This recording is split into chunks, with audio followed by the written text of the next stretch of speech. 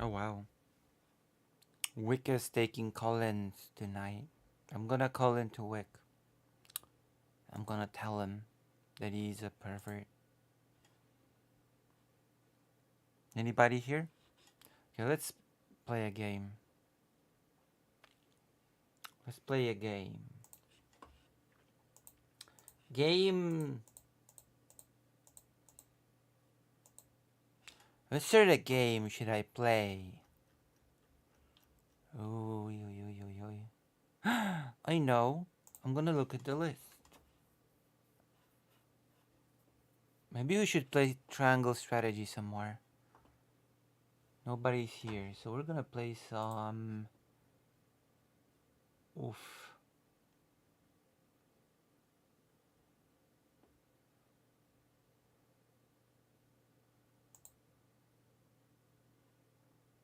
Maybe this. Maybe this should be my game. What do you think? For people that are here. Should this be my game? Oh, I know. I'm gonna start a poll.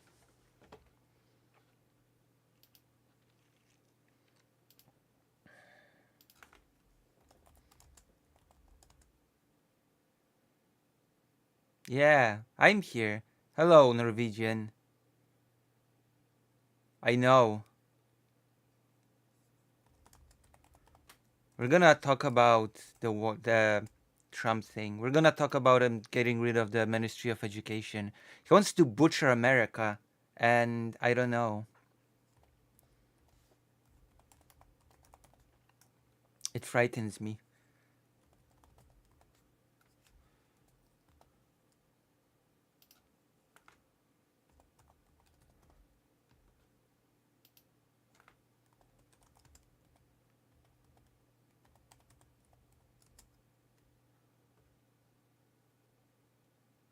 All right, I'm starting the enquete, which is my fancy way to say Paul. Let's see. Let's see if the people are active. As I said, we're gonna start with a game for warm up. Let's start with the game called Warhammer. Horror? Well, well, well. Does Onimusha count as horror in your mind? Is Onimusha a horror? Only one person voted? That hardly counts, does it? I'm not sure if that even counts.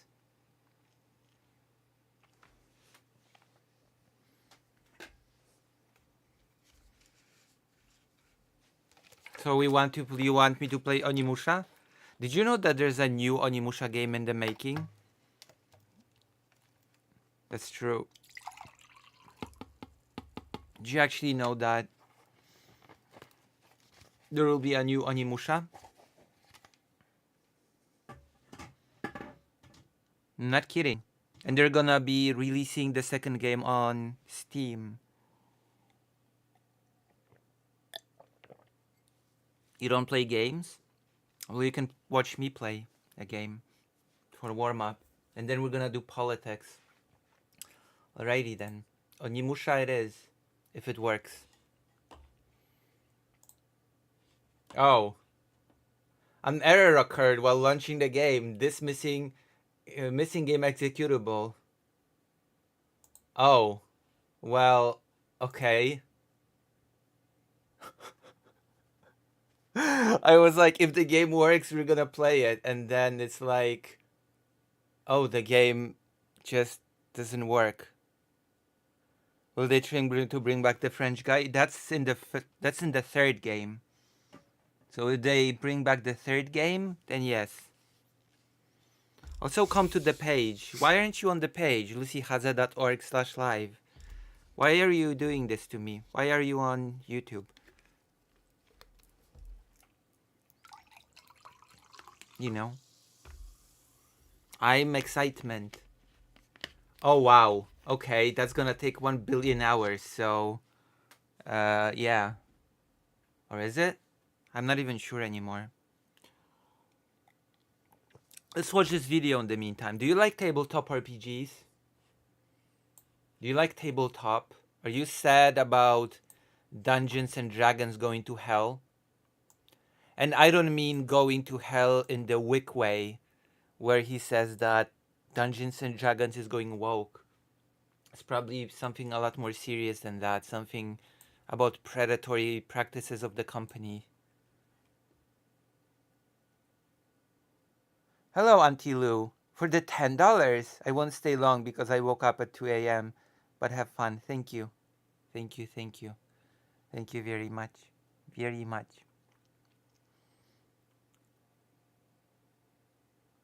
Okay, I'm gonna show you. I bet you didn't know that Dungeons and Dragons is going to hell, did you? So the worst possible news ever for Dungeons & Dragons just dropped, and it's really, really bad. Potentially a death blow for the entire game and franchise. Uh-oh. You've heard it here first. You've heard it here first. My spouse and their crew have switched to Pathfinder because of stuff like that. Yeah. Apparently there's a death blow. My friend has switched to, let me check what the name is because I always butcher it. My friend has switched to Battletech Mech Warrior. That's the thing.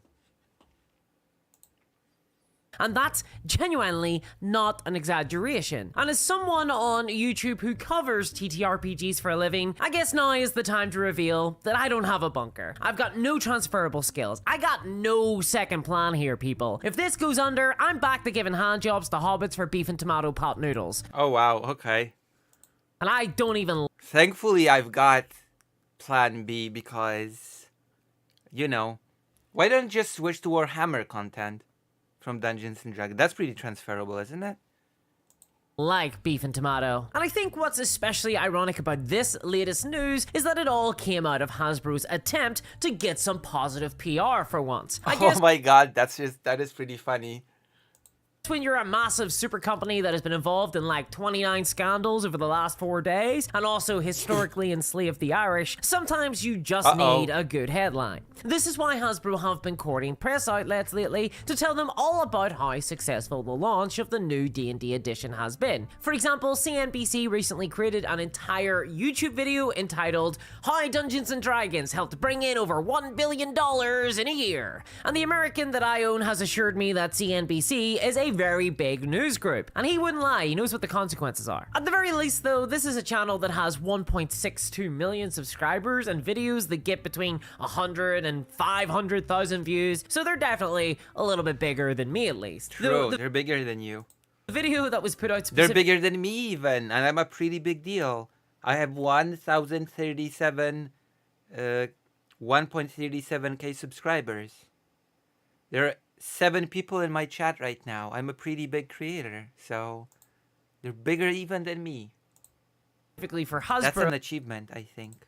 Really comes across a lot like a paid 10-minute ad for the company, and also was really weirdly focused on Dimension 20 and Critical Role 2. Apparently they've been mega successful, which is good for them and good for me because it means I can put Brennan Lee Mulligan and Matt Mercer in my thumbnail. Yes, I've committed the gravest sin of all, trying to get people interested in a news story that I'm interested in. But it's not just YouTube videos from major news companies. My goodness.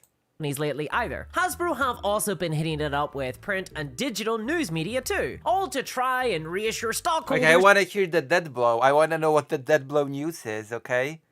I wanna really know what the bad news is, okay?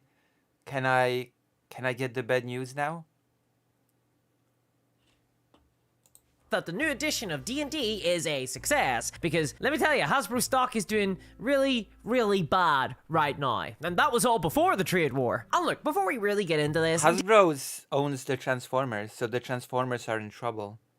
D&D is doing pretty well, but that's when compared to like 10 years ago. It's just in the last 2 years, things have sort of spun out of control a little. But then you would only really know that if you were, say, subscribed to an RPG-focused troll channel like this one, which you should. Oh, I am actually subscribed.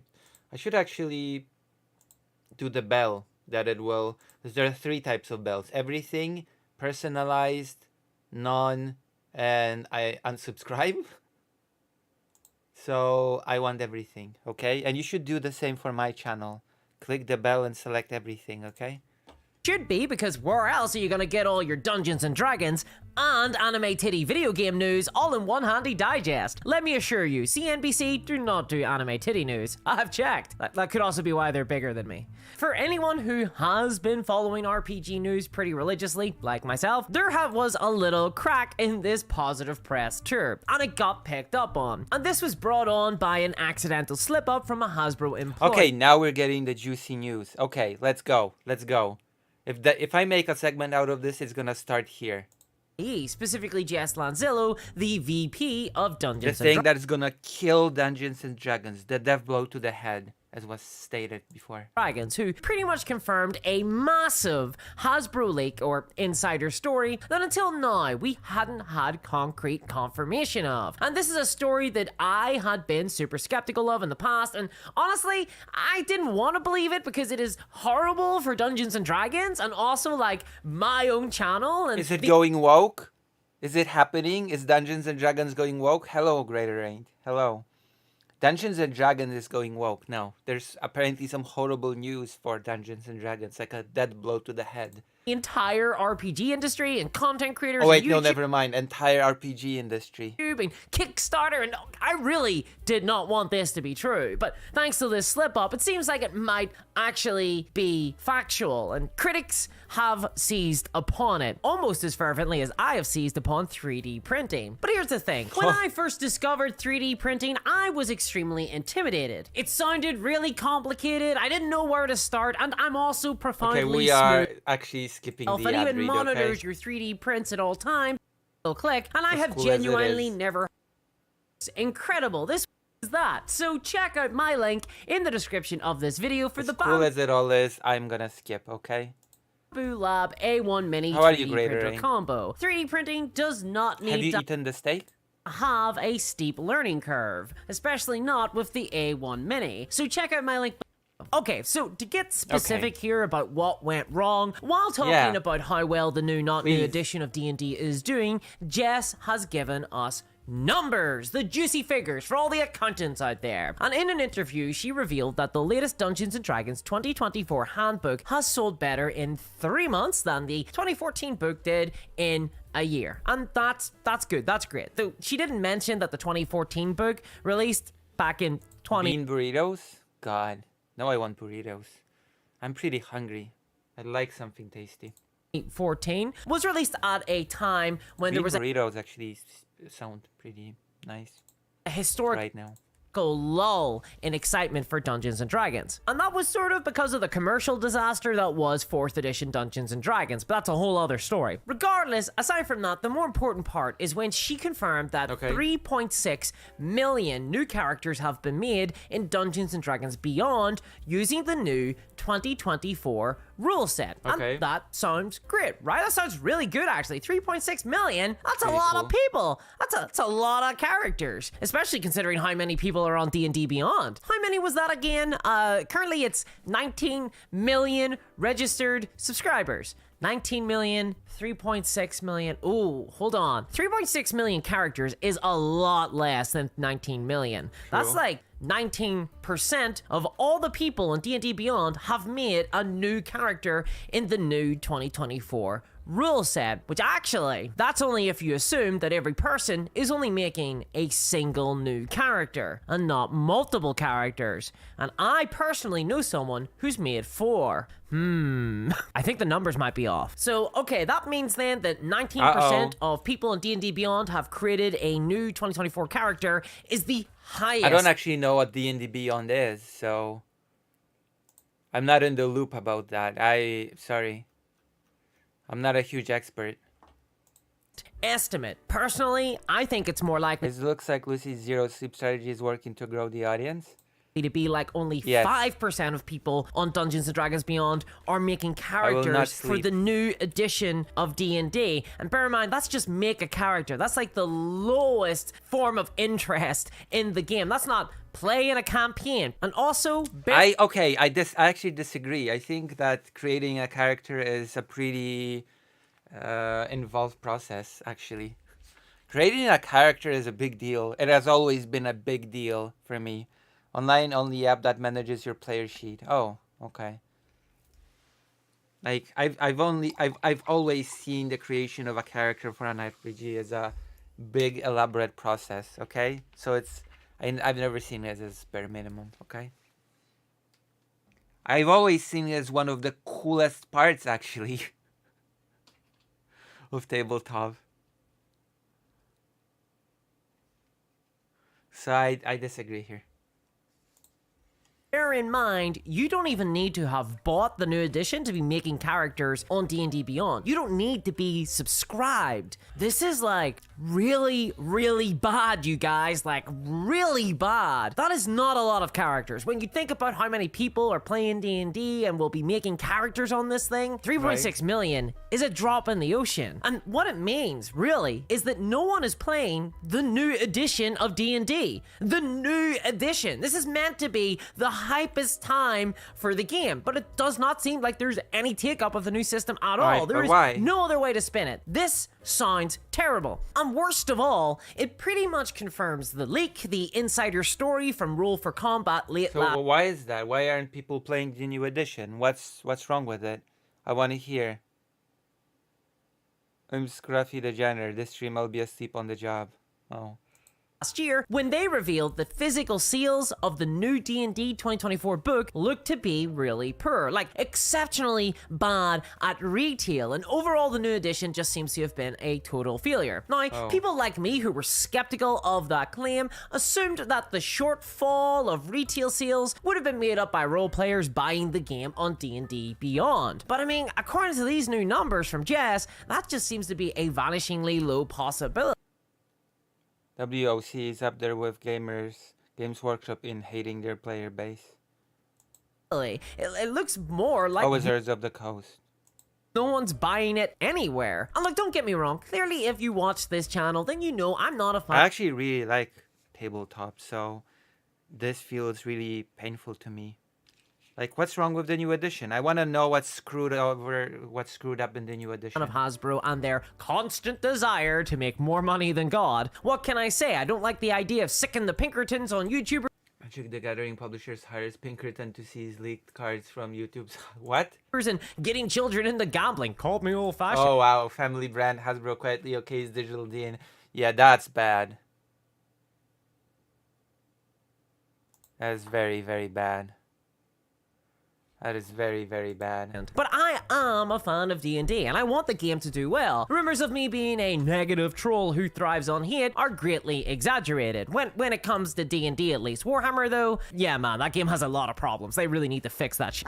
But D&D, I love it. I want the new edition to thrive, or at the very least, survive. But the fact that apparently no one seems to be buying the new edition, and Hasbro have been super vague about how many there has been in terms of sales. For example, they said that the D&D 2024 is the fastest... Wait, so that's the death blow to Dungeons and Dragons, that the new edition is doing not well?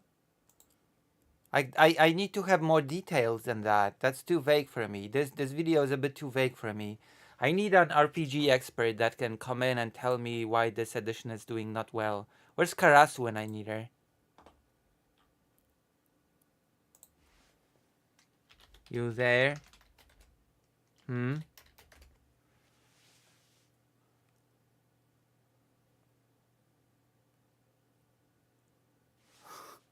We've DM'd. Selling D&D product of all time, which is a very specific phrase to use. Calling it a product instead of a book means that, in theory, they could count the physical 2024 book seals and the PDF that it often comes bundled with on their website as two different separate seals, meaning they could double the number when reporting it to the press. And I'm not saying that they are doing that, but they are being very coy with the numbers. If the book is selling well, why haven't they just told us how many were sold? sold. Meanwhile, the numbers we are getting is that there's a tiny number of new characters made in proportion to the total subscribers of D&D Beyond, and that apparently it seems book sales are really bad, and it's overall. So, but why are the book sales bad? I'm interested in that. It's not enough to tell me that the book sales are bad. I want to know why.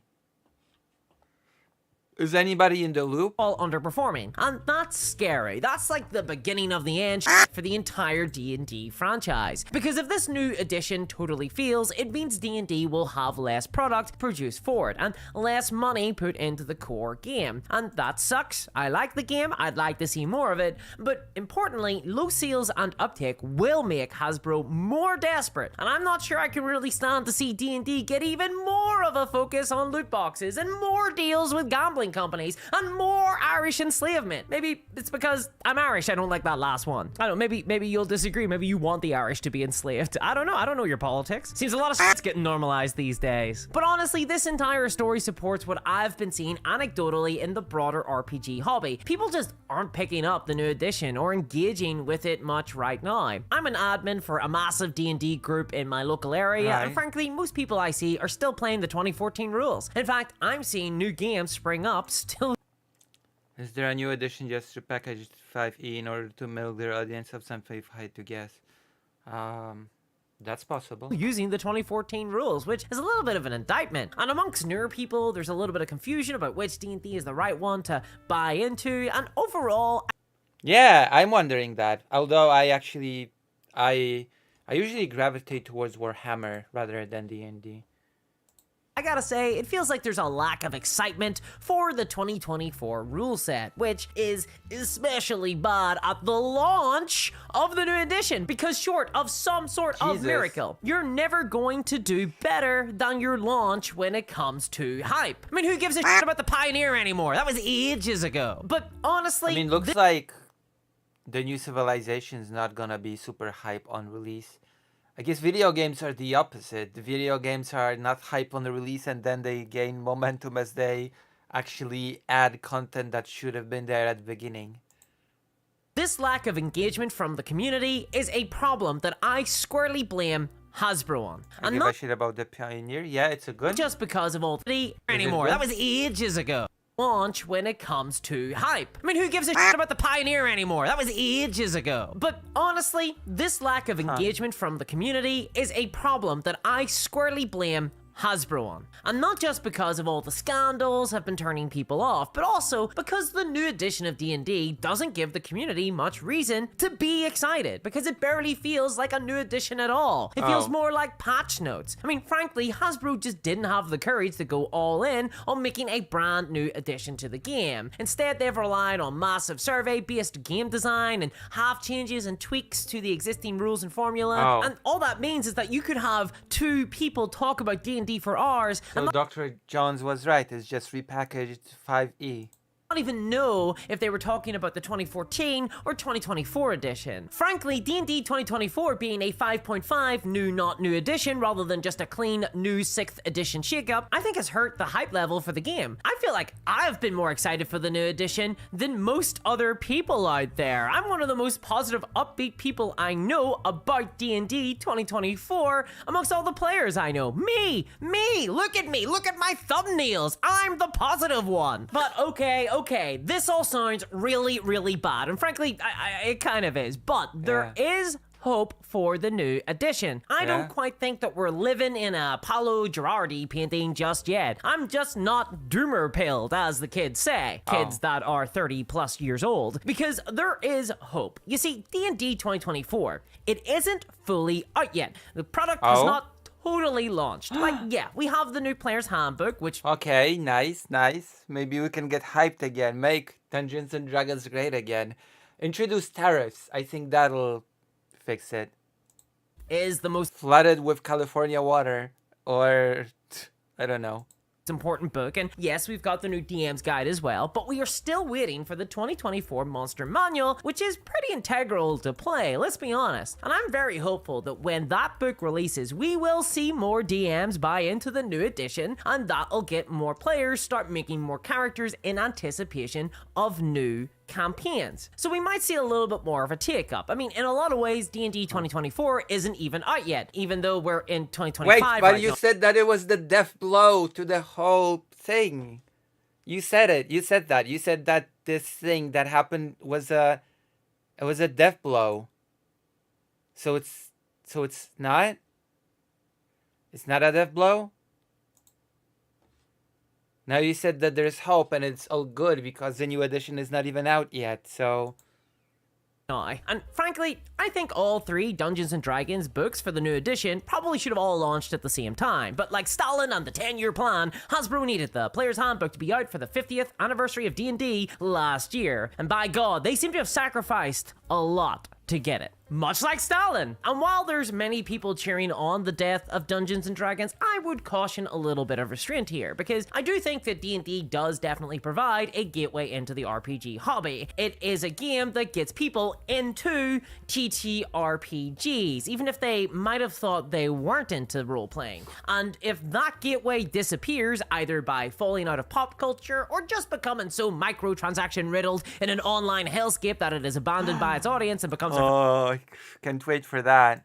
forgotten relic, like the city I live in, I'm not convinced that that state of affairs will necessarily translate into a healthier, bigger, broader RPG hobby. But maybe you disagree. Let me know below. And hey, fun fact, my last video got demonetized. As such, it's only thanks to my patrons that I can keep covering RPG news with a critical and Networking note.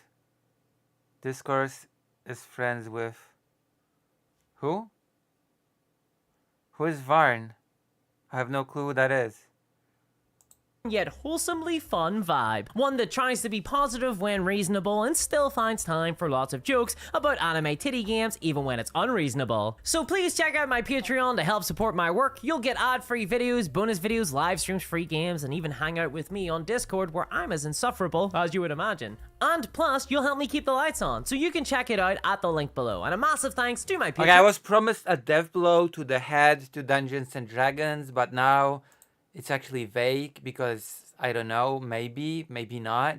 Maybe it'll end, maybe it'll not end. And also, by the way, it's not out yet, so it's all still undecided.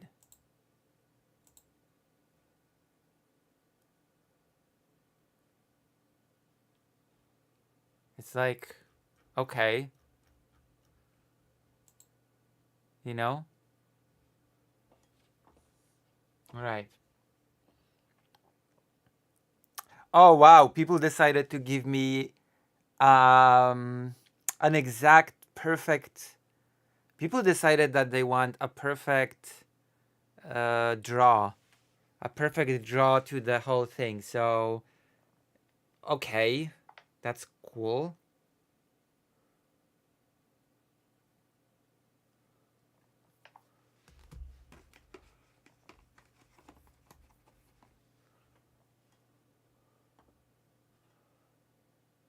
I respect the hustle, but this video was like 5% substance at best. True! I don't know. I expected more so that I could respond to.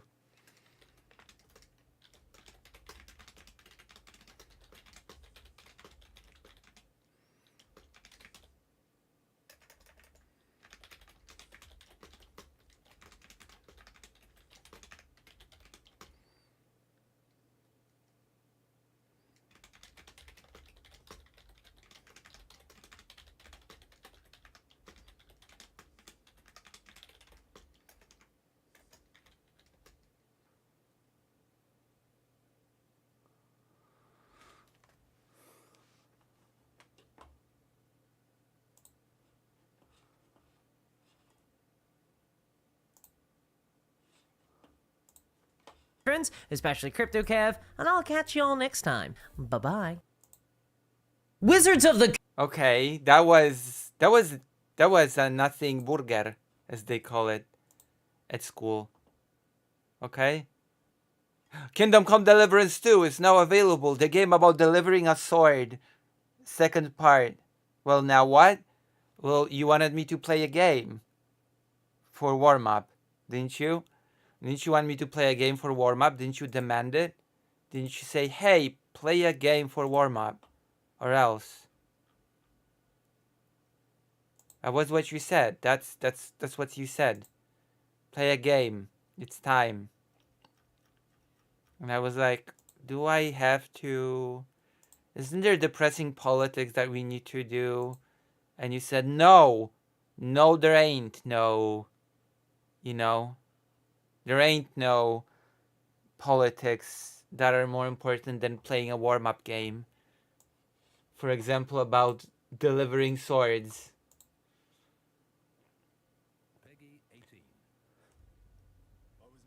A thrilling story-driven action RPG with rich open world about a guy that has to deliver a sword. That is what Kingdom Come Deliverance is, okay? A game about a guy that has to deliver a sword from point A to point B. Excited? Are you excited for it? Ugh. I am.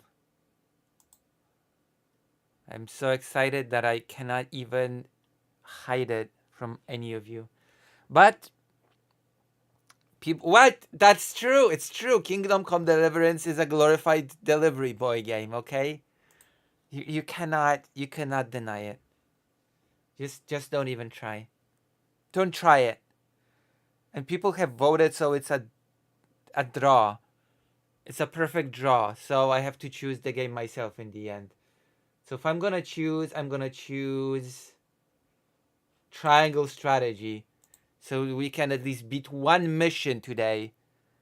I want to beat at least one mission today before we do politics, okay? One mission. That's not too much to ask, okay? It's not a super big ask. Let's finish a mission. Is the game gonna start? Okay. Is it a big ask? One mission? Pretty sure the Kingdom Come Deliverance is about birthing a kind of medieval wombed menstrual. What? I don't think you've ever played Kingdom Come Deliverance, an Entropy fan, okay? No, it's about a guy that's supposed to bring some other guy a sword. That is what it is. And nothing else. And nothing else. We're gonna play this epic game. We're gonna finish one level of this epic game. And, you know, it's gonna be cool.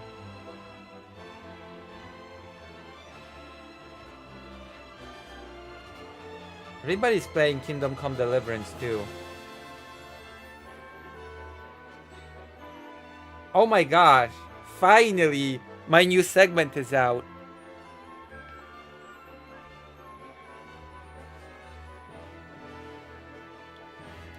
My new segment from a week ago is out. Isn't that exciting? Are you excited for the fact that the RFK hearing is now out? I have to add timestamps to it. Oh yeah, that I was supposed to talk to all the people. Ah, Thalas and Erika. I wonder if those two would deign to participate in the tourney. Soon you will lead your first foray into battle, and Lady Frederica and I shall experience true combat for the first time. You fought against bandits. What was that, a fake fight? If anything, this is more fake than the thing that was before. The bandits wanted to kill you. And a tournament has rules and regulations. What do you mean the first time being in combat? It may be but a tourney, but the defeat will bring shame upon us. I intend to do whatever I must to win. Our house fights with honor. There shall be no tricks, but we will offer our opponent no quarter. You handle yourself admirably when the bandits attack. I expect your magic will be key to our victory. Okay, compliment is key. Is that so, my lord? To tell the truth, I hadn't anticipated such a response, but thank you for the flattery nonetheless. I was being sincere. I have faith in all my allies, else we would not be fighting together. Your honesty is refreshing indeed. I am not so nervous as I was a moment before. I shall do my best to answer your every expectation, Lady Frederica, and I shall prove ourselves worthy to fight alongside you. Okay, cool. Cool!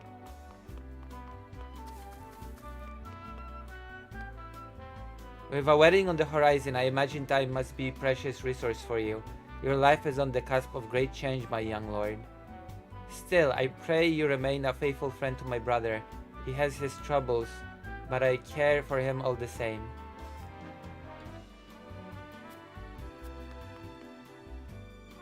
You're joining the tourney with my brother, aren't you? Sir Maxwell has trained with him since he was little Roland, could barely stand after they sparred.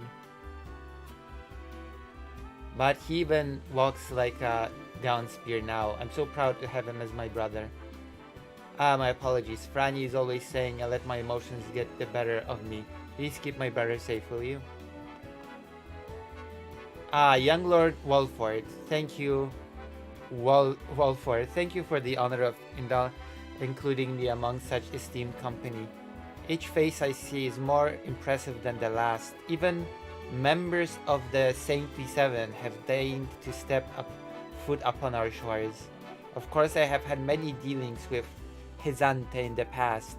I am taken to understand all are equal in the eyes of their goddess, and even those not of noble birth can achieve prestigious stations. Well, that's everybody's salty there, though. Is this the big country of salt? Salt is their big thing. A bunch of salty bastards, I tell you. A bunch of salty... Okay, I'm gonna stop. It's enough. That's enough.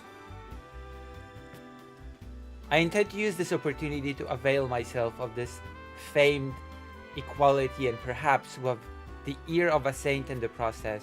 A country where station is decided not by birth? I was not aware Hyzante's goddess was so equitable in her judgment. I would very much like to make time to visit. As the game progresses, you can uncover information that will unlock additional responses in future conversations. You may view the knowledge you've amassed thus far by selecting War Chronicles information from the main menu. I am knowledgeable. So there is a benefit to actually talking to people in this game. I am Sorcely Ende, but I am sure you know that I have the honor of being one of the Saintly Seven. The duties of a young lordling are many, but I trust you are more than capable.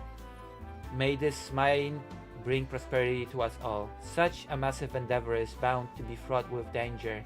If you or yours ever require medical treatment, pray visit the Ministry of Medicine. We're blessed with the finest medical minds in Norzelia, but our facilities aren't open to just anyone. Mention my name, however, and every service shall be at your disposal. I've heard tell of the ministry. It's said that even the most grievous wounds can be treated there. Well, just wait till RFK Jr. is at the head of the ministry. I'd very much like to see how such miracles are performed. You are the new Lord of House Walford. Yes, I have seen you from afar, but I believe this is the first time I've had the pleasure of speaking with you. Even now, the common folk sing of your house bravery during the Celt Iron War. However, I expect that it shan't be long before they sing of House Marsila's deeds. Instead, I look forward to seeing you at the tourney, Lord Serenoa. Congratulations on your recent appointment as Lord. I'm sure the entire realm will celebrate the occasion. Lord Simon has ever been a dear friend to us. Pray do not hesitate to come to us in time of need. Is it true that General Avlora will be taking the field in the tourney? The right hand of the Archduke rivaled only by her lord in ferocity. I doubt she judges a friendly competition to be worthy of her abilities. Still, if she lives up to her reputation, then she wouldn't have to try too hard to prove up much for even the mightiest warrior. She's a girl. Lord Serenoa, congratulations on your recent appointment.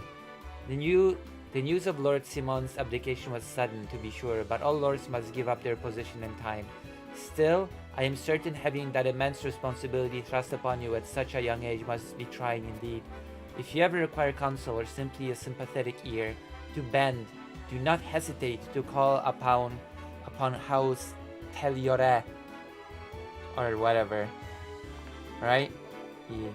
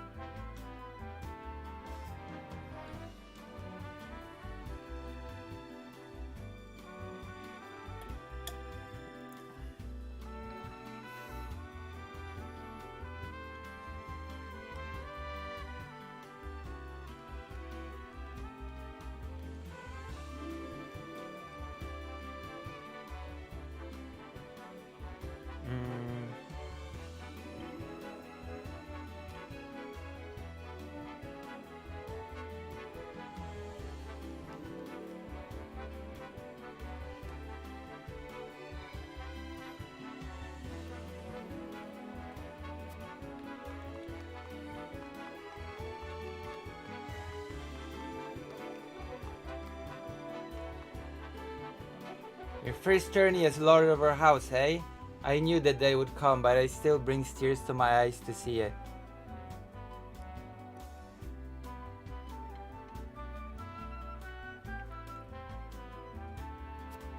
Always remember that Benedict and I are at your back, milord. Come to us for whatever you need. Oh, this is not epic strategy. This is just strategy. Epic strategy would be Civilization 6 or Hearts of Iron 4 or whatever, okay? This is just strategy. Oh, Shakespeare. Philippe Auguste wanted me to talk to you about something on stream, actually. Philippe Auguste, what did you want me to talk to Shakespeare about? I swear there was something that I swear there was something.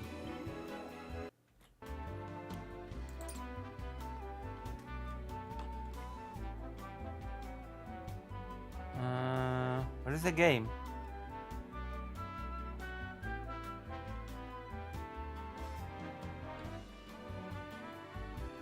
Are we back?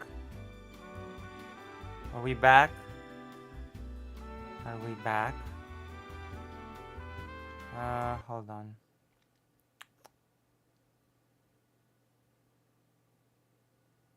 Mother Lord Bloodstain. Doom 2.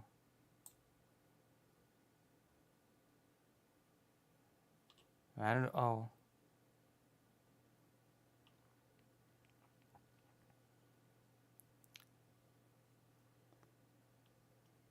Wait, where's that game? What the hell? You have got to be kidding me.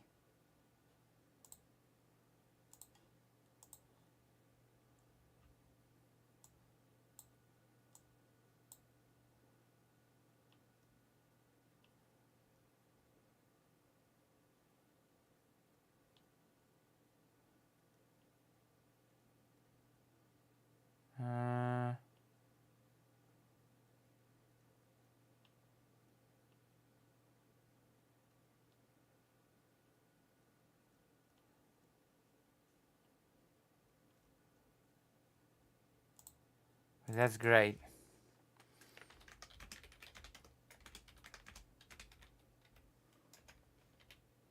Are we back? Are we back? Are we back? Are we back? Are we back?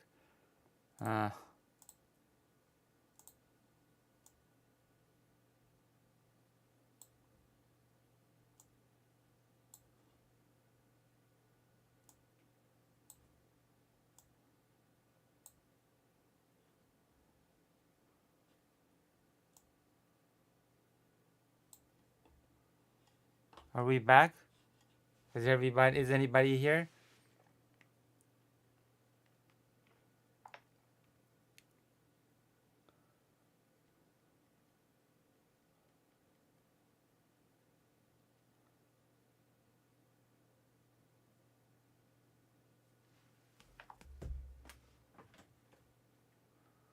Yeah.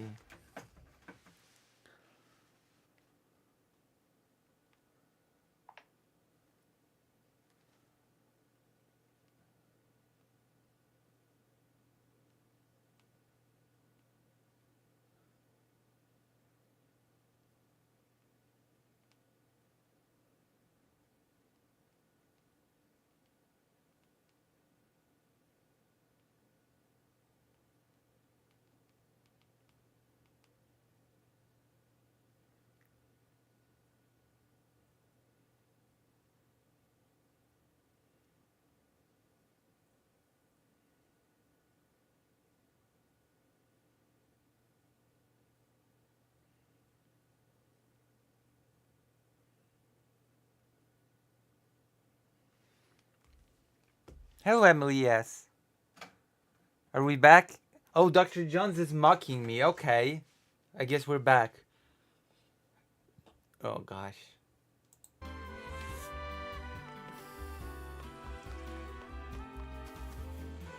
It is an honor to be allowed to fight by House Welfare's side. I shall do blah blah blah.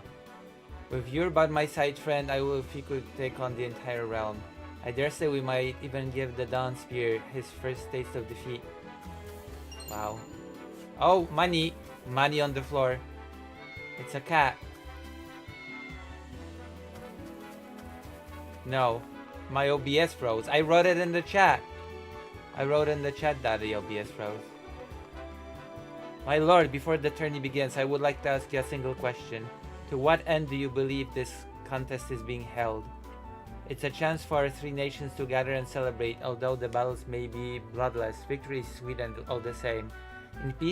In times of peace, there are precious few chances to display martial prowess. I mean to remind people of House Wolfrat's legacy. It may appear to be mere entertainment, but reputations are at stake. If we show weakness, then it will be noted by all in attendance. Yes, this is the right answer, okay? This is the correct answer. The political answer in this political game. Just so, my lord, each nation will show their strength and take measure of the others in turn. It will be a test of skill as well as mettle. I'll not treat it lightly. Very good. It shall be the first of many tests to come, I am sure. Alright, we've answered correctly. Even though, technically speaking, there's no correct and incorrect answer. I understand your mettle shall be on display at the tourney, my lord. May I leave an impression on all in attendance? Okay.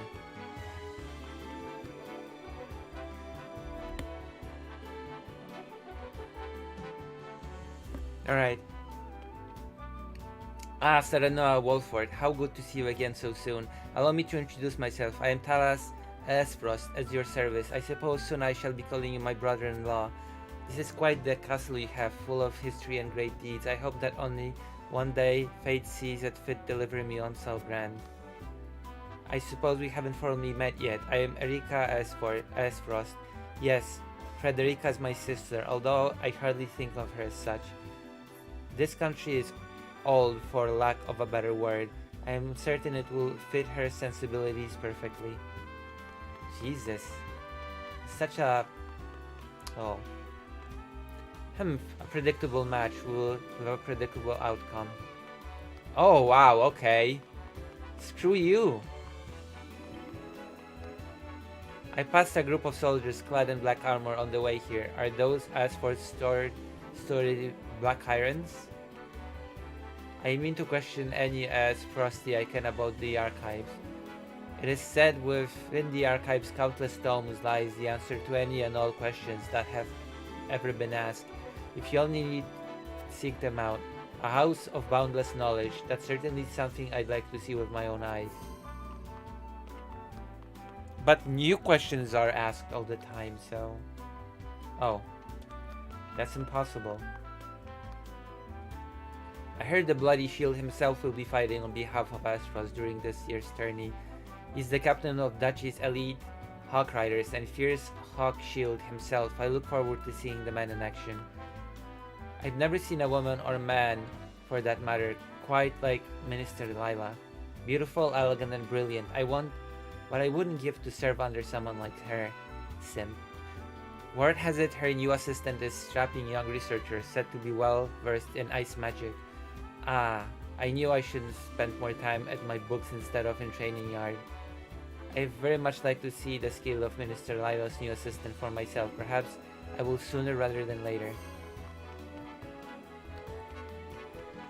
Okay, we've talked to everybody, I think.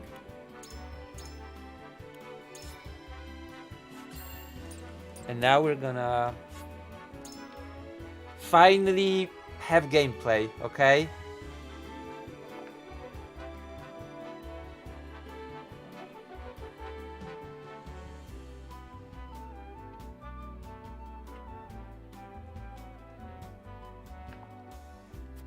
Okay.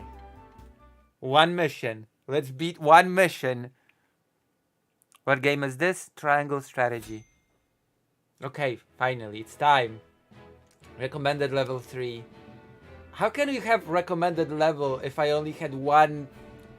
I only had one opportunity to fight in this game? What do you mean?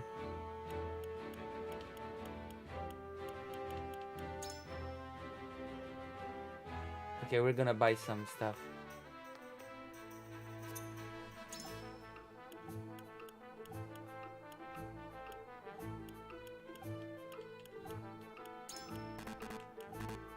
What? What?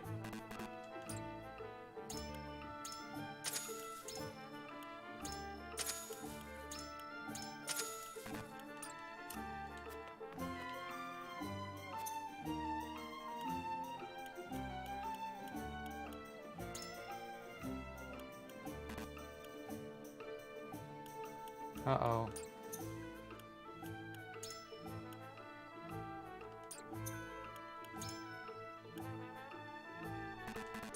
Well, we cannot afford anything. Okay.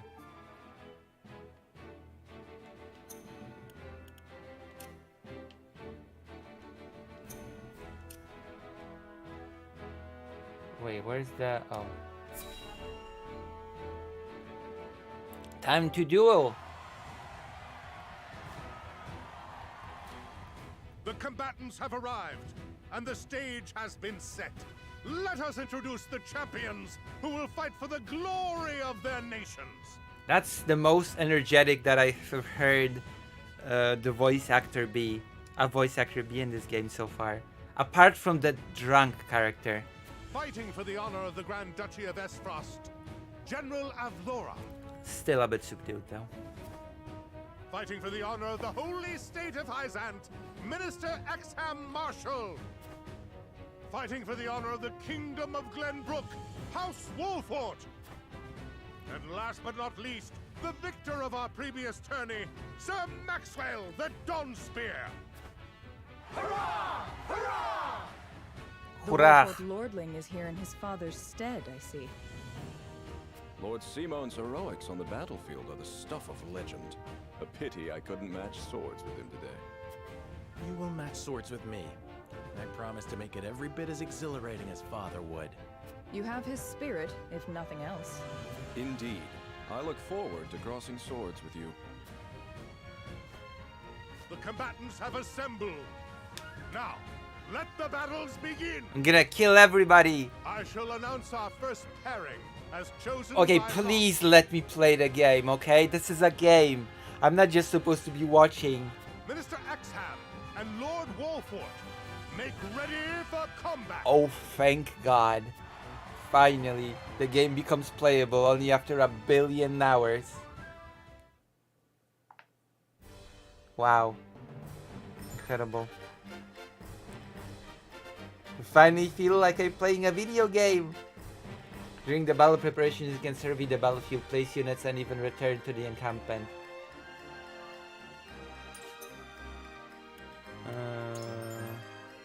You can change the initial placement of your units before battle begins. Select the unit you wish to move with A and move to the square you wish to press.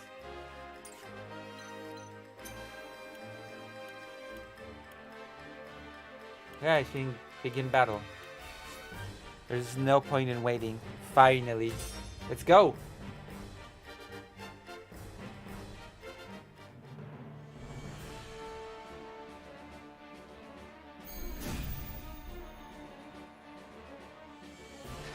Be gentle, my lords. I'm not as strapping as once I was. I expect no quarter from you, Prince Roland. Nor from you, Lord Serenoa. Show us the swordplay your house is so famous for. They're two of Hyzant's most famed generals. We'll have no room for mistakes. Yes, we will. It's the first Then we match. shall make none. Now, let us show the realm the mettle of the new generation. For honor and glory! Your orders?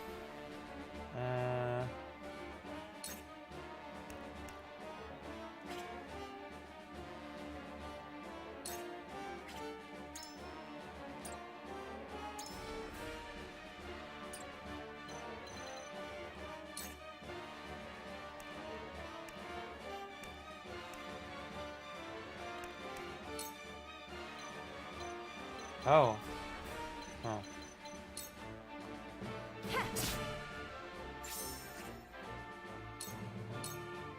Allow me. Alright. My turn.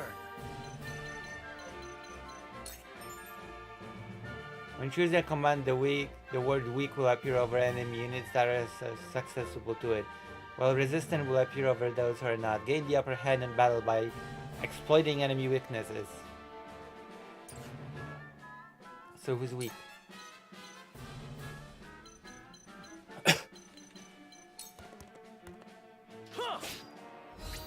We win. Alright. Cool.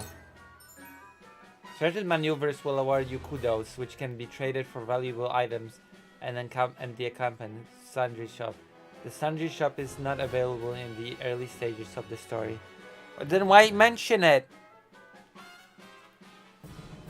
Shall we begin? Oh my god. Oh my god. The hunt is on.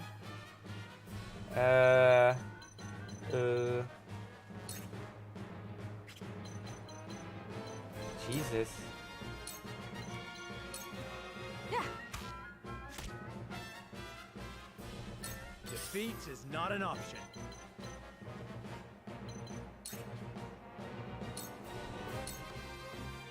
Perish. Together.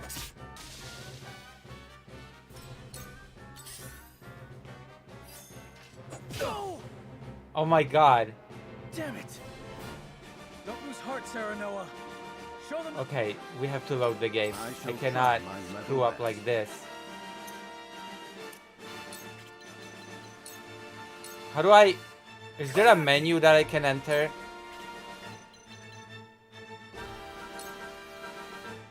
No? No? There's nothing I can do? Come on. I have to reset the game? Okay, I'm resetting the game. Okay? We're not doing it. We have to win the first level. We have to win on one level without losing any guys, okay? I don't consent to this travesty that just happened.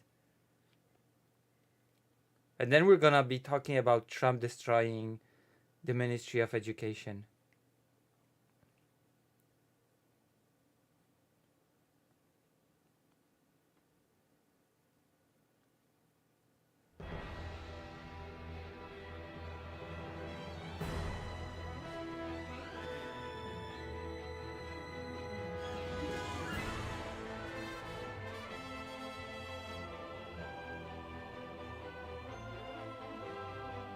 Oh my god.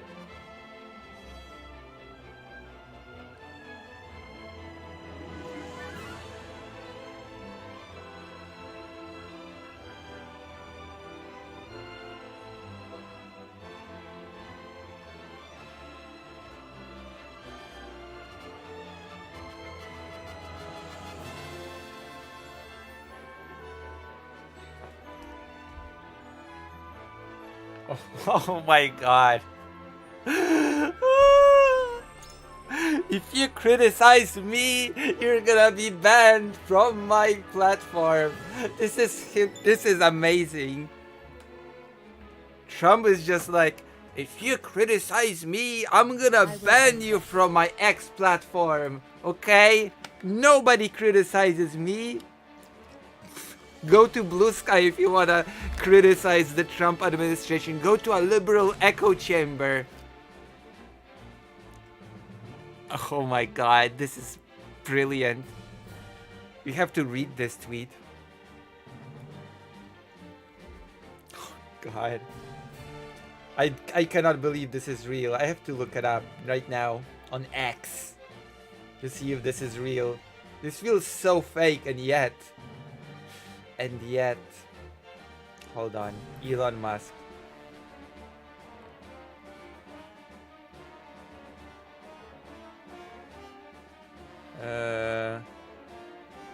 Is this real? Is it real?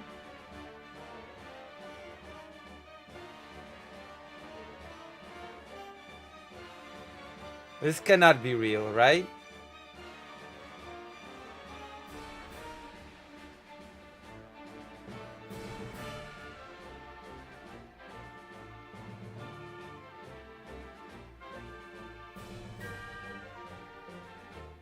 Hold on.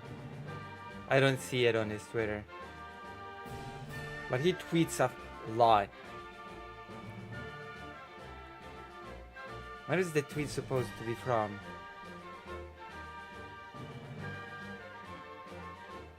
I don't know when this is from, so this has to be fake. I cannot believe this is real.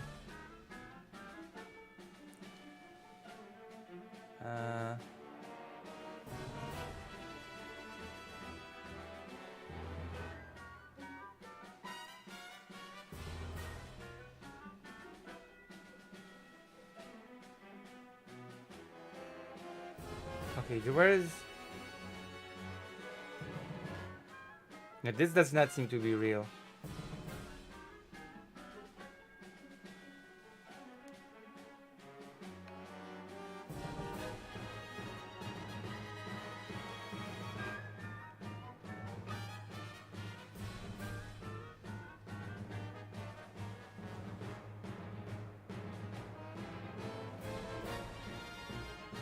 Is this real?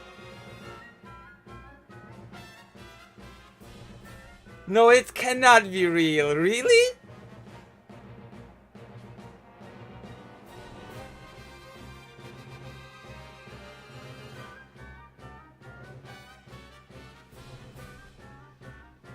No way.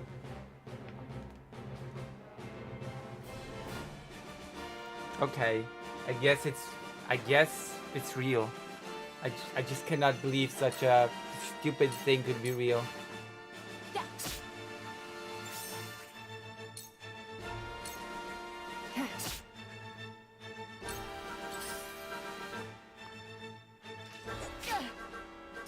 Charge!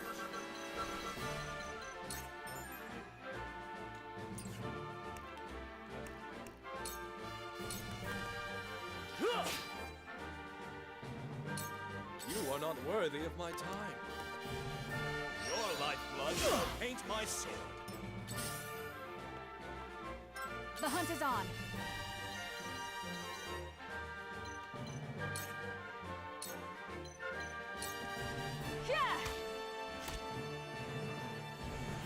For the honor of House Wolford. For the honor of Grayskull. Wait your turn.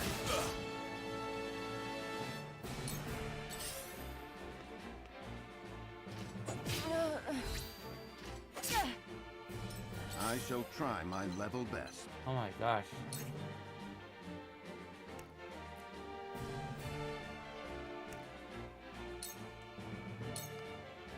Your defense is weak. Together. Sound strike. Alright.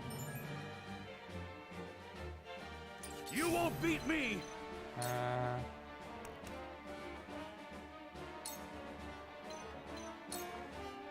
Show me what you're made of.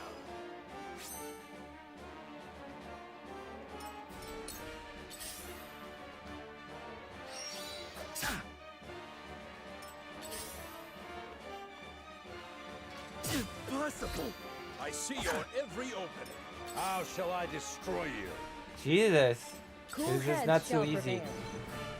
Who is this?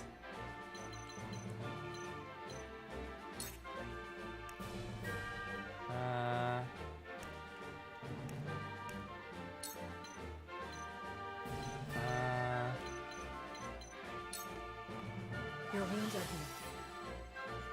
The tides are turning. I fight for peace. Uh-huh. Everybody says that. Oh, wow.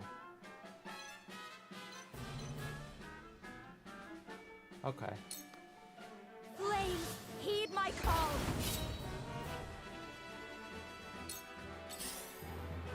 A wasted effort. I was prepared for this. No, you were not. How much HP?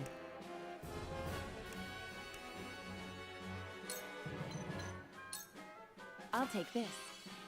Alright.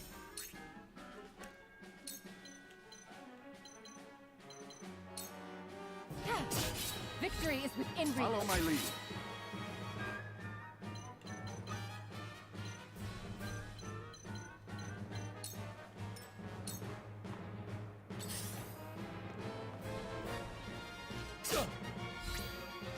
Oh my god. My turn.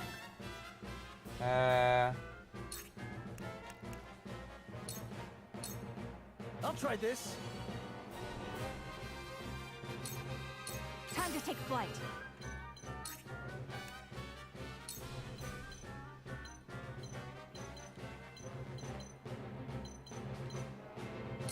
You'll get no mercy from us. Alright, dead. Where the wolf is cornered. It has to heal. I need this. I need this. My skills grow sharper. True. I see a path to victory.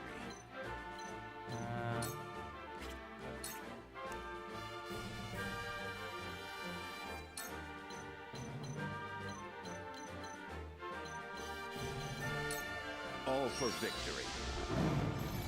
I can do it. I can do this.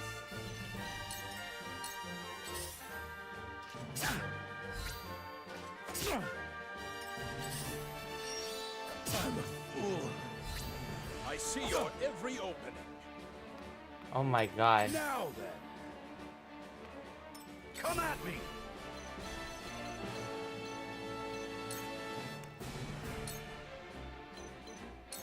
Oh, I can give. Okay.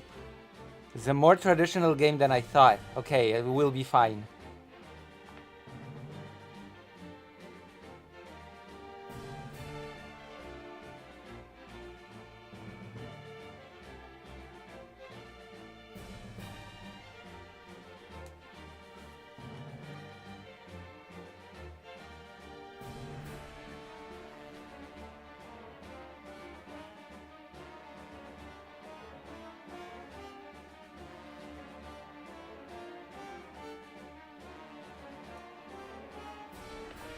Oh my gosh. There's so much. There is so much.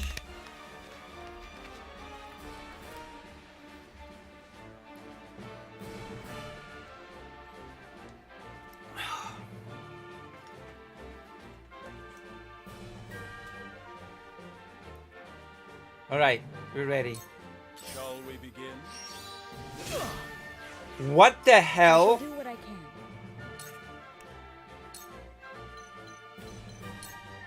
Allow Why me. is the horse guy so weak? Sorry to worry you. Why are you so weak, One horse step guy? Closer to our hope. Allow me. I think she's the most powerful unit that I've got right now. Look at this. Flames, heed my call. We will make our ideals reality.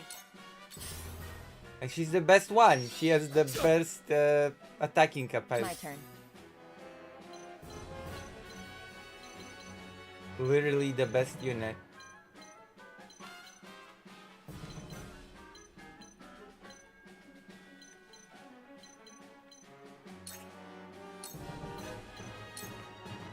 This is the end.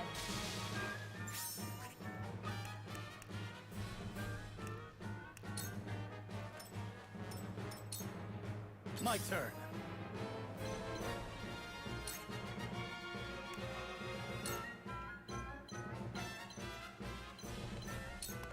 Brace yourself! You brute! Yes! Too slow! I shirk from no danger! Alright.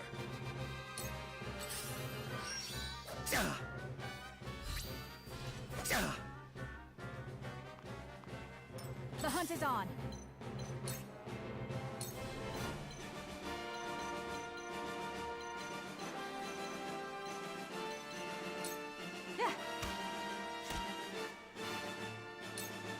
Defeat is not an option.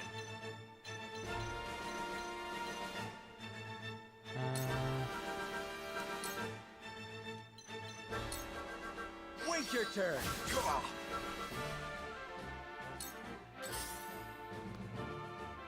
Too obvious. Let us pry out their weakness.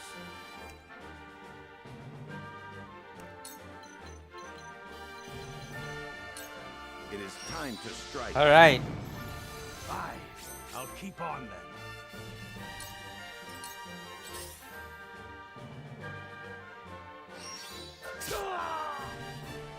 How shall I destroy you?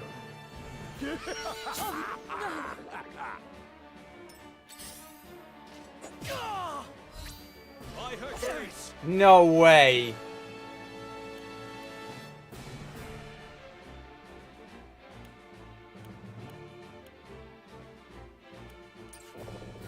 Let me show you what I've learned. Uh-oh.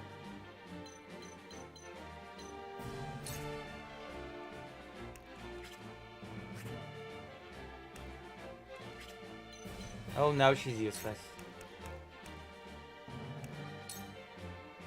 I've been waiting for this.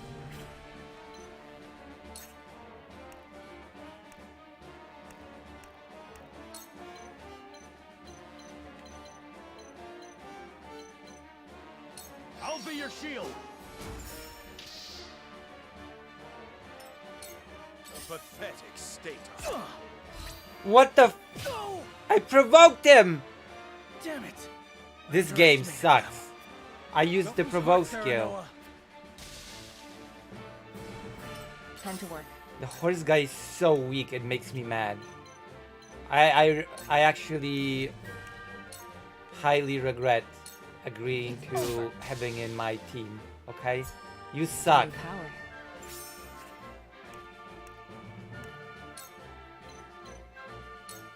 This'll hurt. You're wide open. Goddess, I thank you for your blessing this day. A worthy foe is a glorious gift. Yeah. You find the goddess in odd places, Exham. This trifling tourney will bring Hyzant neither riches nor glory. The goddess works in myriad ways, Minister Sorsley. You would do well to keep your eyes attuned.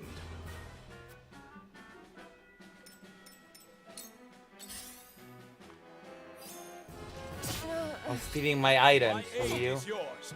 Time to take flight. Darkness engulfs you.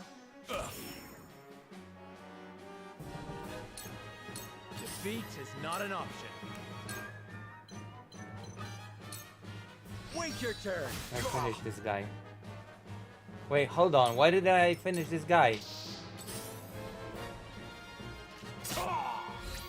I'll cut you down.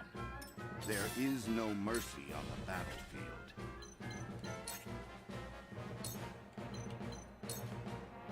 You have nothing left. That's You've left yourself open. I see the threads of battle more clearly. I asked for no quarter. You did not disappoint. Perhaps one day we can fight as allies. Or kill each other as enemies. Whatever you want. Minister Sorsley, I leave the rest in your capable hands.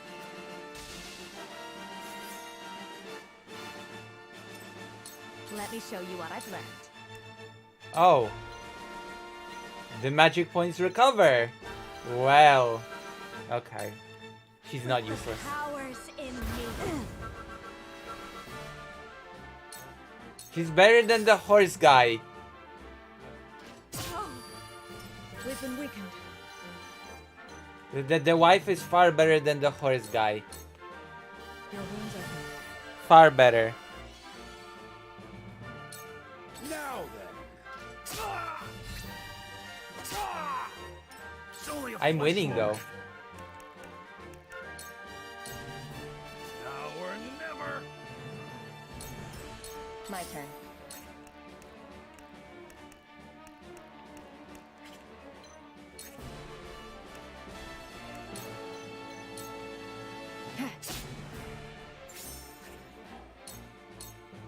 Allow me. This battle is ours. Goodbye. Together. My pride is my shield. For the honor of House Wolfort.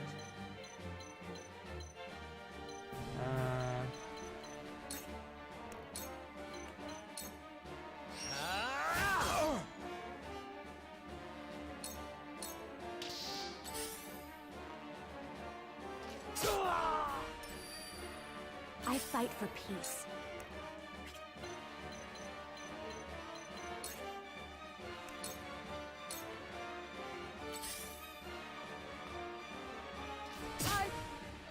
I see a path to victory.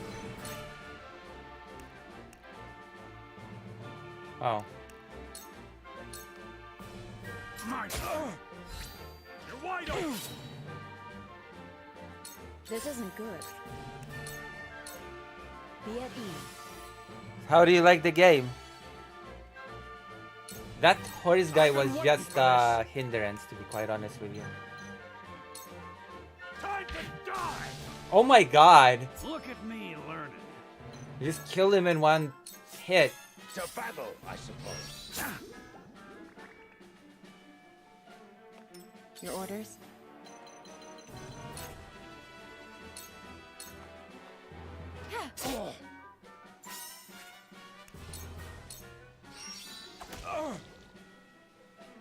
You poisoned? The hunt is on. I'm gonna hunt you down. Like prey. Forward!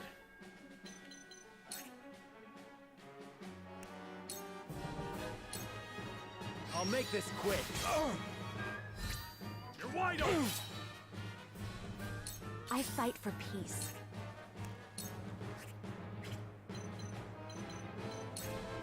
Excellent.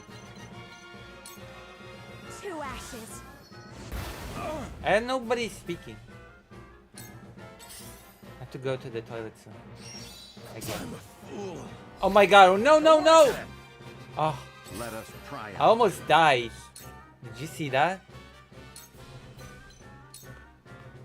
You have nothing left. You That win. seemed to work. My old wounds flare up again. I can fight no further.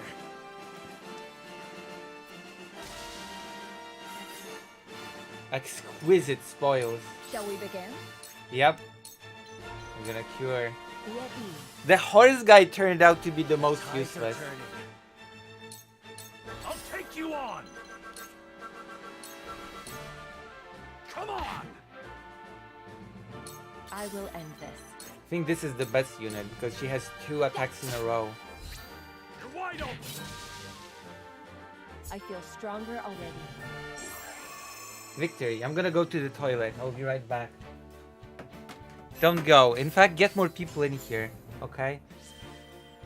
We actually have some politics to talk about today.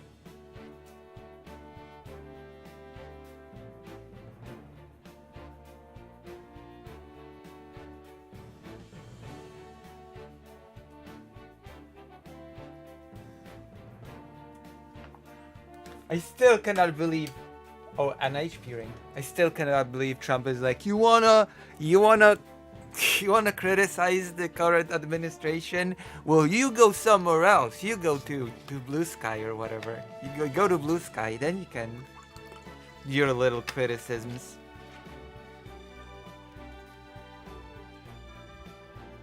Can you share it on screen? Yes, when I'm back. When I'm back. Oh my god, glorious. Glorious, glorious. I'm gonna be right back. Get more people to... I still cannot believe it's real, but people seem to treat it as real, so I guess I'm gonna treat it as real too. I'm gonna be right back. Get more people in the seats on this stream, okay? Please, please, please.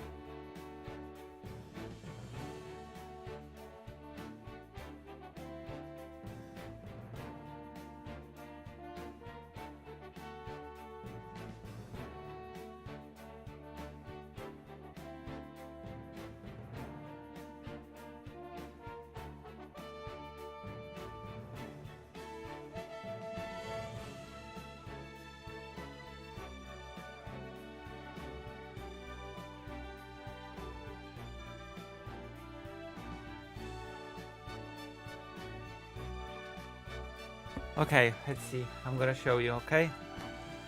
Let me see. Brilliant.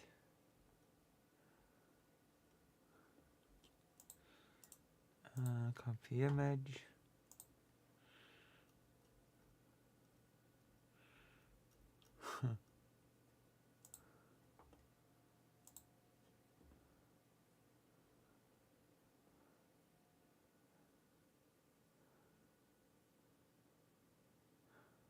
Oh my god. What the? Trump is a nutcase. I swear to God, Trump is a nutcase. Okay, let's see.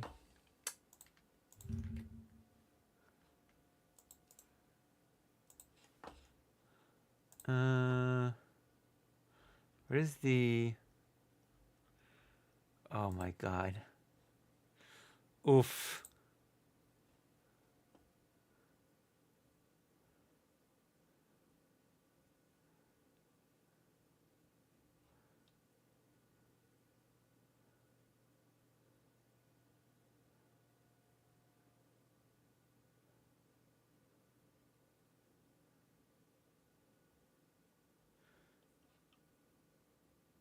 Where is it? Politics.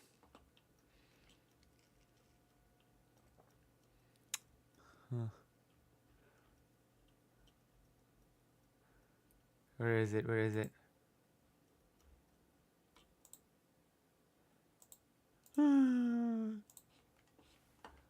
Brilliant tweet. Okay. I'm gonna show it to you real quick, okay? Ready? You ready for this? I'm gonna show you real quick before I guess we get to our next match or something.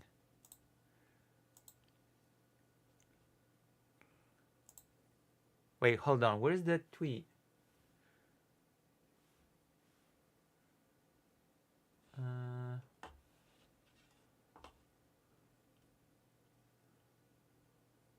Browser.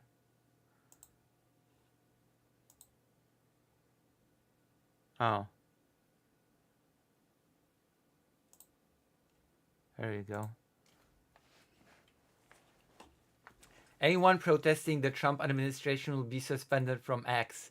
All anti-Trump drama can go to a liberal echo chamber like Threads, Reddit, Blue Sky, Instagram, and Facebook.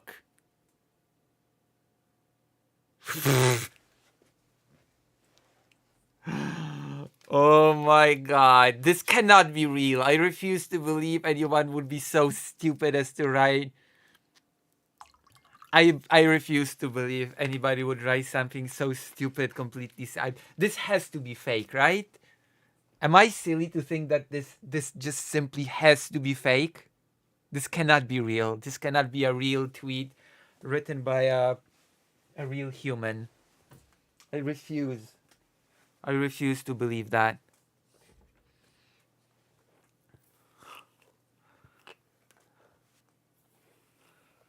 This is not an echo chamber. By the way, anybody that speaks out of line and disagrees with me will be banned. Oh, okay. That's totally a marker of a non-echo chamber. Jesus. I love it. I love it though. Isn't it glorious what just happened here? But don't worry, we've got a lot of news tonight. Like a lot. A lot news.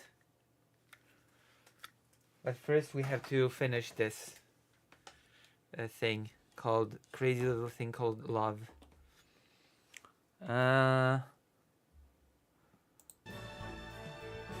Large happy recovery palette and HP ring. The Horus guy died. That's the TLDR. Was useless. To think they'd get the better of us. Your father taught you well. You wield that greatsword with skill beyond your years. Well fought. The day is yours. I kicked your ass. Victory goes to House Wolford. Our next bout shall be between It's General gaslighting. Avlora and Sir Maxwell. True. We're living in such a strange timeline. I cannot believe this. Stand back. This one is mine. Oh. Very well. I accept your challenge. Is he gonna lose? She's gonna win, isn't she? Whoever taught you, they taught you well. Though something tells me you surpassed your teacher long ago. Your defense is formidable. As is yours. Oh my god, the former champion's about to lose. They hyped him up as the former champion, that's so great, and they hyped her up as so cool. So I'm willing to bet that she's gonna win this. There you go.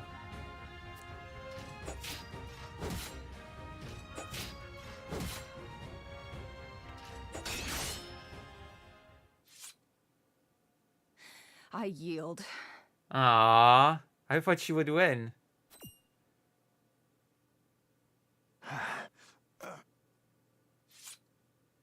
Victory goes to Sir Maxwell.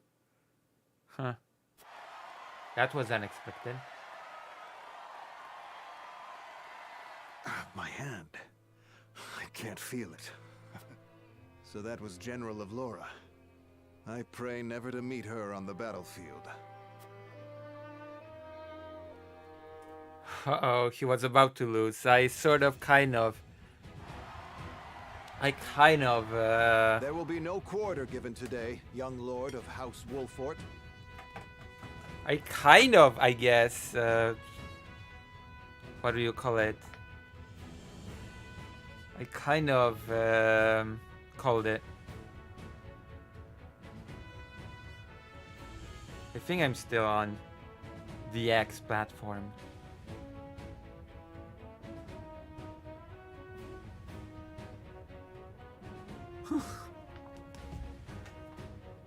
Oh. I would expect nothing less. Oh my gosh, we're fighting the guy.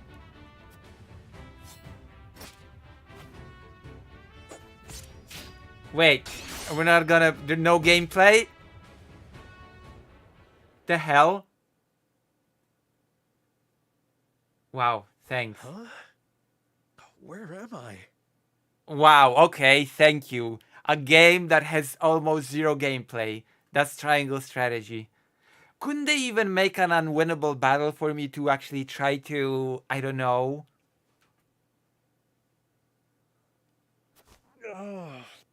Ah, you're awake. And none the worse for wear, considering the blow you took from Sir Maxwell. He was too strong for us in the end.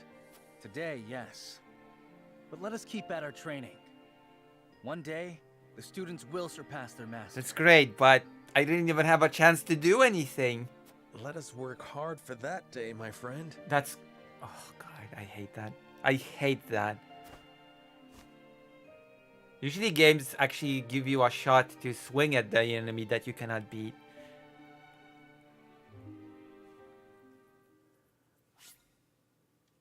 Yeah, we're gonna save my progress, even though I'm pissed. I'm so annoyed.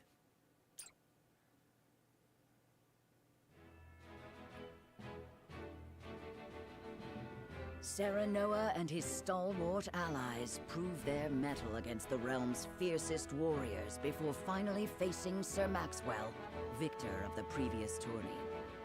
After a hard-fought match, the Dawnspear emerges victorious once more. Uh-huh. They Though didn't even show it. beaten in the end, Serenoa's courageous display impresses itself upon all in attendance. Any doubts concerning House Wolfort's martial might are put to rest. Mm-hmm. Pathetic. Thus marks an end to the tourney and the festivities as a whole. With the spirit of harmony in their hearts, the delegates of each nation make preparations for their return voyages. Alright, okay. Cool.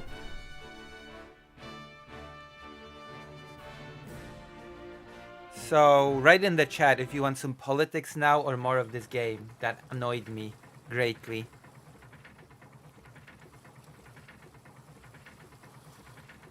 With its crazy antics.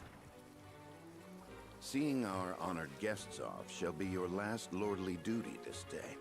Now, I remind you.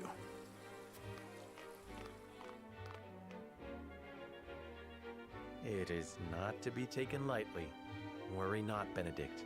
They shall be sent off with all the pomp they deserve. You take to your new role well, Lord Serenoa. As I must now take to my own.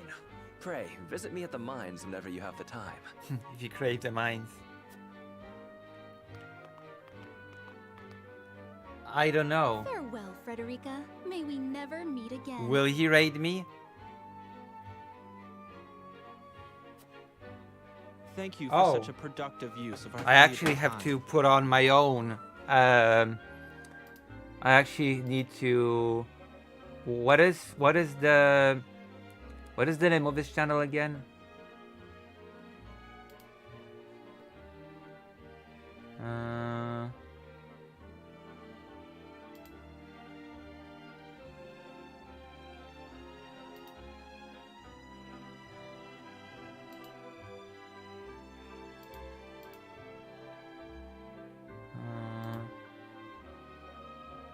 I have to add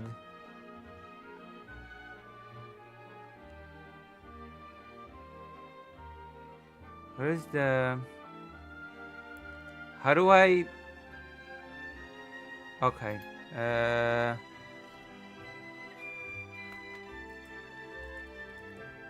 what is Brooks' channel name? I have to add him.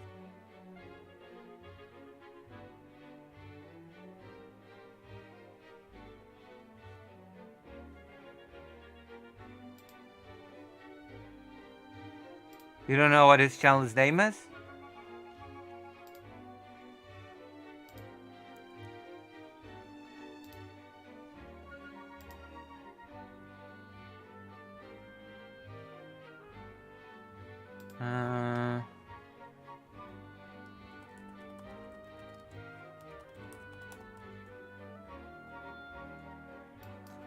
Brooks.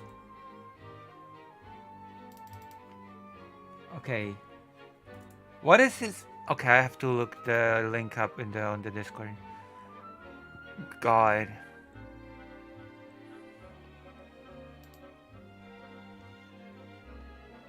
On the present Sunday thing. Where's hold on, just a second. Isn't Present Sunday streaming as well?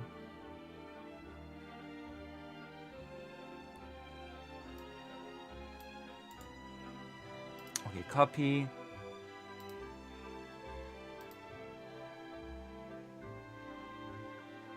Oh no, still not streaming yet. Okay, I'm gonna add him to the perms. Okay, I've added. Is he streaming right now? Okay, he can raid me now.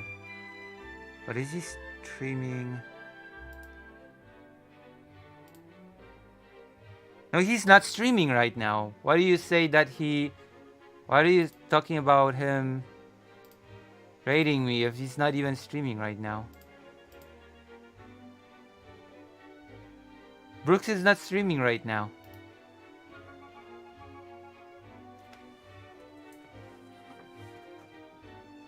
I do so love interminable speeches and watching brutes play at war. Truly, the spirit of Glenbrook was on display for all to see. Beautiful. You piss me off. Oh, but I should watch my tongue. Wouldn't want her to go whimpering to brother. Pay my fool cousin no mind. We have work to do. Work more important than any he could hope to be trusted with. I apologize for those two. This was a fruitful day for all in attendance. I'm glad to hear you say so, General of Laura. Sorry for those two losers. They're evil.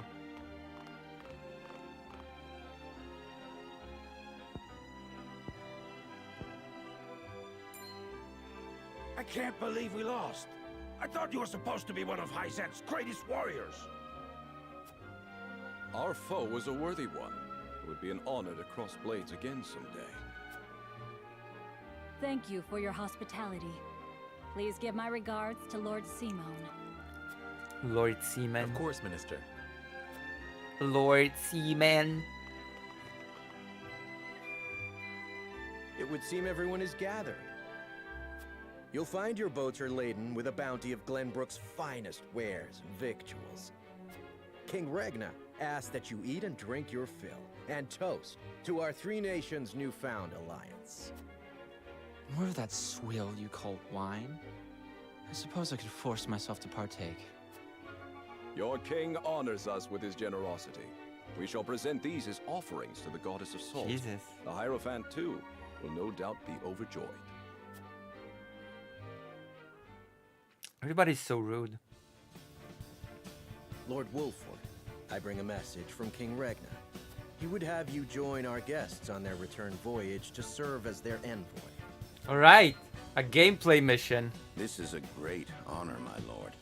You would represent our nation and speak with the king's voice. If it is His Majesty's wish, it is a duty I will gladly accept. But there are 2 vessels and only one of me. Did King Regna say which of our honored guests I should accompany? He would leave that decision to you, Lord Wolford. Lord Falks, as representative of another of Glenbrook's high houses, will board the ship you do not.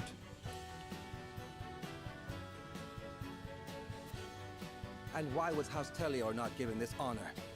Last I knew, our kingdom had 3 high houses, not 2. The mere fact that you whimper those words before us is answer enough.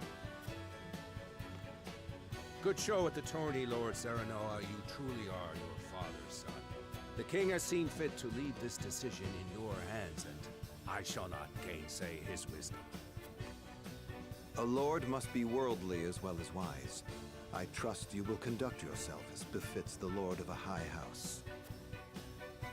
Thank you, Sir Maxwell, Lord Falks. The king has entrusted this decision to you, my lord. I suppose you have an idea as to why. Maybe. He means to test my judgment. He is waiting to see which I choose and for what reason.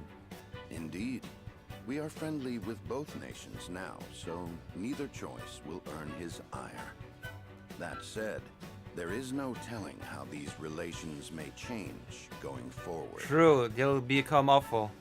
No doubt, the choice you make will have an effect on our own house's relationship with the nation you choose.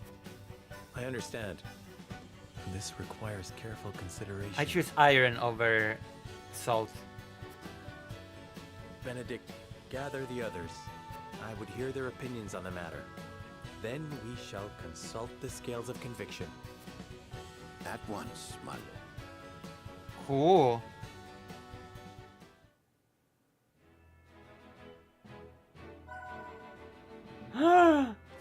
Tavern. Alright.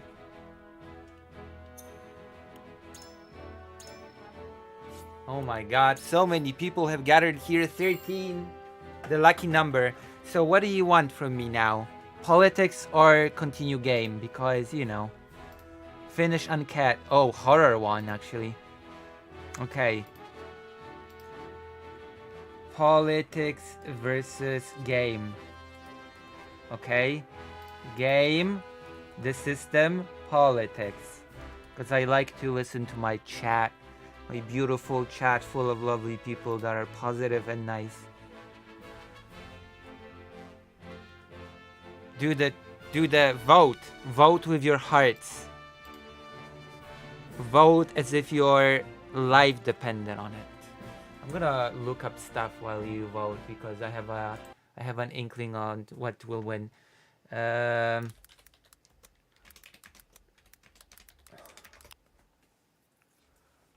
Oh my god.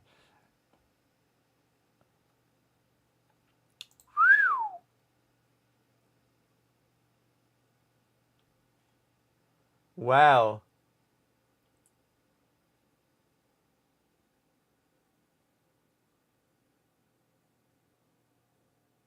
Trump is thinking outside of the box. Cool. How exciting. How exciting that Trump is thinking. Okay, give me more than 4 votes. Okay, 12 people are here. 12 people are like a giant army of people.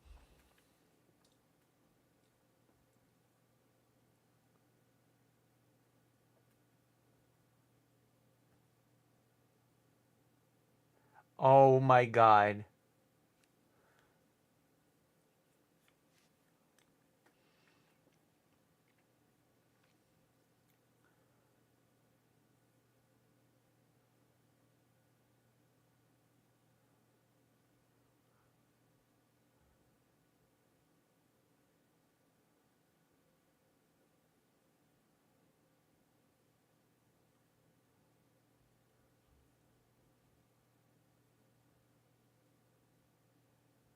Oh my God. Insane. Insane.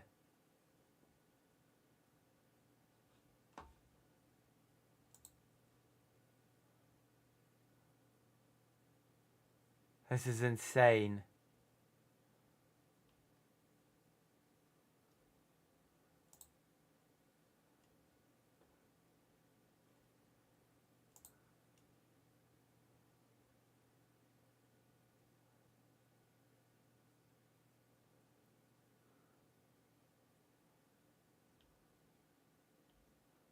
Oh my God. I have to find a nice article about it. Oh gosh. Alright, there we have it. Okay, so I found this. One moment. I have to do one more thing.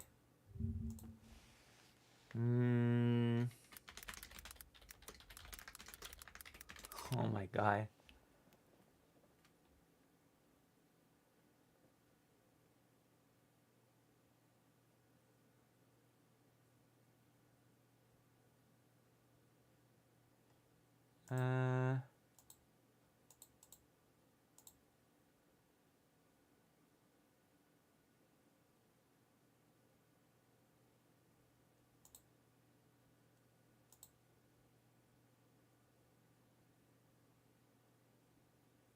What the hell?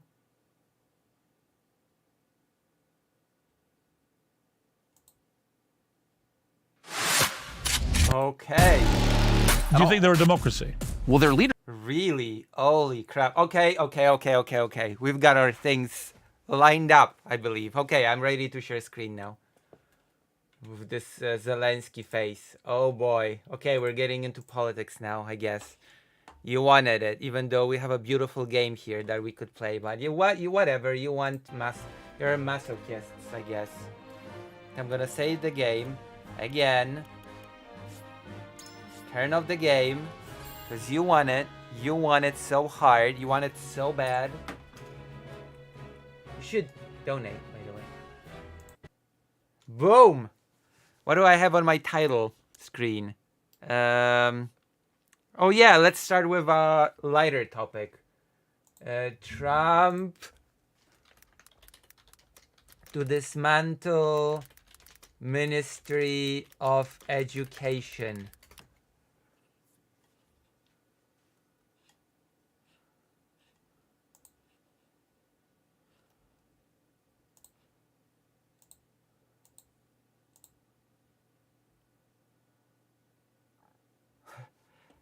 DOE collapse would leave millions of teachers without drinking water.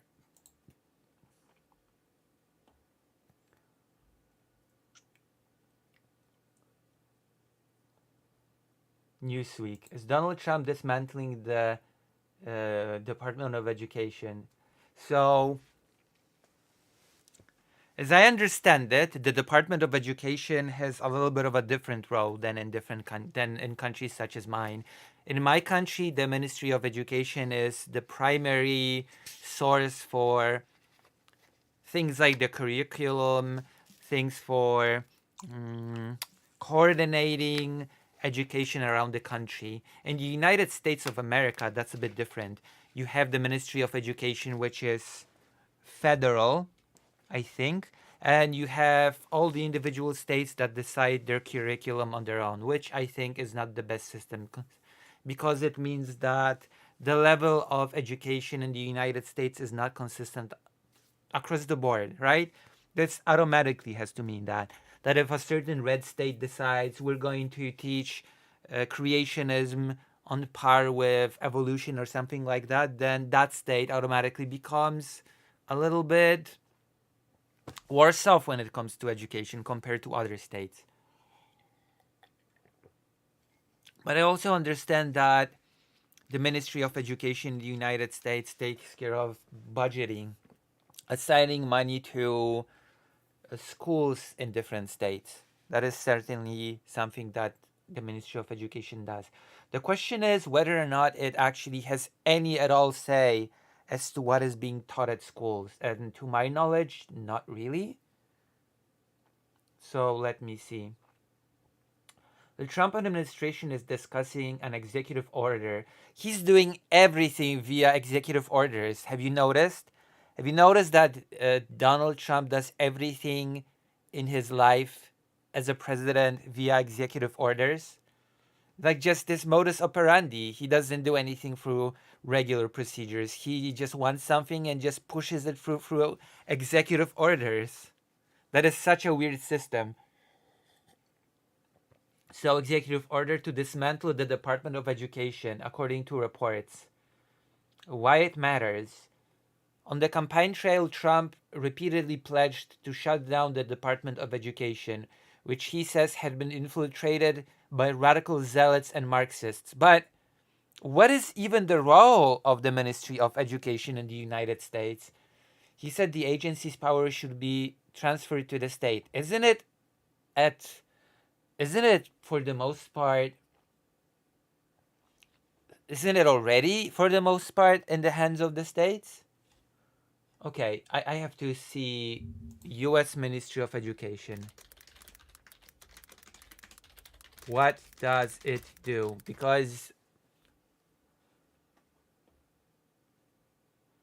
Wikipedia, United States Department of Education. The United States Department of Education is a cabinet level dependent on the United States government. It began operating in 1980, having been created after the Department of Health, Education, and Welfare was split into the Department of Education and the Department of Health and Human Services. Purpose and functions. This is the part that actually is of interest to me, because I know it does not correlate to like the Polish Ministry of Education one-to-one. Unlike the systems of many other countries, there you go, education in the United States is organized at a subnational level by each of the 50 states. See? So already this says this, but the article states that Trump states that the agency's power should be transferred to the states. But it's like the states already by and large decide the most important things like the curriculum, etc.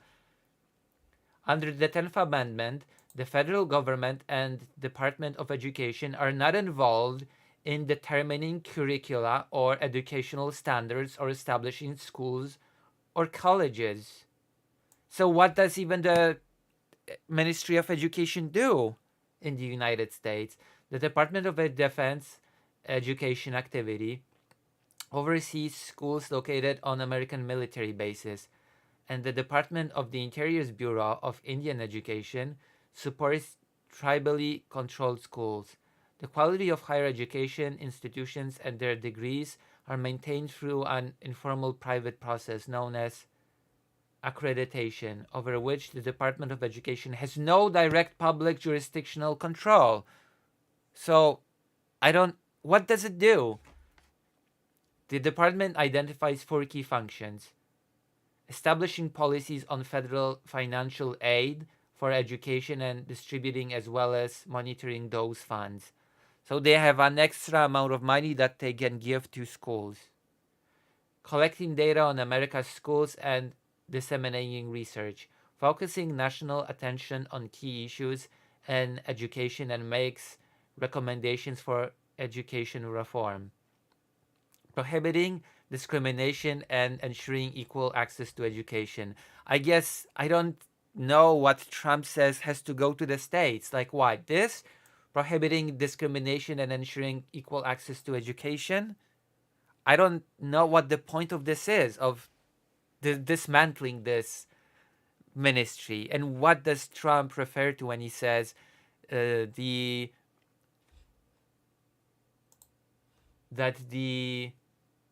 agency's power should be transferred to the states? The Department of Education is a member of the United States Interagency Council on Homelessness. Oh, maybe that's why he wants to destroy it. And works with federal partners to ensure proper education for homeless and runaway youth in the United States. Maybe that's the part that Trump is actually against. Like, what do the radical zealots and Marxists even do in the Ministry of Education? Does he even know what the institution is for? I have a feeling that Trump does not even understand what it does, what it's for, and if it has any say in education. Reports about plans to dismantle the department come as Elon Musk's Department of Government Efficiency, or DOGE, has been working to reduce the size of the government's workforce and slash spending. What to know? The Wall Street Journal, which first reported the planned executive action, said the executive order being discussed would shut down all functions of the department that are not written explicitly into the statute or move certain functions to other departments. Like what? The newspaper, citing people familiar with the matter, reported that it would also call for developing a legislative proposal to abolish the department. The expected order acknowledges that eliminating the education department entirely would require an act of Congress, so will instruct the department to come up with a plan to diminish its staff and functions to... its functions are already minimal, from what I understand. Their function already is minimal. The Washington Post reported, citing 3 people briefed on its contents. A White House official confirmed to the Post that it is preparing for executive action later in February that will fulfill Trump's campaign promise to defund the education department. This is crazy. This is insane, actually.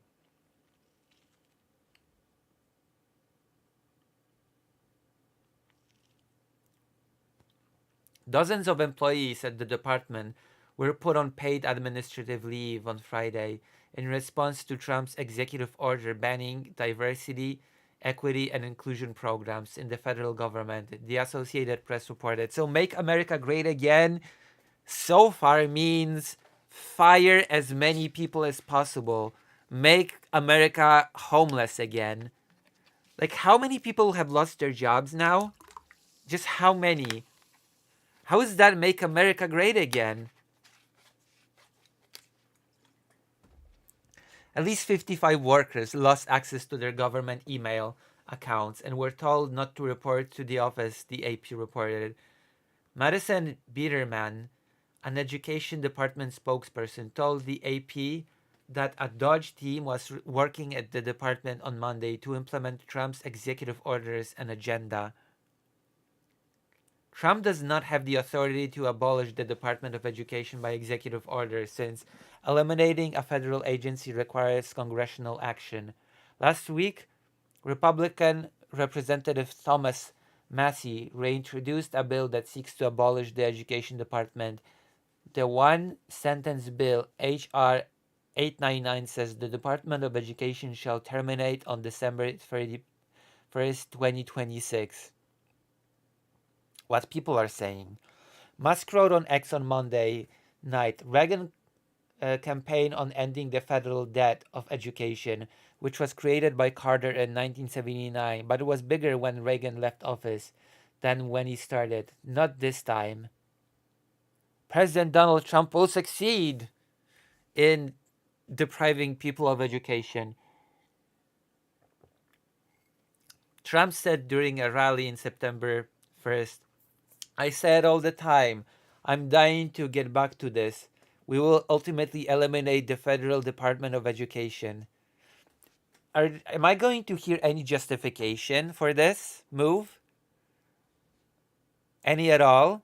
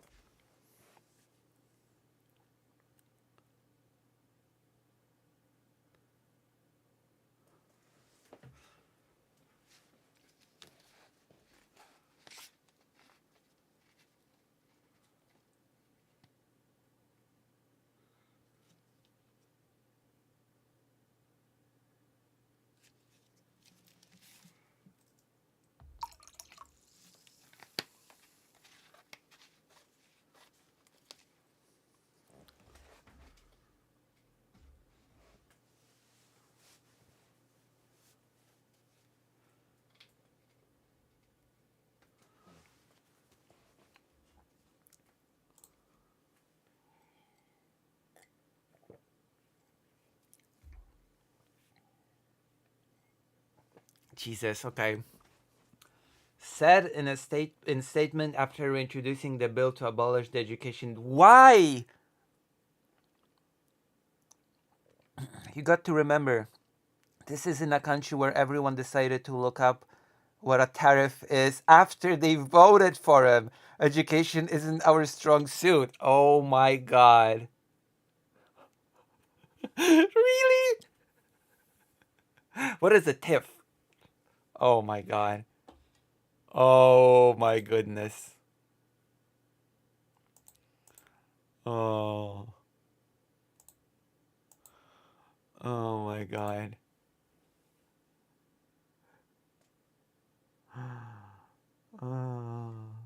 I do not delete comments.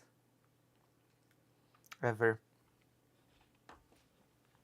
I do not even delete transphobic comments that people make in chat against me. So why would I delete yours?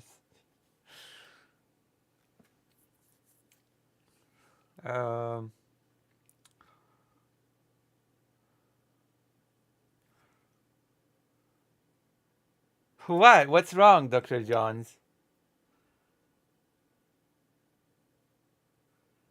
Where is it? Unelected bureaucrats in Washington, D.C.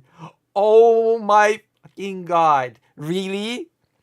Massey said in a statement after reintroducing the bill to abolish the education department, unelected bureaucrats in Washington, D.C. should not be in charge of our children's intellectual and moral development.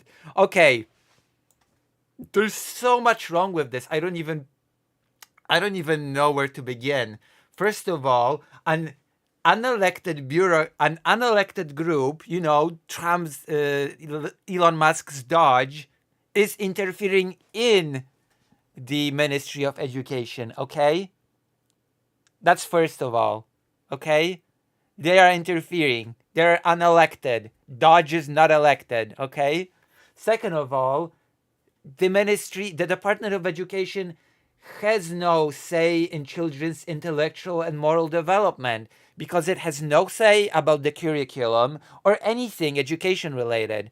Ironically enough, the Department of Education, it only can give money to schools or certain students, I guess.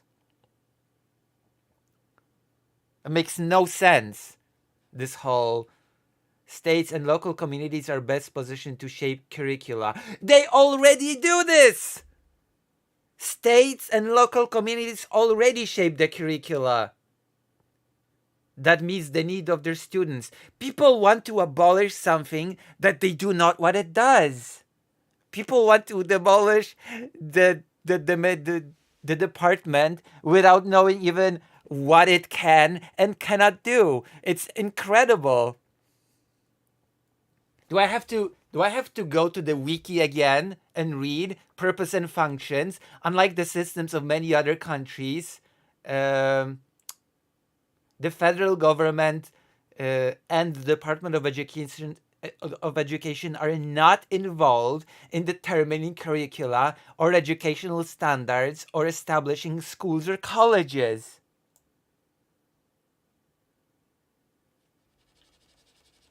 The Department of Education does not do that. This is ridiculous. This is so stupid. I cannot believe that Trump wants to eliminate the Department of Education because curriculum should be in the hands of the states when it's already in the hands of the states and the Department of Education has nothing to do with it. And then we have idiots like here that say unelected bureaucrats in Washington, D.C. should not be in charge of our children's intellectual and moral development. States and local communities are best positioned to shape curricula that meets the needs of their students. That's already happening. Schools should be accountable. Parents have the right to choose the most appropriate educational opportunity for their children, including homeschool, public school, or private school. Homeschooling as it exists in the United States should be banned, okay? I'm gonna go and say it. The homeschooling as it exists in the United States should be forbidden, okay? Parents should not just be able to shelter their kids from society, to isolate their children completely from society and just fill their heads with a bunch of complete nonsense. Okay? That evolution is not real, that just it's all about God, etc., etc. That should be forbidden. I had homeschooling for a bit when I was small, at the beginning of my education. But homeschooling in Poland is completely different than homeschooling in the US, okay? When I don't even remember, I vaguely remember that I had homeschooling for a very short period of time when I was small. And how it looked like was that teachers came from the public school system and they did the official curriculum with me in a one-on-one setting. Okay? And this is how I can accept it. I can accept if like a child has anxiety problems, cannot handle education in a group, cannot handle dealing with the noise of a school building or whatever, cannot deal with the whole ecosystem of schooling, in which case the child stays at home. Teachers from the educational system are sent to the kid. Probably they get some special payment for doing this, and they do the curriculum with the child, right? In a one-on-one basis at home. That is how I understand homeschooling should be performed, right? And that is something that I am willing to accept being a thing. But parents just taking their kid, completely isolating them from the school system, from society, and saying, you know what, actually the earth is, I don't know, 2,000 years old or something, and there's no such thing as evolution, and spiritual healing is better than conventional medicine, and that is the knowledge that I want to impart on you. That is my homeschooling that I have the right to. No! That sort of thing should be forbidden by law. Okay? The parents should not be teachers. Parents are not qualified to be teachers. There's a reason why we have teachers. Do you know why? Because you need special qualifications to be a teacher. Okay? When a child gets ill, we do not accept home healing, okay? That a parent can just become a doctor to their kid and not send them to the doctor or to the hospital if something happens. We do not accept that, I assume. Even in the United States, you do not have home healing. So why should we have this sort of weird homeschooling? It's nonsensical. It's stupid. It's damaging. It's damaging to the children.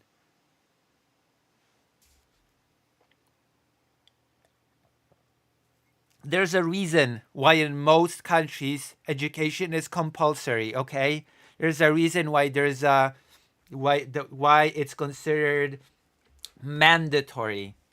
Because certain level of education is required and cannot be just provided by your dad or your mom. Because we don't know what sort of qualifications they have to teach. Whatever. It's whatever. It's ridiculous.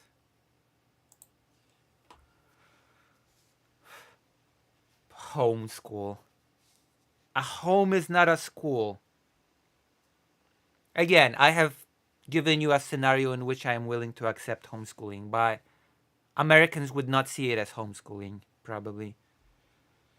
Representative Judy Chu, a Democrat from California, wrote on X that the Trump administration is already drawing up plans to use the USAID playbook to shut down USDGov.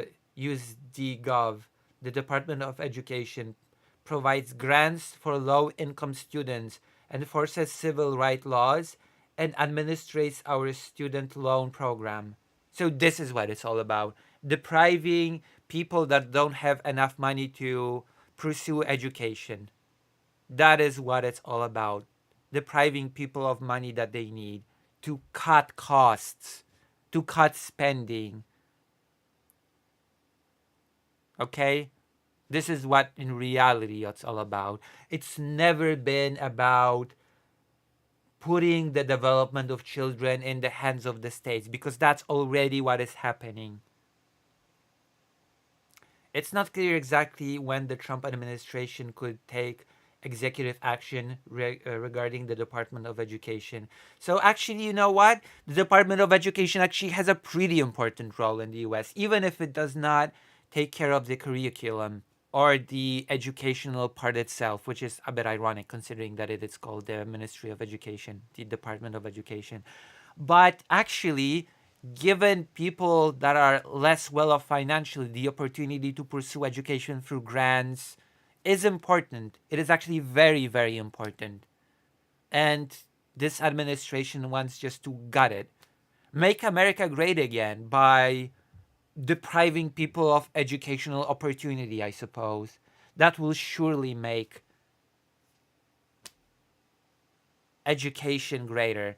Jack, don't do it. Did you know that people in Trump's office and people that support Trump do not know what the department or that they want to do gut even does? Did you know that people on Trump's side do not even know what the competencies of the Department of Education is? Like, again, Massey said in a statement, unelected bureaucrats should not be in charge of our children's intellectual and moral development. States and local communities are best positioned to shape curricula that meet the needs of their students. No, they don't. They said that they want to gut the Department of Education because curriculum should be in the hands of the states. So are you going to tell me that if a person says the Department of Education cannot be in charge of children's educational and moral development, states and local communities are best to position to shape curricula that meet the needs of their students? Are you going to tell me after this sentence that they know what the Department of Education does? Do you know what it does? Jack, don't do it? Okay, Jack, don't do it. What does the Department of Education do? Without looking it up, go. Without looking it up, what can the Department of Education do and what cannot? Okay? What can it do and what cannot it do? What are the things that it can and can't do? Go. Don't look it up. Just tell me.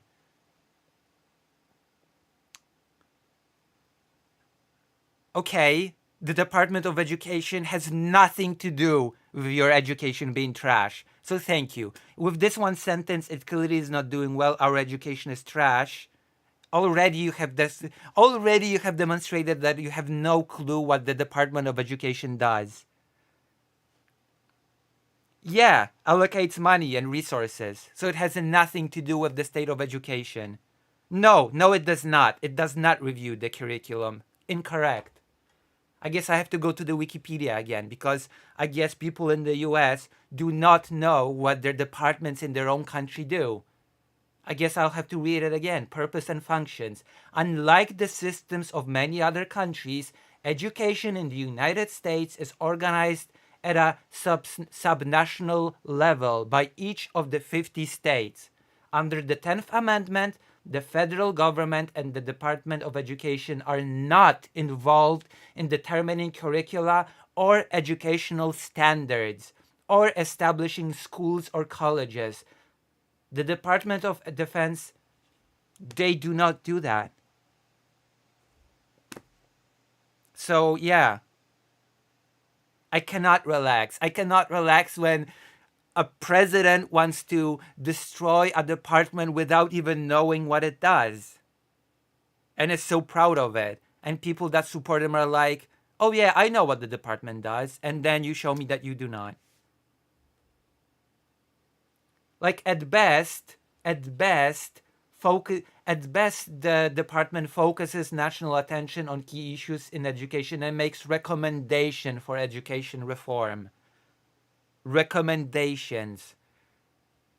What the main function of the Department of Education is that you have a poor student that cannot afford education and the department lends him a grant.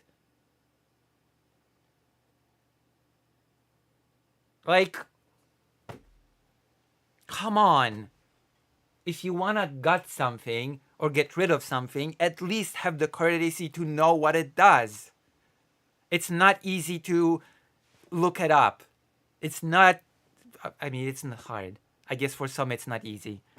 I'm baffled. I'm baffled by the fact that certain very basic facts elude people. And then they say, oh yeah, our education is crap, so we should get rid of the...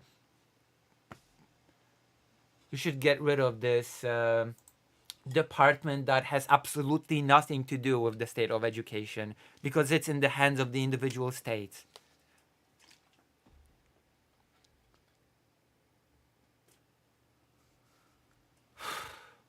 What's next? It's not clear. And that is it. I'm annoyed. I'm annoyed by these news, okay? What can I say?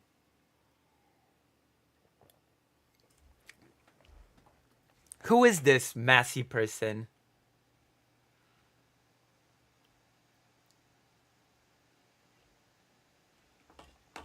I'm gonna look her up. Look them up. I'll look them up right now.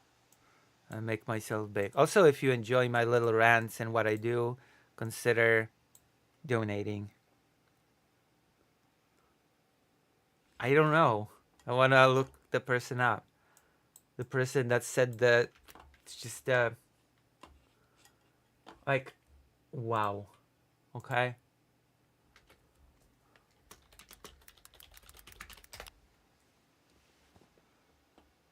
I guess this is the one. U.S. Representative Thomas Massey. Is this the person? Congressman Thomas Massey?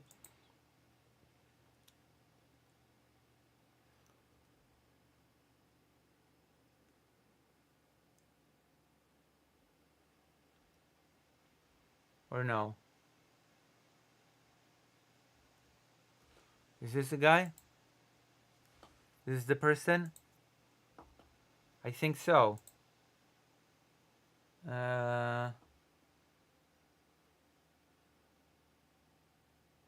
Republican, yeah, Thomas Massey. Brilliant, brilliant person. Truly brilliant person.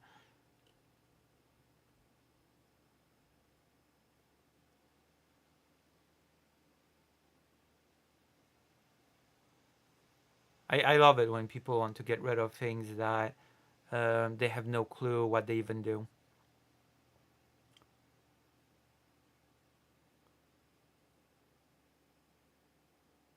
Where? I want to know what his takes on Ukraine are.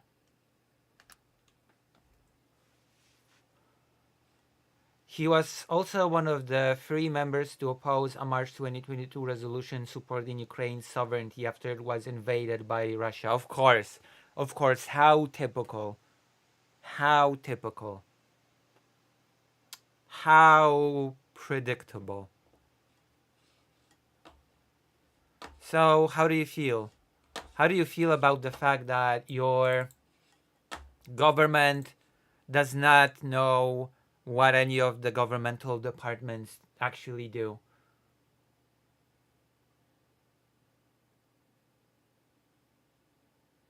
Like, I assume it must sting at least a little bit, doesn't it?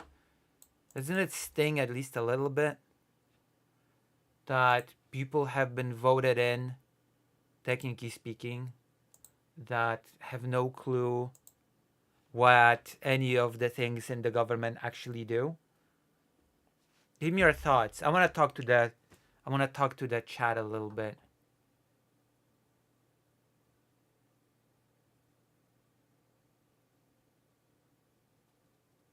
Give me your thoughts, chat.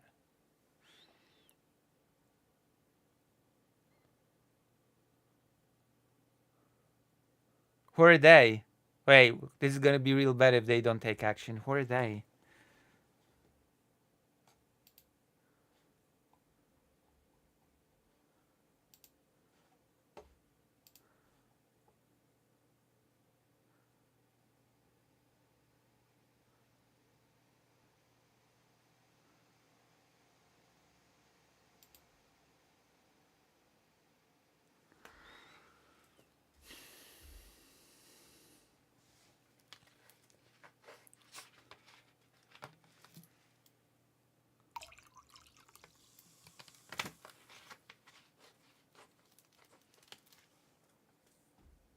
My thoughts are that I hope the military ousts Trump.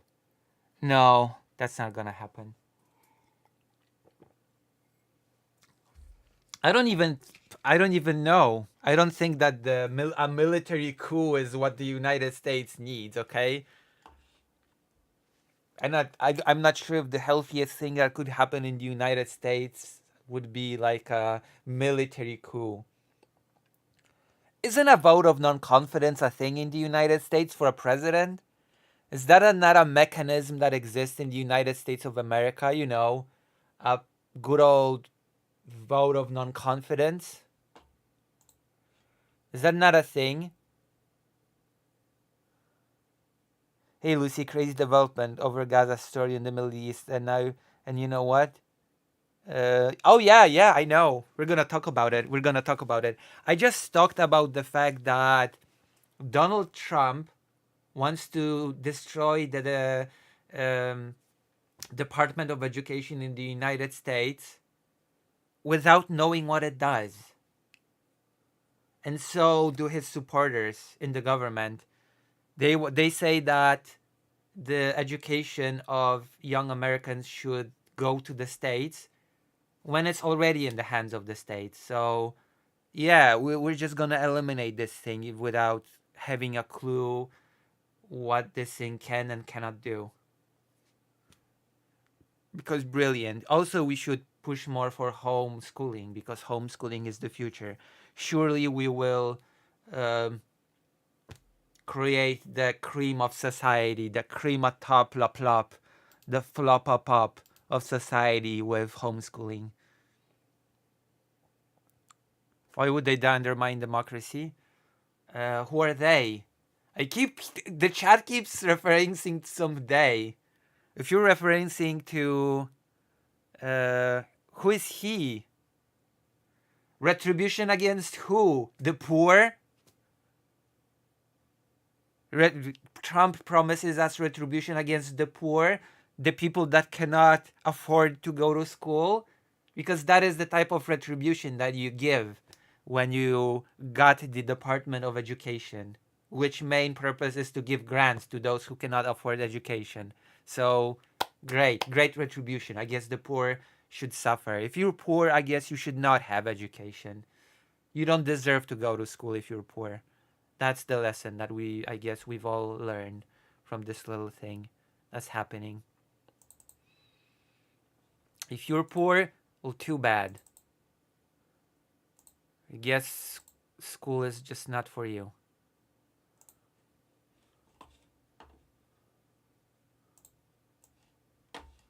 Right?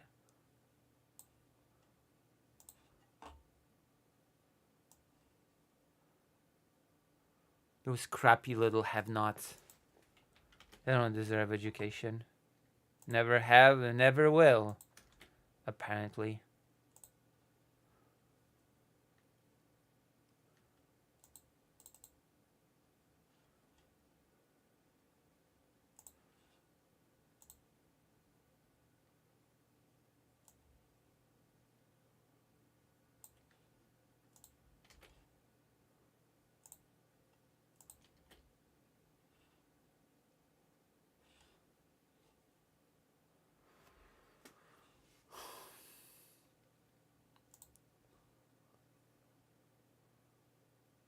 So any thoughts on the whole education thing? Then we were gonna move to the Gaza thing, because God, anything that Trump does actually, unironically, makes America much worse than it was.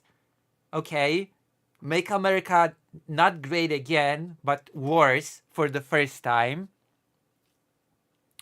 and make the world worse actually as well. Make America worse and make the world worse. That should have been his slogan. It would have been true, at least.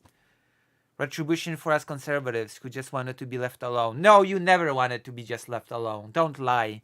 Don't even lie that the conservatives wanted to be left alone. Oh yeah, that's exactly why Trump's administration is trying to do away gay marriage, because the conservatives just want to be left alone. That's exactly it. That's exactly why one of the first of Trump's executive orders is to restrict what kind of things trans people can have in their documents. It's because conservative wants to just be left alone.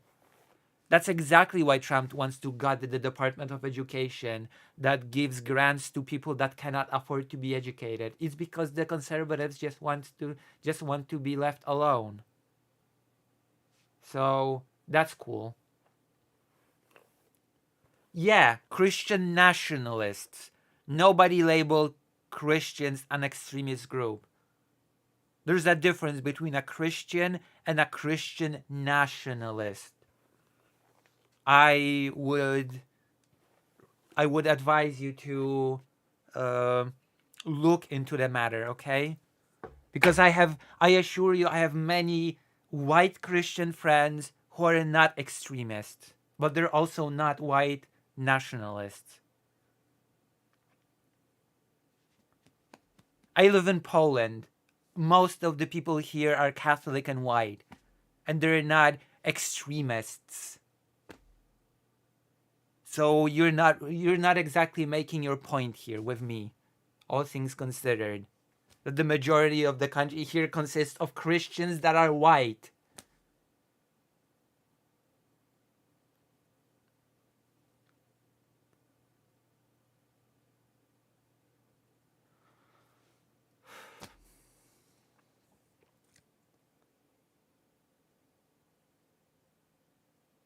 I say that if they want to get the central government out of education, they should ban military recruiters from schools.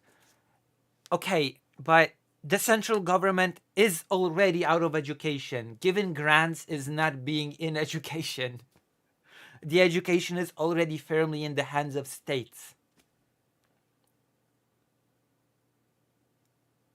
Poor and undereducated people usually sent to fight in foreign wars, Lucy. Which churches? Do you know how many churches the US has? Do you know how many denominations the US has? What do you mean by our churches? There's not a single type of Christian church in the US that is universal across the country. It's a pretty big country, first of all, and there are many, many, many types of Christians in the United States. I know this, you should know this. It's very basic. It's pretty 101.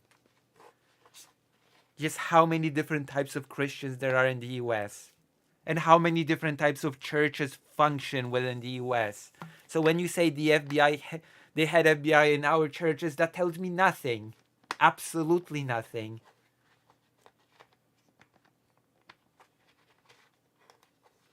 Who are they?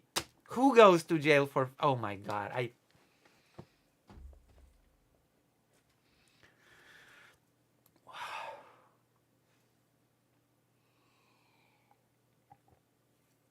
I don't even know what to say. So soon we're gonna move on to the next topic, which is Trump wanting to displace a whole bunch of people, want to erase any hopes for Palestinians to have their own state, and to just create another ego project for the United States, I guess. This is ridiculous.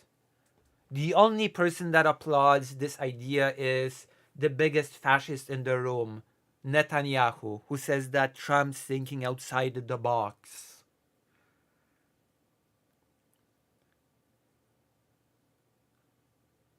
I don't believe that. I'm sorry, you'll have to provide me with evidence that FBI has investigated the entirety of the Catholic Church in the US. I do not believe you.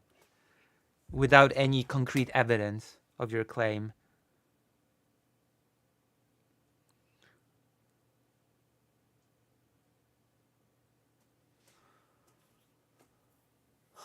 Yeah, I would think you would know as well.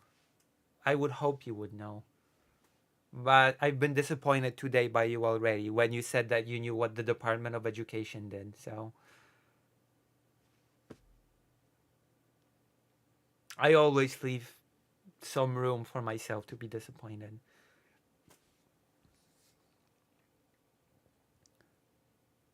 To be honest, the FBI purge gives us vibes and from my side looks very unnecessary. I want to see evidence that the FBI investigated the entirety of the American Catholic Church. I don't believe that. I do not believe that. But maybe you'll... And I'm sorry, individual churches being investigated for X, that does not count as the entirety of the Catholic Church being prosecuted or persecuted or whatever else.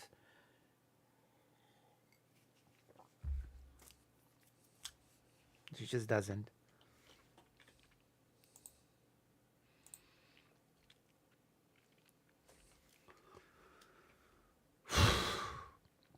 We're gonna move on soon. Let me see.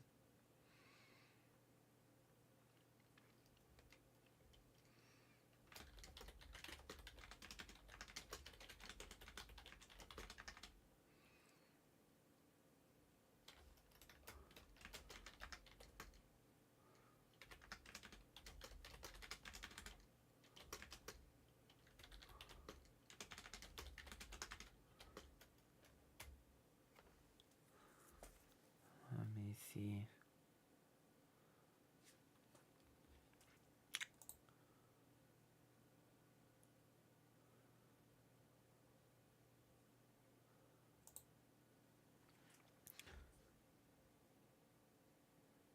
Where is the proof? I hate it when people just say the proof. Like you're like an X-Files character. The truth is out there. The truth is out there. We're not living the X-Files, okay? Either you have the evidence or not. Ugh.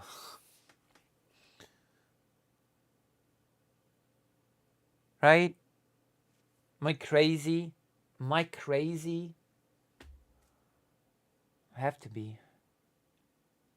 Seems like I am.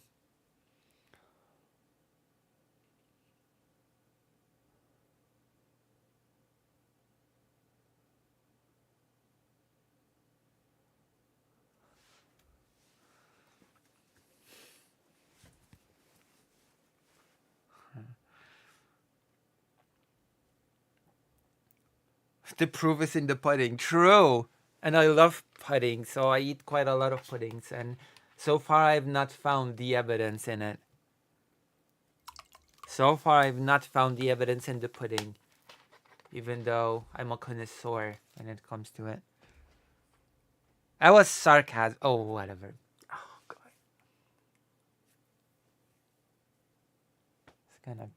This cannot be true. It's impossible. It cannot be true.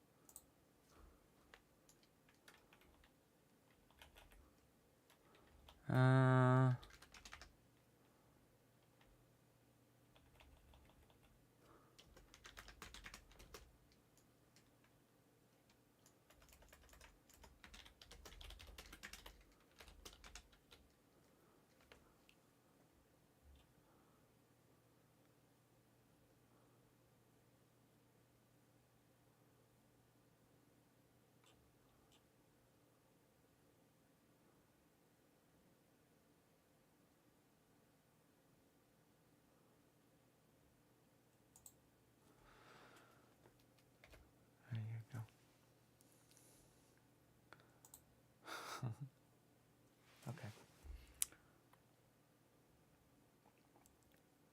The truth is stranger than fiction. I know.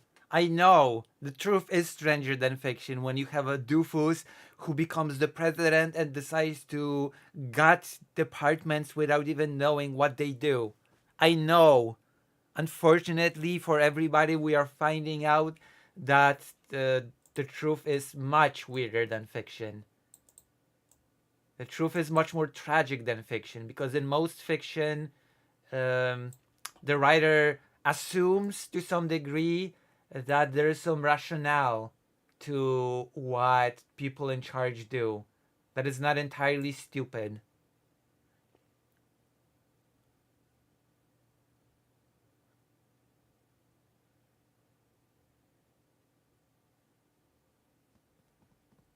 Oh, isn't there a new congressional hearing today?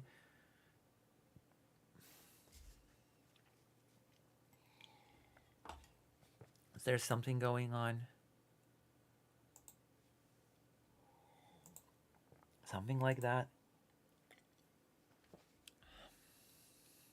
Okay, let's go. Let's go to the next thing, because, oh boy. I don't do much on Gaza. I don't do much content on Israel-Palestine conflict. Maybe I should do more. But this is just... I don't know what to say. Maybe we should watch this short video to get ourselves acquainted, because this is crazy. This is insane. This is a complete disregard of the agency of a whole group of people. Not even pretending to care about the Palestinians anymore. They're just non-entities that can be moved around, shoved around. Before, there was at least some pretense of, oh, we have to help the Palestinians, even though nobody did anything to do so. But at least now we have this full transparent, oh no, we're just going to get them out of here and build a resort, I guess.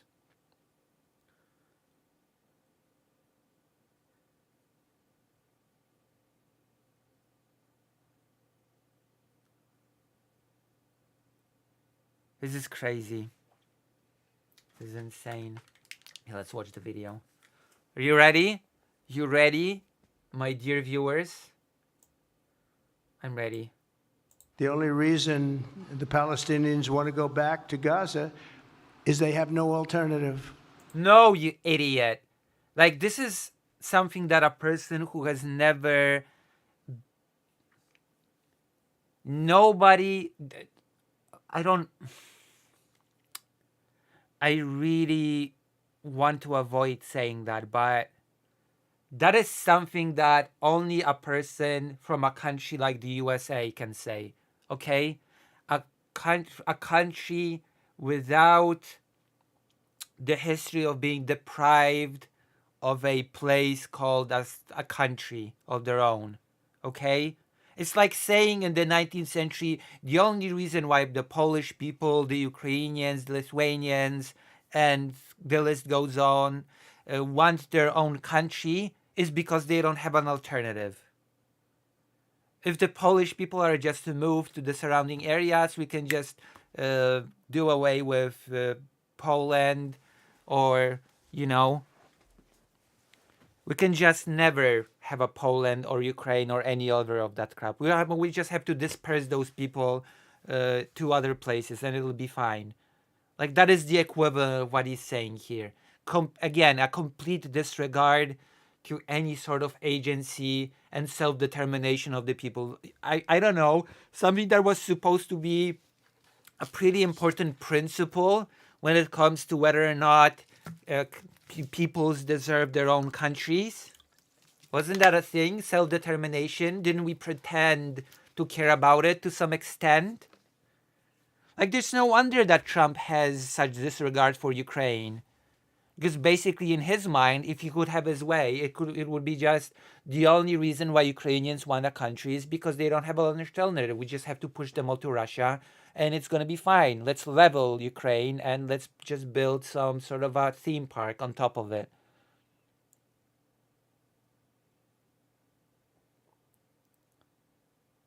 Yeah, that's cool.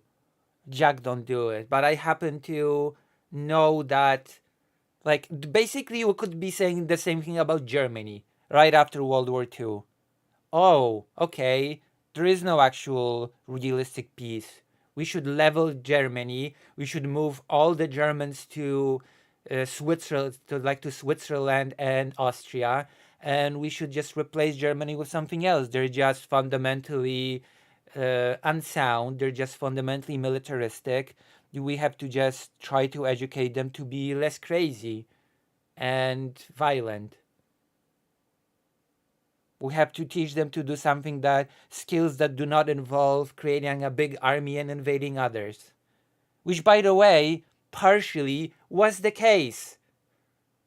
What do you think the famous NATO saying is? NATO exists to keep America in Europe, keep the USSR out of Europe, and keep Germany down. It was to subdue Germany.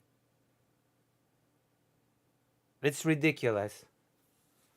Like, there's this fundamental, essential part of Palestinians that made them fundamentally unable to have a state of their own.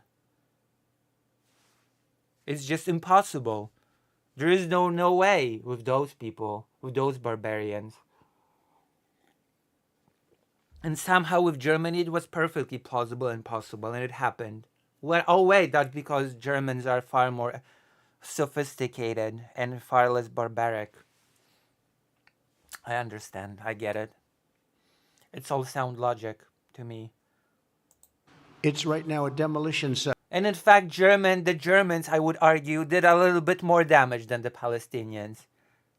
Across the board. The Germans did a little bit more than just some unaliving of themselves. They actually unalived a lot more other people than themselves.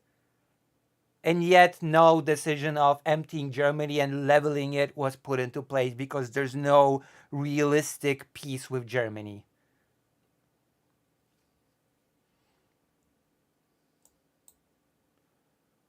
The only reason the Palestinians want to go back to Gaza is they have no alternative. It's right now a demolition site. This is just a demolition site. Who turned it into a demolition site? It wasn't always the demolition site. There were cities in Gaza. Who demolished them? What happened? Every building is down. They're living under fallen concrete that's very dangerous and very precarious. Yeah, we, together with Israel, because let's be honest, the US armed Israel, we've demolished their homes, and now that their homes are gone, we might as well get rid of them. See? Perfect. Perfect. Yeah, and Trump gave Biden a disastrous situation globally. Did you know that there was a war in Ukraine under the Trump presidency, under the Trump first term, and that Trump did nothing to stop it, to end it? Did you know that? So don't tell me about a disastrous situations globally. When Trump left his office with a war going on in Ukraine.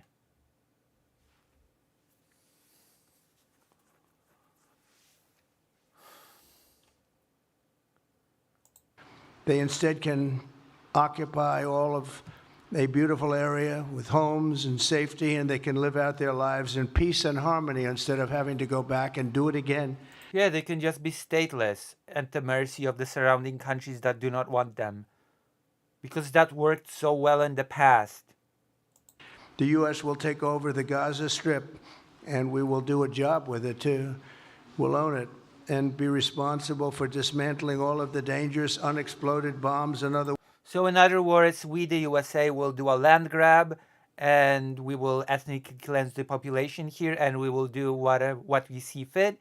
And the United States, once again, pretty far away from home, is doing a little bit of manifest destiny, and we will have a little bit of an enclave in the Middle East.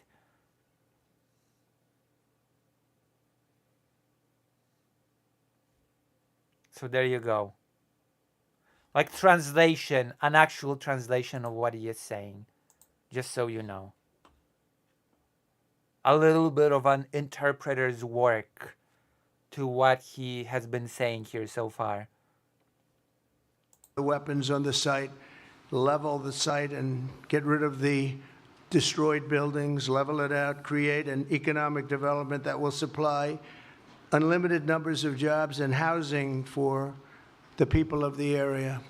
Do a real job. Oh, what people of the area? You want to get rid of the people of the area. This is the most hypocritical thing that I've heard all day. We're going to get rid of the people of the area, but at the same time, we're going to build a prosperous area here for the people of the area. Who are those supposed to be?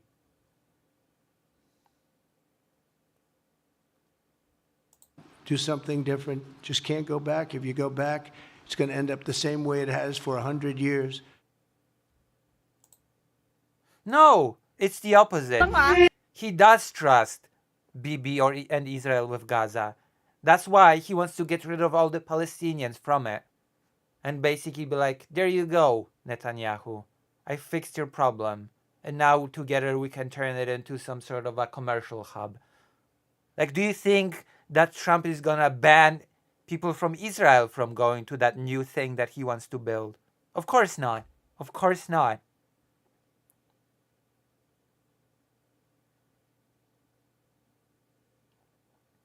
You have no clue what you're talking about. Jack, don't do it. If you think this is just because of deep religious beliefs, then you have no clue what you're talking about.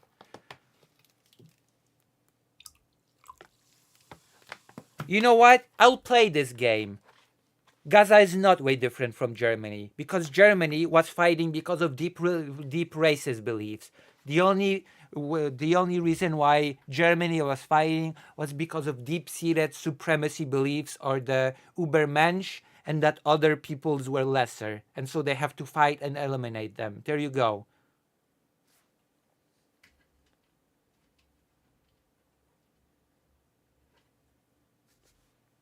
The Germans were fighting for a deep-seated racist beliefs. What now?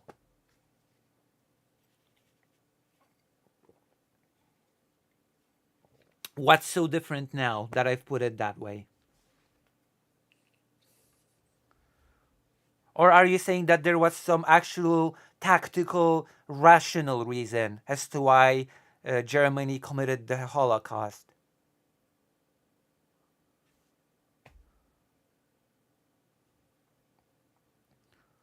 Let me see.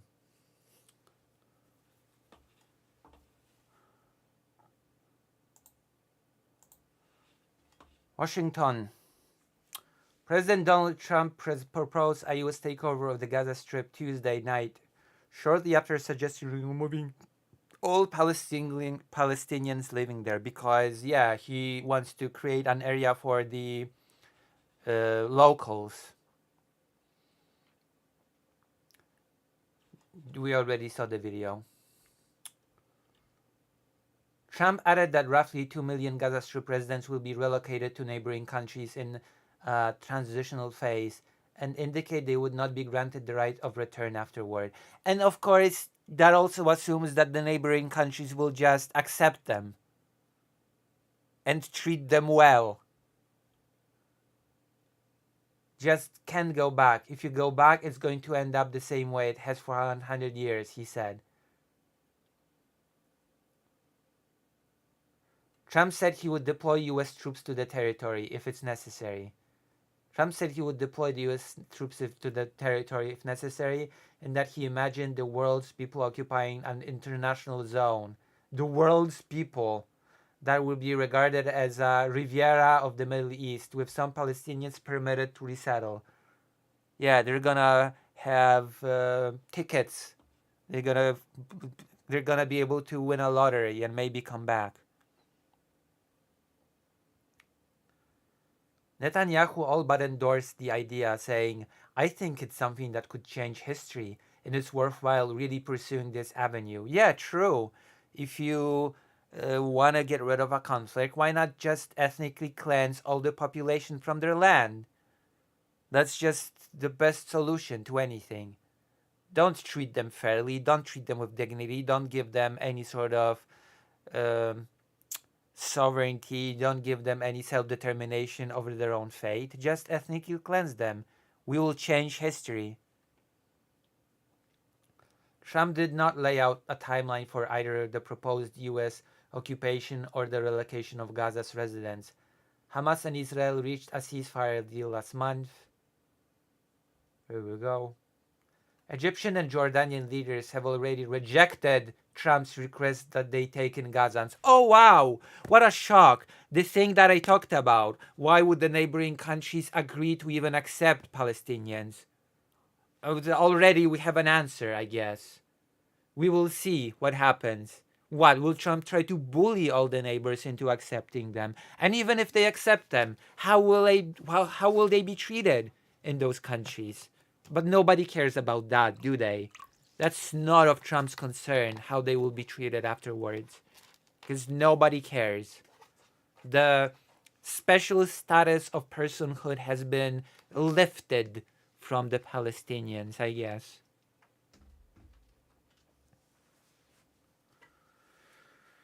That is what happens, I suppose, if you are not a human. But Trump claimed Tuesday that I spoke to other leaders of countries in the Middle East and they love the idea.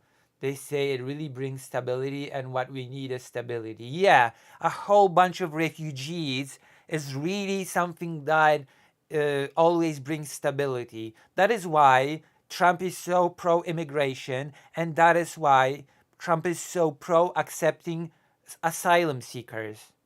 That has been historically Trump's biggest achievement, being so pro-asylum that he wants to just create right now 2 million of refugees and just put them in the neighboring countries. That's brilliant. That's amazing. There's no hypocrisy going on here in this regard.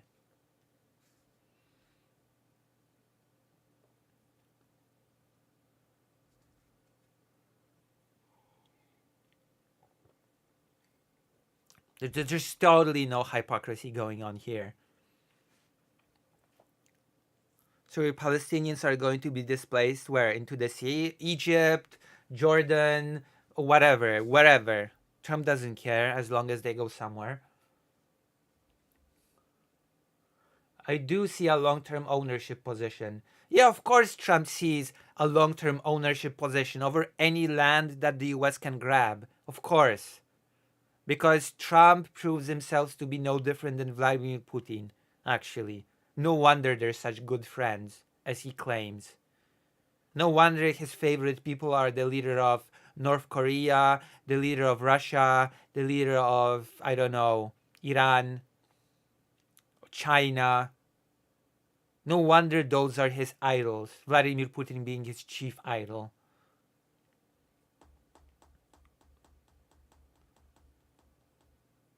That's right, he said they would live in Gaza, whatever the hell that means. He also said that he wants to build stuff for the local population, but he's getting rid of the local population, and the only other quote-unquote local population are the Israelis, so...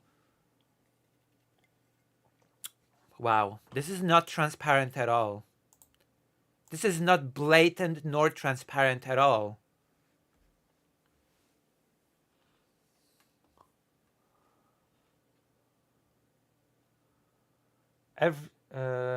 Everybody I've spoken to loves the idea of the United States owning that piece of land. Oh yeah. Everybody in the world just loves the United States eternally expanding its possessions all over the world, surely. Just like the entire world loves the idea of Greenland going to the United States, just like the entire world just applauds the idea of the Panama Canal going to the United States. In fact, recently, secretly, all the leaders of the world whispered into Trump's ear saying, you know what? Canada should become the next state of the United States. Yeah, spoiler alert. Nobody is, first of all, nobody is pro-open borders, really. Nobody is. Name me one country that is pro-open borders, and I will demonstrate why you don't understand what the term open borders mean. And second of all, there is especially no Middle Eastern country that is pro loose border policy, okay?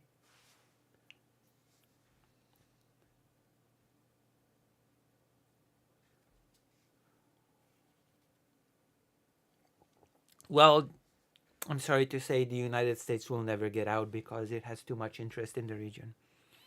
So that's definitely not happening. It's definitely not happening, as evidenced by not only Trump does not want to get out of there. No, Trump wants the United States to own a prime piece of real estate. Okay? That's the opposite of getting out. That's actually a land grab by the United States. And apparently everybody loves the idea who he's spoken to, which probably are his lackeys, to be fair, but the point stands. The point remains that it's just pretty pathetic.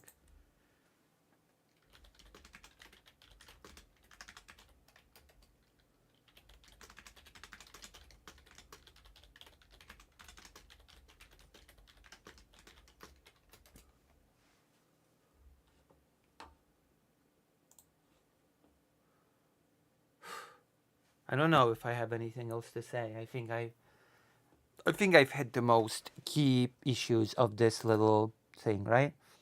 Any questions?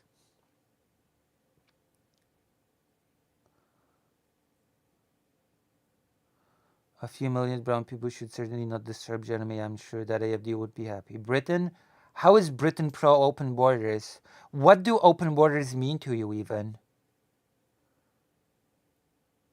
I'm sorry, but Britain did Brexit over not wanting supposedly immigrants in. So that's the opposite of what you're saying.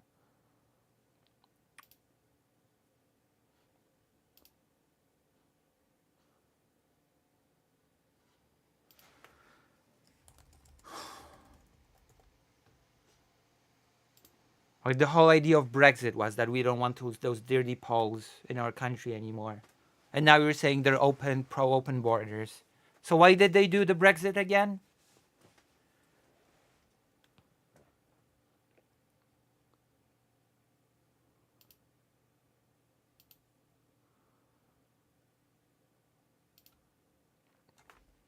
This is going beyond ridiculous, actually. The whole situation with Trump. Every single decision that he makes is either harmful to the US, harmful to the entire world, or both. The biggest prime example that I will always point to is the water thing in California, where he just wasted billions of gallons of water without any rhyme or reason, and then he just bragged about it in the Oval Office as if he's made a great achievement, like a little toddler being happy about smearing shit over the toilet walls. Look, it's all brown, it's beautiful. Mommy, look at me. Look what I've done with the bathroom. I deserve an award? That's basically Trump about the water thing.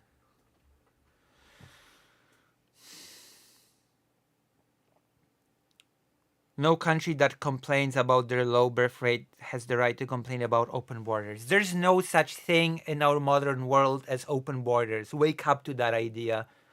There's no nation state that just has open borders. No such thing exists. Even the Schengen area, which is very, very loose with its border patrols between the European Union countries, is not open borders.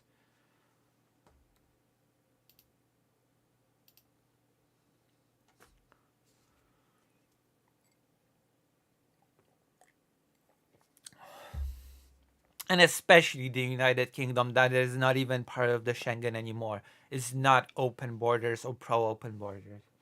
Thank you. What a ridiculous state of affairs. Maybe I'll go to the toilet, I'll get a snack, I'll come back, and then, you know, we're gonna talk about more things, because there is, of course, more things. Oh yeah, we're gonna react to Piers Morgan. How about that? You want me to react to Piers Morgan? Is that what you want me to do? There's a Piers Morgan with Zelensky in it. You want me to react to that? Want me to watch it?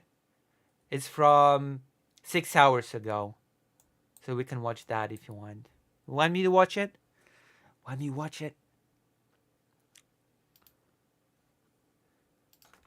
If you want me to watch it, I'll watch it.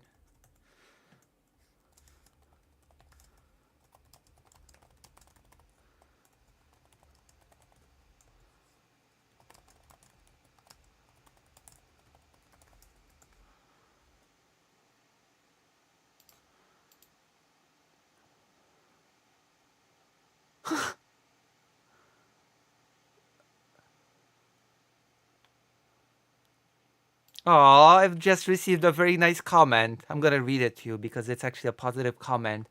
And I feel like I don't get enough positive comments, okay? And this one's really nice. Damn, 5-hour long reaction. I appreciate the grind, but it may be a bit too long for casual viewers. But I'm not trying to tell you what to do. Stay genuine and honest, and the sky is the limit. Good luck and wish you the best on your journey. Aww. It is nice. For now, I'll like it and heart it, and then I'll respond at some point.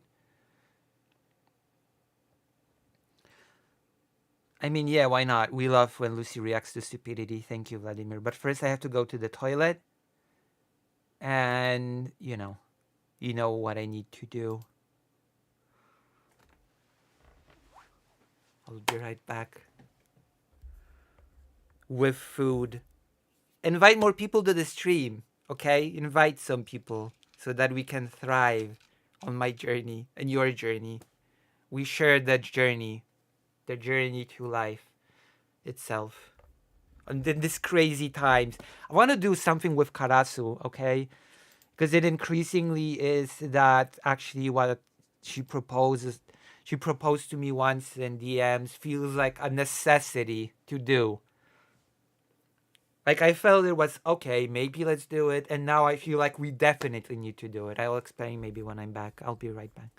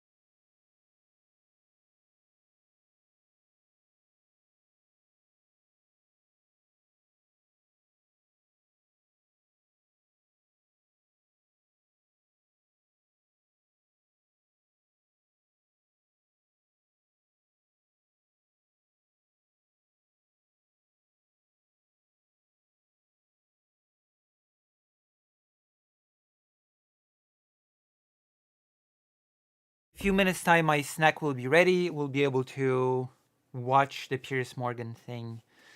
It'll be glorious.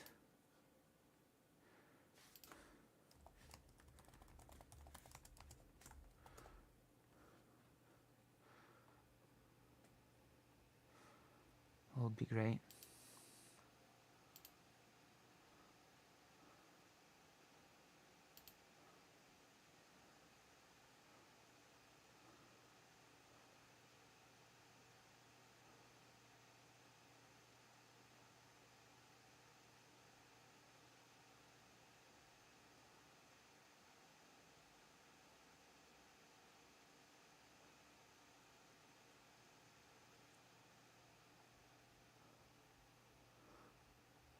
You know what the best evidence that what Trump is doing is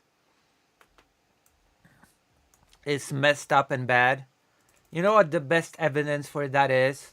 The fact that Alexander Dugin is applauding what Trump does, okay? The fact that Alexander Dugin is Trump's biggest cheerleader should give you an idea of just how good his ideas and implementations are.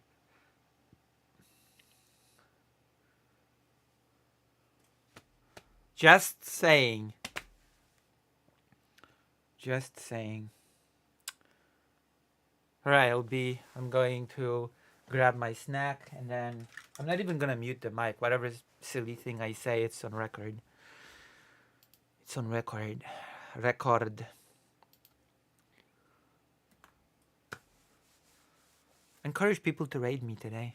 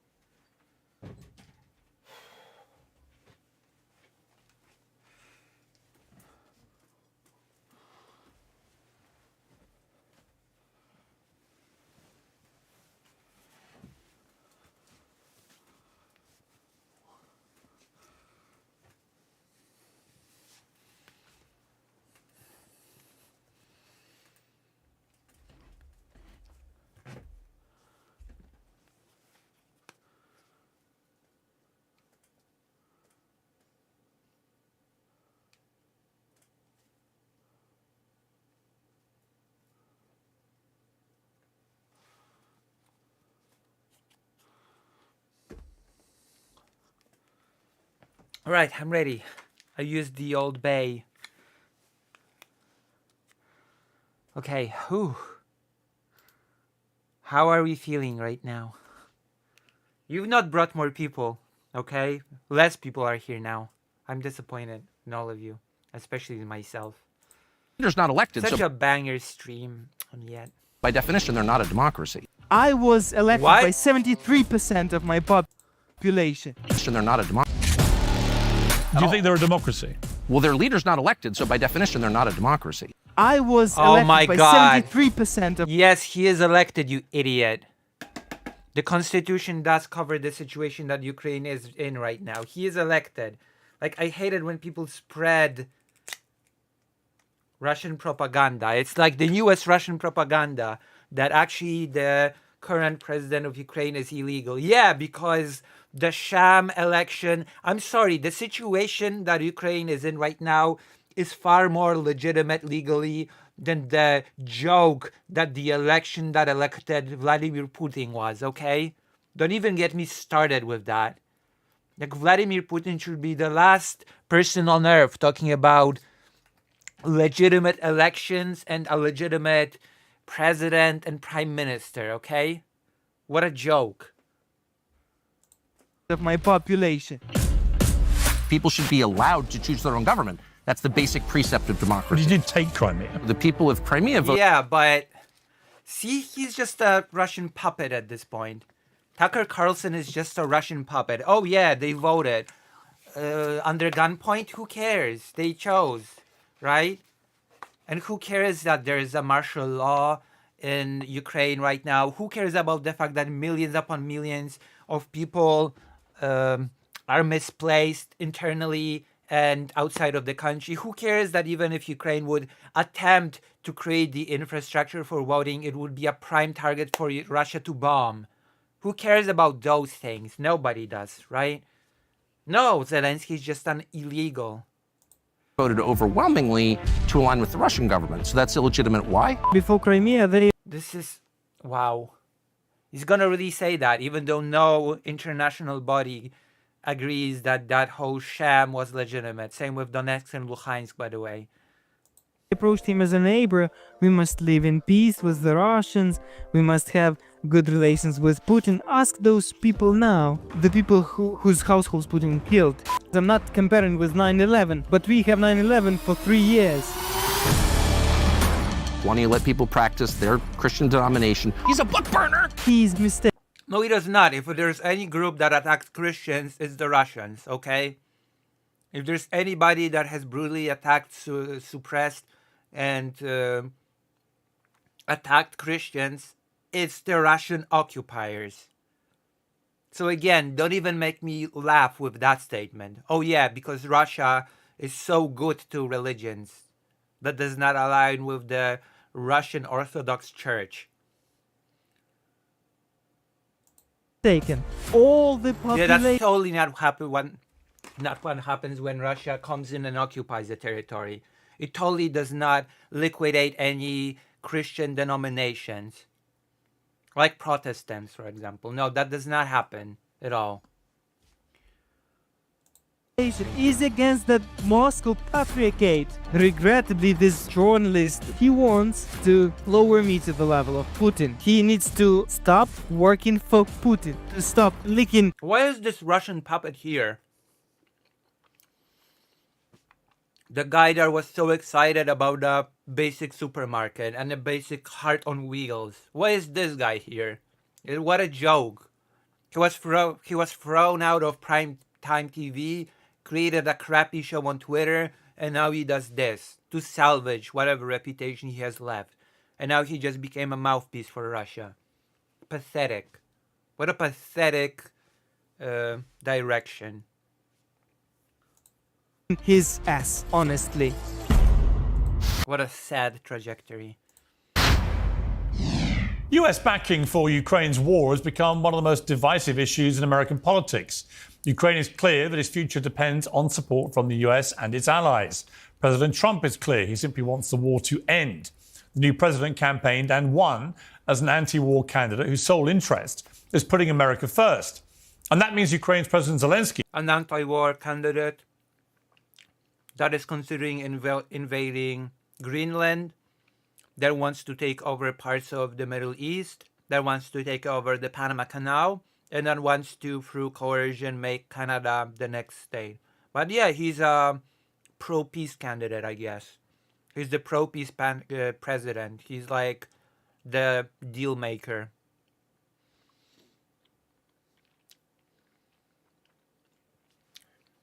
I don't know. Maybe. Hello, Glitchmaster. Yeah, you're here tonight. Thank you. Thank you for being here. And not in Riverboat Jack's, okay? You should ask Riverboat Jack to raid me. Will you do that for me next time? Actually, I should add Riverboat Jack to the exceptions. Hold on. Where is it? Where is it? Where is it? Społeczność treści panel. Kanał. Uprawnienia. Where is it? Oh. Oh, okay. I'm gonna add.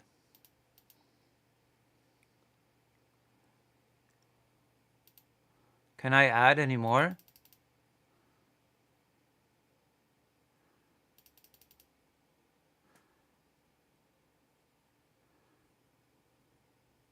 I can.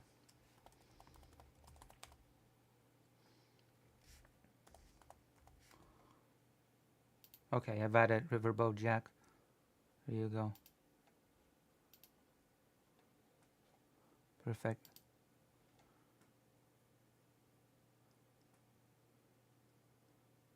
Lucy, I love your channel. I hope that is a vote of confidence for you. Thank you, Alexander Dugin. Now I feel so much better. I love Savino more than Trump.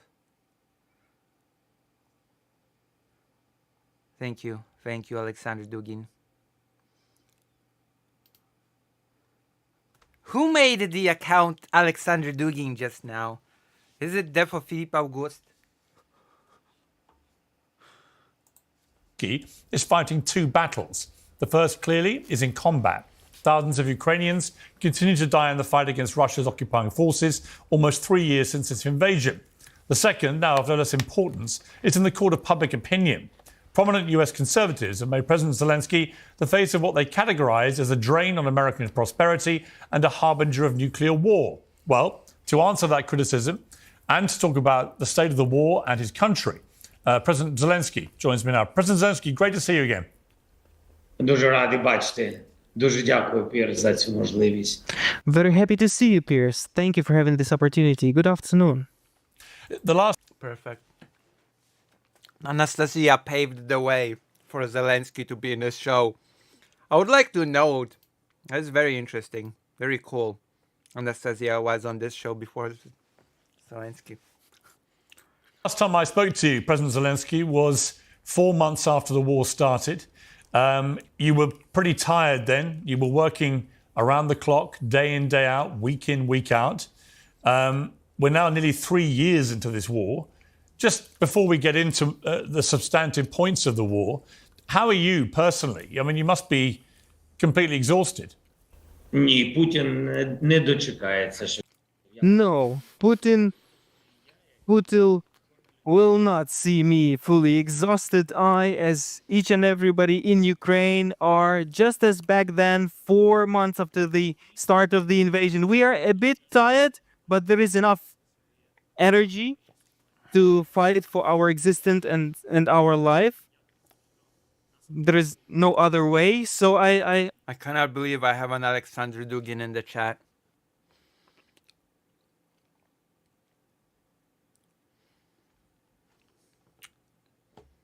I have no clue who made the account, but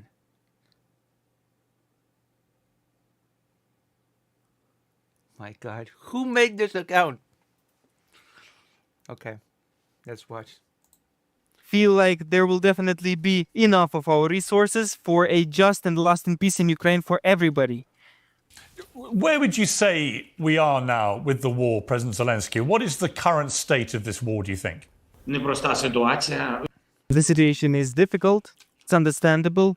Although since the first day of the invasion, it never has been simple. We are in the better situation than we were at the beginning of the war, but we are in difficult stance because we are fighting not only against Putin, but we are also fighting for the support of our allies, for the support to us. And I'm glad that we did not lose this support. And we are in the position when we are fighting with a big wave of Russia's disinformation against Ukraine. Yeah. A big and probably the most severe since the start of the full-scale war. We are fighting for the robust alliance of our allies in Europe because Russia is destabilizing certain countries, even some of our neighbors. So we are fighting for this alliance, and we are also very much fighting for the alliance between the United States and Europe. And I believe that without this robustness, it will be difficult to prevail over Putin, or at least very difficult. So we are fighting for these things. At the same time, we have a plan of resilience, we call it so. So we do everything to preserve our resilience internally in our state. We are fighting for increasing our... I'd be a far better life interpreter. I think I've already demonstrated that a few times, okay? I think I would do a better job if I were fluent in Ukrainian than this interpreter that you're listening to here. I'm gonna say it. I'm gonna stroke my own ego and say that. Our cybersecurity, energy security, food security, and we are also increasing the production of domestic military products. So that is pretty much it. As regards the battlefield, the situation is very difficult. It hasn't changed much during the last months. We want to decrease the quantity of the Russian military contingent that is conducting assaults against us. We have stabilized situation on certain axes. On the east, situation is not yet fully stabilized. Yeah, the situation is tough. In reality, the situation is just tough, not fully stabilized. It's rough and tough. In the Pokrovsk axis. In Kursk, the situation is not as stable. And we have a recent challenge with the North Korean troops, so that is pretty much it. There was a report in the Mail on Sunday newspaper here in the UK yesterday, based on an article written by Ian Duncan Smith, who was a former leader of the Conservative Party in this country. And he said he'd spoken to a high-ranking official from Ukraine who had said to him that you could lose this war within 6 months if you didn't get the support you need, particularly from the United States. Is that true? I mean, could you lose in that timescale if you don't get what you need? I mean, who knows? After all, Ukraine already once went through this. Ukraine actually already once had aid withheld from the United States for 8 whole months. Don't we remember that?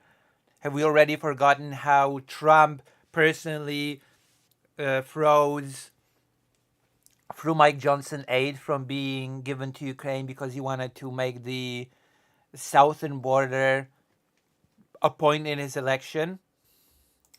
Допомога дуже потрібна. The aid is very much needed.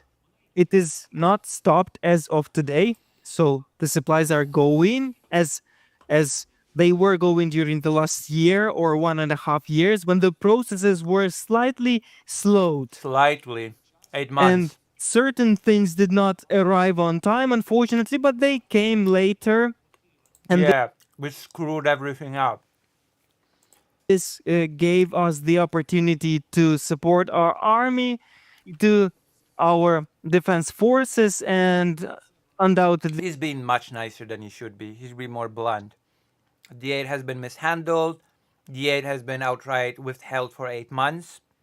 And it always arrives too late, and when the Russians have already had time to adapt. Thank you. To defend against the enemy. As of today, the situation is as it is.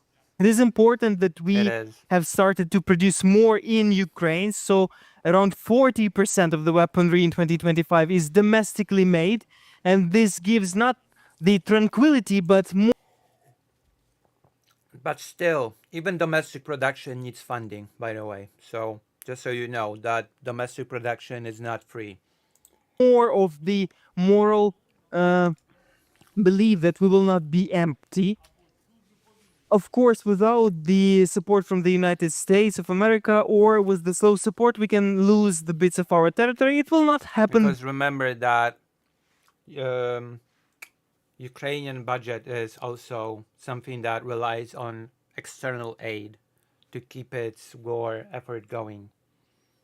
That as fast as people say or some people think, and some enemies, and I'm here not speaking about the British colleague, please don't get me wrong, but we will be standing as strong as we can. But for sure, if the contribution to Ukrainian defensive capability and security of Ukraine from the United States as of today is now around 30%, so you can imagine what will happen to us without these 30%. Is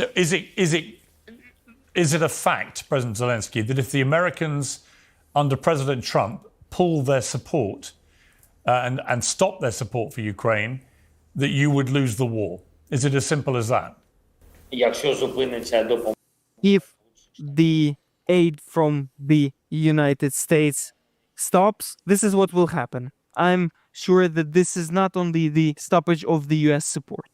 It will have the influence on the European leaders. That's right. Very soon influence on the leaders of Europe and leaders of the EU. Yeah. And if this support holds, this will definitely destabilize the alliance that I have mentioned above, and it will decrease the aid from Europe, and then we will depend not only on the US support, but also on the risk of the disruption of the supplies from European countries, and then it will be not 30% or 35%, it will be at least 60% of our support overall. And therefore, this risk to lose our territory and of Putin's victory, of course, it will be growing. And this is a very serious thing. For sure, without such aid, we cannot get by. Look at us and look at Russia. They are a big country, but with the help of our partners, we are fighting, I believe, with dignity, and the Russians do not have... Keep in mind, Russia is not fighting alone. Russia's fighting with Iran, North Korea, and China. Great advantage over us. Only because of the slow aid to Ukraine, it happened so. Something did not arrive, something we were lacking, and that influenced the situation. Yeah. And the morality, and not only the morality of our army and of the people of Ukraine, of civilians who very much count on the support. Therefore, the stoppage of the support, heavens forbid, and I'll believe that President Trump will not make such steps. He will not stop the support to Ukraine And because... there's also the fact that many experienced soldiers have died. There is the fact that a lot of the deaths would have been avoided, and that a lot more inexperienced soldiers are being put in the fray right now, who sometimes undergo not full training and are sent to Kursk. That is something that I've been relied by certain sources who are volunteers that go there to Kursk. That will definitely influence the decrease in support from Europe, and that is a high risk. In the end of the day, the support from the United States is not only support to Ukraine, it is the support to all of Europe. And if Ukraine does not withstand, and we have discussed that multiple times, they will go further. They will be in the Baltic states, in Poland. They will go further for sure to Romania. Many other states where... I'd love Poland to be invaded because of Donald Trump. That'd be lovely. Cool. If I could hear the same alarm sirens here and just go hide in the basement wherever the bombing starts. That would be so cool. That can be occupied fastly and can be destabilized fastly. President Trump said several days ago that he estimates from the intelligence that he's been given by his own people that Russia has lost as many as 600,000 soldiers, and Ukraine has lost 400,000 soldiers and many more civilians. Are those numbers correct? President Trump made fixing the economy... Pretty sure it's not lost soldiers, but casualties, which include not just dead, but also the wounded. Taken out of the battlefield. So I don't know what Piers Morgan means by lost, actually. An election-winning priority, but let's be clear. Because usually when you list casualties, you don't just list the dead. You list all people that were taken out of the battlefield, and that includes those who sustain injuries and live. That is counted as a casualty. There's a lot of fixing to be As done. I know. US national debt is at crisis levels. Inflation has made life more expensive for everybody, and the stock market is precarious, enough to make anyone's financial future feel grim. So what's the solution? Well, a simple one is to get out of the chaos and invest in something solid and reliable, like physical gold and silver. And when it comes to making that move, only one name you need to remember: American Hartford Gold. This company has earned the trust of thousands of customers, including me, with an A+ rating from the Better Business Bureau and glowing reviews to 2474 or text peers. This is... Я думаю, так на сьогодні. I think the following way, approximately. Around 350,000 Russians have been killed. There are a lot of them missing in action. I do not fully know, but around 50 to 70,000 missed in action Russians. Further, they have around 600,000, 700,000 wounded, approximately. The ratio is 1 to 2 dead wounded, because their field medicine is weaker than ours, and they do not bring people who are wounded back. If a person is wounded on the battlefield, it stays there. So the estimates are approximately like that, but they are very clear to reality. As regards our people, the exact numbers are very important for us. 45,100 people are dead, and we have around 390,000 cases of people being wounded. Here, let me be precise. The number of people wounded is See, casualties include the wounded, not just those who died. bigger than the number of And sometimes a person gets wounded and then they recover and then go back to fight. Even some people that lose limbs also return to fight. Like they lose a leg, but they come back and are a drone operator, for example. wounded people, actually, because there are people who've been wounded and then they came back to the battlefield and have been wounded again. So the numbers of wounded is 390,000. That is the situation, but the number of people is less. We have troubles with three types of numbers. The first one is thousands of people who are missing, and these are really thousands. And how many of those are really missing and how many are prisoners, I do not, as of Also, today. there's a very disturbing problem of Russians executing the prisoners of war. So that's also a thing that deserves its own mention and probably deserves its own discussion. How Russians are eroding the standards of international law at every step and basically turning the rules of international law into a joke. They know. They film themselves executing prisoners of war proudly, beheading them, putting their heads on spikes, and many other methods they choose. The precise number, but we are working on it. And thousands really of the men are prisoners. I think the US proudly posts videos of executing prisoners of war. I've not seen like tons of US videos proudly presented on the internet say, "Oh, we're about to behead these guys, these prisoners of war." Of war. The precise number depends again on the thousands of missing in action. What happened? Like, at least when the US did its weird waterboarding, it did it in secret, okay? At least it had like the whole secrecy thing about it. And Russia just, yeah, look here.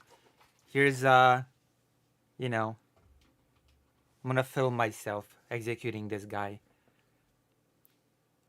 Happened to them. So that is the estimation as of today. And the third number So no, I don't really think it's the same. that we do not understand fully is children. We believe that 19,500, 19,800 people, kids were forcefully brought to Russia from the temporarily occupied territory. Not every civilization has the same conception of rights. Yeah, those are called international rights, to which Russia has also signed in, theoretically speaking, on paper. That is what we understand. Although, let me be frank, we do not know how many kids were killed on the occupied territories, and it is understandable that we do not know how many thousands of civilians from the law enforcement agencies, from the state institutions that have been captured. So how many of those people are in captivity or have been killed? So these numbers, they indeed very much influence the overall statistics. The Like, Russians. I'm gonna come back to this because Philip August said that you agree with Dugin here, but no, I have to push back against it. Like, the U.S. does not indiscriminately just execute all prisoners of war that it gets its hands on. It does not starve the captured prisoners of war near death, and it does not starve all the civilian that it gets their hands on and torture them. Like, there's a big difference between what the US does and what Russia does. So no, I don't think the modus operandi is quite the same. Through the Kremlin spokesman, Dmitry Peskov, have today said that they can't discuss a potential four-way peace talk between yourself, Vladimir Putin, Donald Trump, and a European representative, because they believe you are now an illegitimate president, because you were due to have an election in May of last year. And But you will not be able, you will have to show me again evidence. If you're making a claim that the US basically employs all the same methods as Russia does, but the only difference is that the US uses proxies but does exactly the same things as Russia.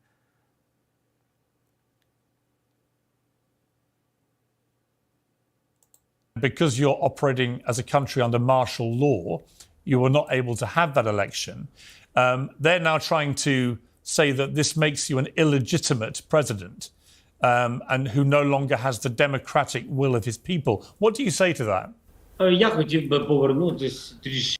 I would like to come back one step before the full-scale invasion in the first place. I truly wanted to have a telephone call even with Putin after our meeting in Normandy format a couple times, after we have made an agreement on the ceasefire that they have violated. We had a couple of phone conversations with Putin, and then he disappeared for more than 1 year. And after this disappearance, the full-scale invasion began. For all this time, I have tried, and your colleagues can trace it, and others can trace it in public domain, not publicly. You asked leaders in the US, in Europe. I have appealed to everybody, and I very much wanted to speak to him, to have the opportunity to meet with him, and to speak on any without any conditions, to just meet and have the dialogue. Right. Regarding the end of the war, ceasefire again, and before the full-scale invasion, the exchange of all the prisoners. I wanted to bring our citizens back. What then said his press secretary, his spokesperson? What can we speak about? There is nothing to speak about. We don't understand the reasons for the meet in Ukraine is disrupting the truce, although they were shelling constantly, and I very much wanted that we simply preserve the agreements. This does not work with By the way, them. that was happening under Trump, just so you know. So with them, A lot of the war in the Donbass was happening under Trump as well, so there you have it. the opportunity to end the war does not work out. This did not work out then. They were sure of their strength. They understood that they always wanted to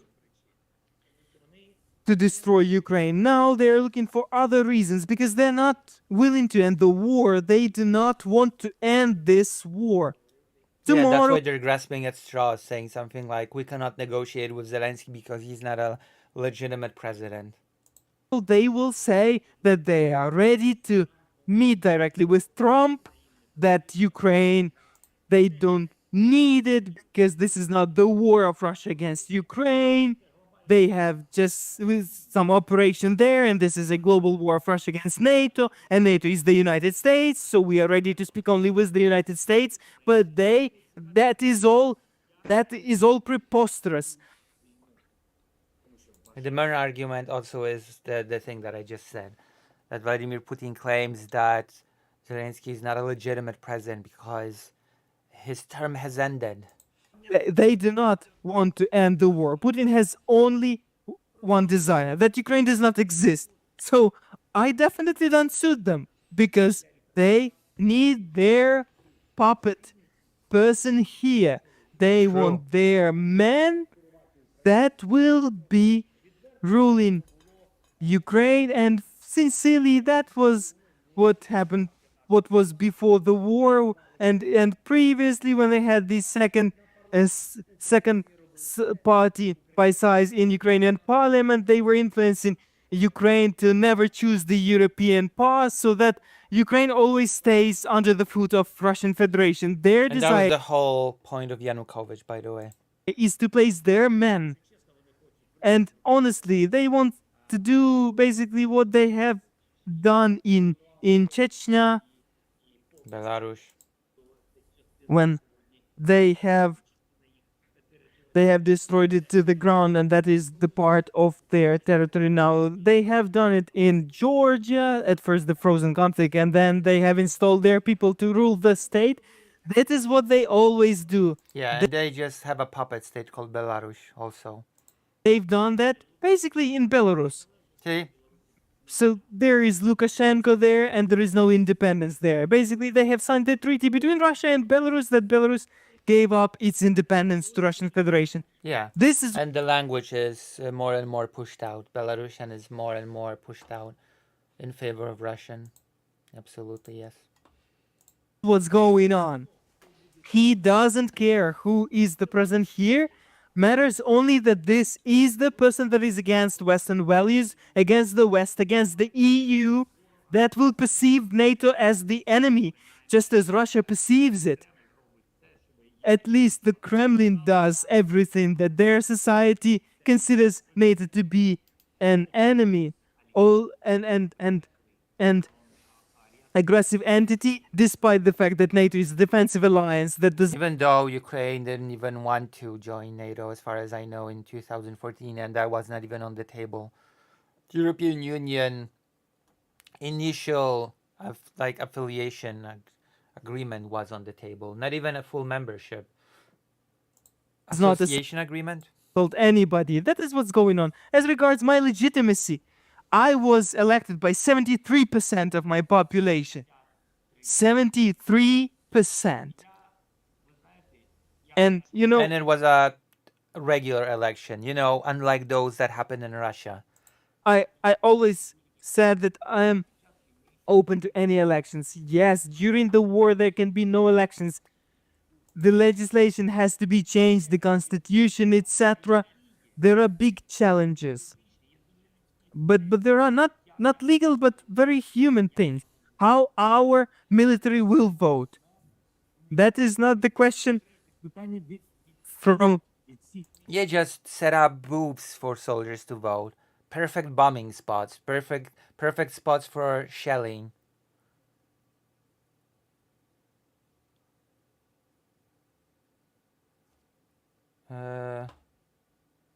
Yes, you saw that right. It's Piers Morgan. Of course he's gonna have a lot of views. From me, from average Ukrainians. That is the question from all Ukrainians, from the military. How can they vote in the readouts? How can people on the occupied territories vote? Millions of people. How?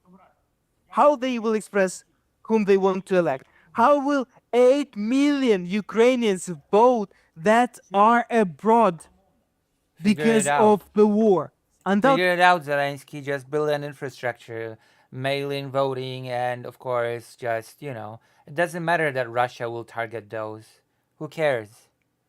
The war will end. The hot stage of the war will end, and then when the martial law ends, it's a ridiculous demand. Then definitely elections will be called. Mid-war. That is needed. We are defending democracy, so that is needed. But please understand one thing.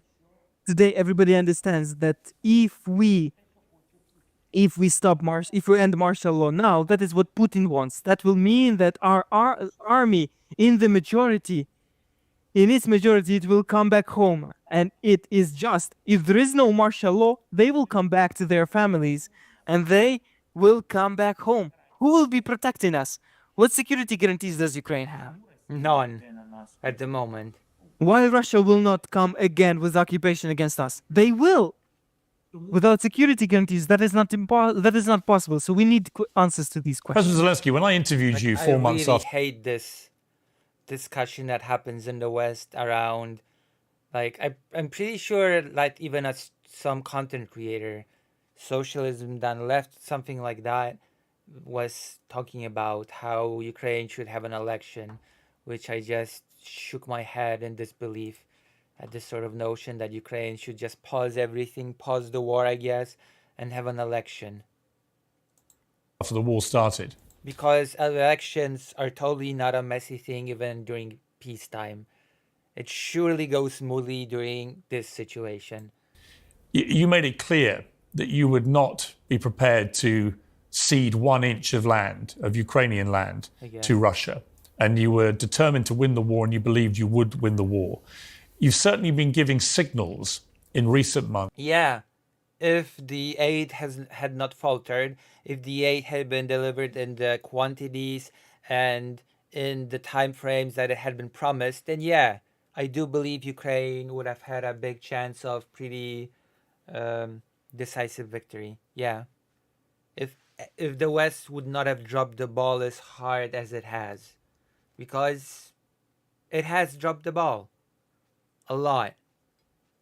Not enough weapons, always too little, too late.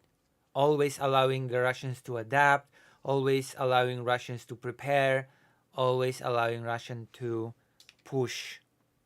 That is the history of the aid to Ukraine. In the meantime, Russia's allies do not seem to have such limitations and problems. They deliver what they give to Russia swiftly, quickly, including manpower. North Koreans that just directly go to the front lines to support its Russian allies. That your position may have changed through necessity, and that you might be prepared to consider a peace deal that would involve surrendering some territory to Russia, albeit very reluctantly. Is that now your position? Do you accept you will not get back all of the Ukrainian territory that Russia has taken? Now we cannot return all our territories. We are adequate people. We cannot lose millions of people for the result that, and it is not yet clear that it will happen. As of today, therefore, as of today, we cannot neither violate the oath that we gave to the people who have lost their lives for the sake of us in this war. We cannot violate the Constitution, and we cannot recognize the occupied territories as Russian. Yes, we know that is temporarily occupied territories. Therefore, they are temporarily, and therefore, legally, despite the martial law and despite whatever Putin wants and others, we will never recognize these territories as Russian. Good. Like it should be a non-starter. Recognizing these territories as Russian should be an absolute non-starter to any negotiation. It should be a deal breaker for Ukraine, this sort of thing. It should be unacceptable considering how many people have died, how many people are in occupation waiting to be rescued. Like the horror stories of people who did manage to escape those territories. This is not the question of a compromise or non-compromise. There can be no compromise in the sovereignty of the state. That's right. I know that US has been lately playing fast and loose with the idea of self-determination and sovereignty as illustrated by the Gaza example, but I think that Ukraine should absolutely not agree to just hand over huge swaths of territory to Russia and declare, yeah, it's Russia now. Like we just give up on all the people living there, on all the people that are waiting for liberation. Yes, regrettably, the support that is provided by our partners is insufficient for us to push Putin fully there you out. go. There we have it. We've got some honest evaluation of what's happening. The West has dropped the ball, in fact, on aid. Like, it's not a secret. It's pretty obvious what's happening. Out of our territories. We will bring back. Yes, it may be a combined approach.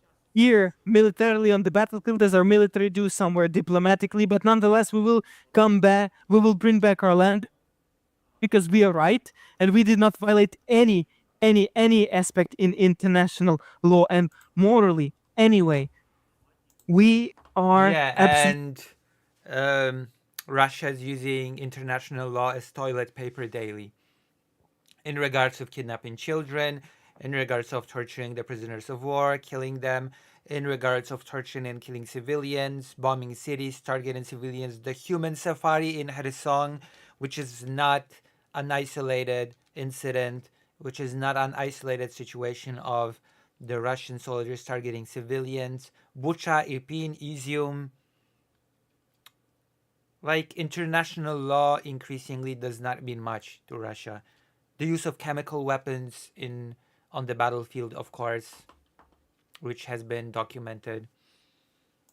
Absolutely right in this situation. So everything will come back. For sure, if our partners help to put pressure on Putin, if Trump, and I very much believe that he will make many steps forward, if President Trump, if Prime Minister Starmer, if members of the European Union, if representatives of the global South want the Arab states, China, Latin America, if they want to put pressure on Putin, he will give everything back.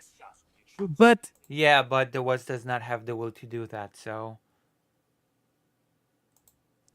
this means everything will go with time. If all leaders are not ready to put pressure on Putin in their alliance, then we will count on our efforts, on the aid from strategic partners, and we will count on time. And I am sure that the justice will definitely come, and it will happen. Therefore, there will be no legal compromises regarding the territories. As regards the other things, let me be frank.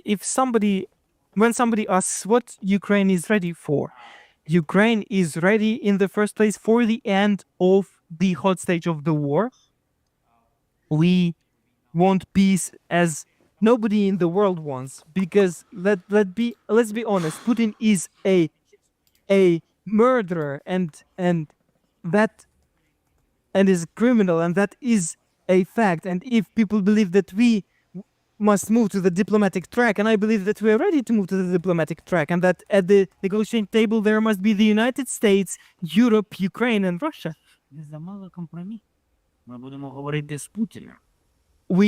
will be speaking with Putin. Right. Don't we make too many compromises? Even the conversation with Putin is already a compromise. yeah. And even speaking of allowing Russia to temporarily occupy territories is during a ceasefire and peace talks is already a compromise.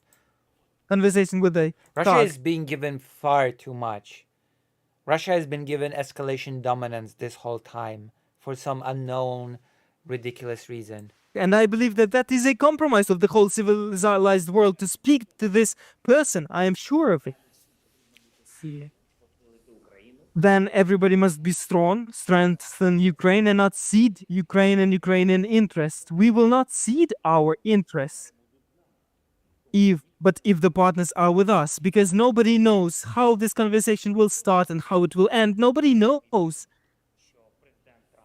But we believe that President Trump, he wants to succeed in this situation, and success is the victory of the common sense. And that is definitely the end to the hot stage of the war, and that is undoubtedly strong security guarantees for Ukraine, at least for the Putin not to come back with the war again in half year, months to 1 year. We must think of our grandchildren. What if Russians decide to come back in 10 years? Isn't that a challenge? That is a challenge. It's the same challenge, because these are the losses. I mean, if given the chance, they definitely will. That's not an if. for we must stabilize the situation It's not an if. in as just way as possible without risks for Ukraine and for Europe and for the world. President Trump, I've actually spoken to him personally about the situation, and he accepts it's very complicated and it's difficult to... Wasn't he supposed to end it in 24 hours?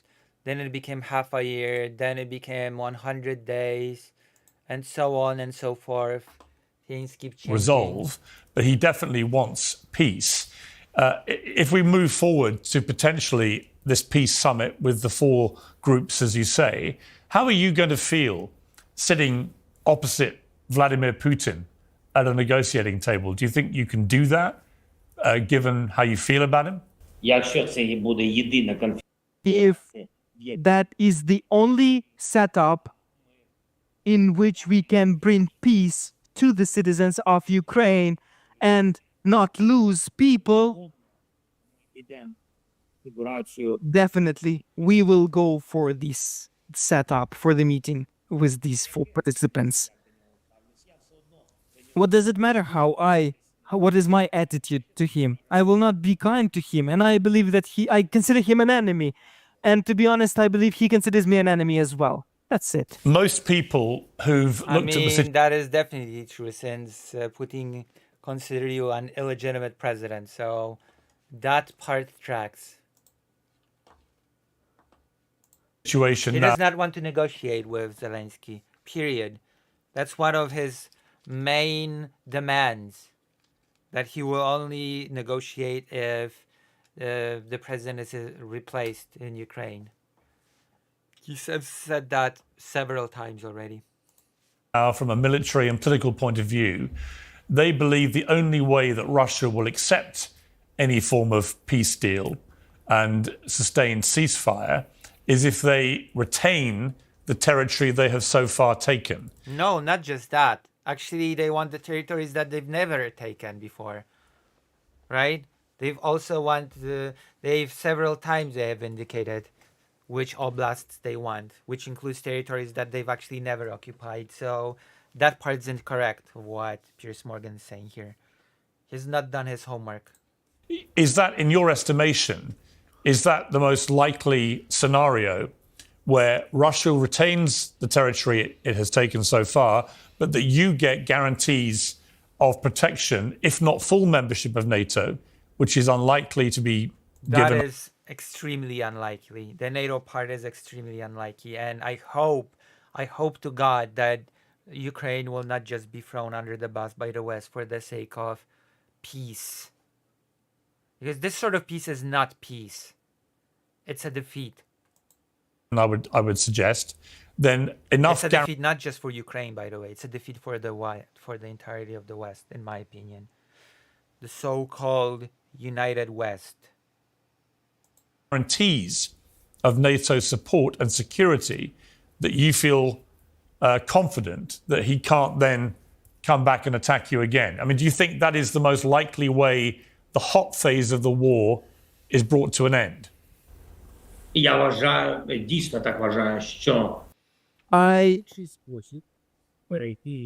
indeed believe that the fastest way to move to diplomacy is to guarantee today Ukrainian accession to NATO. A strong army. But that won't happen. Trump does not want to agree support to the army, because NATO is very, very important. That is support to the people, and that means that we will not be alone if something happens. But I believe that nonetheless we must guarantee our physical presence, not to decrease the numbers of our army, and even if we decrease the numbers of our army, that this happens without any risks, because the Ukrainian army has to be the biggest in Europe, and it must be in Ukraine. And that was second. And the third thing is that we believe that a great deterrence package will come with a sanctions package. And if sanctions are lifted from the Russian Federation, I believe that'll be the worst case scenario, by the way. Sanctions being lifted off of Russia, so that it can just rebuild and come back. This will increase the risk of the second invasion. And therefore, I believe that here we will have to look for the understanding how to solve the situation. You know, Alexander Dugin, you should call in. You should call in and talk to me about this. How about that, Alexander Dugin? Call in. As of now, to speak of the territories that Russia holds by force, why they need it, because honestly, that It'd be such great content for me that the esteemed Alexander Dugin would call in to my show and talk to me. That is nonsense. There are cities that are cut by the front line. Why have certain part of the town? Why Russia needs this half of the town? It's the biggest country on the planet. Why would it need this dead city? If the city is divided, there will be no civilization there, no economy, no investment. There will be many challenges. And please believe me, I remember what was there when I became the president. There was Minsk, there was a contact line, and along that contact line, people were dying on a daily basis. There were no mass murders and no massive artillery shellings, but on a daily basis, something was happening. Anyways, on a daily basis, families lost their close ones. The artillery shelling was coming, and all that was not right. And back then we had the retreatment of the forces, and today I also heard that from somebody, that there must be a ceasefire, then the forces must retreat. Believe me, that is a Minsk III. We will definitely not accept that. That is not security guarantees for Ukraine. We need guarantees, because there is an invitation for Russia to invade again. Guarantees are important for everybody. I said about NATO because really, and maybe I'm repeating myself, recently I said that NATO is the guarantees for us that Putin... Trump will not agree to NATO. He already indicated that he basically agrees with Putin on that. Okay?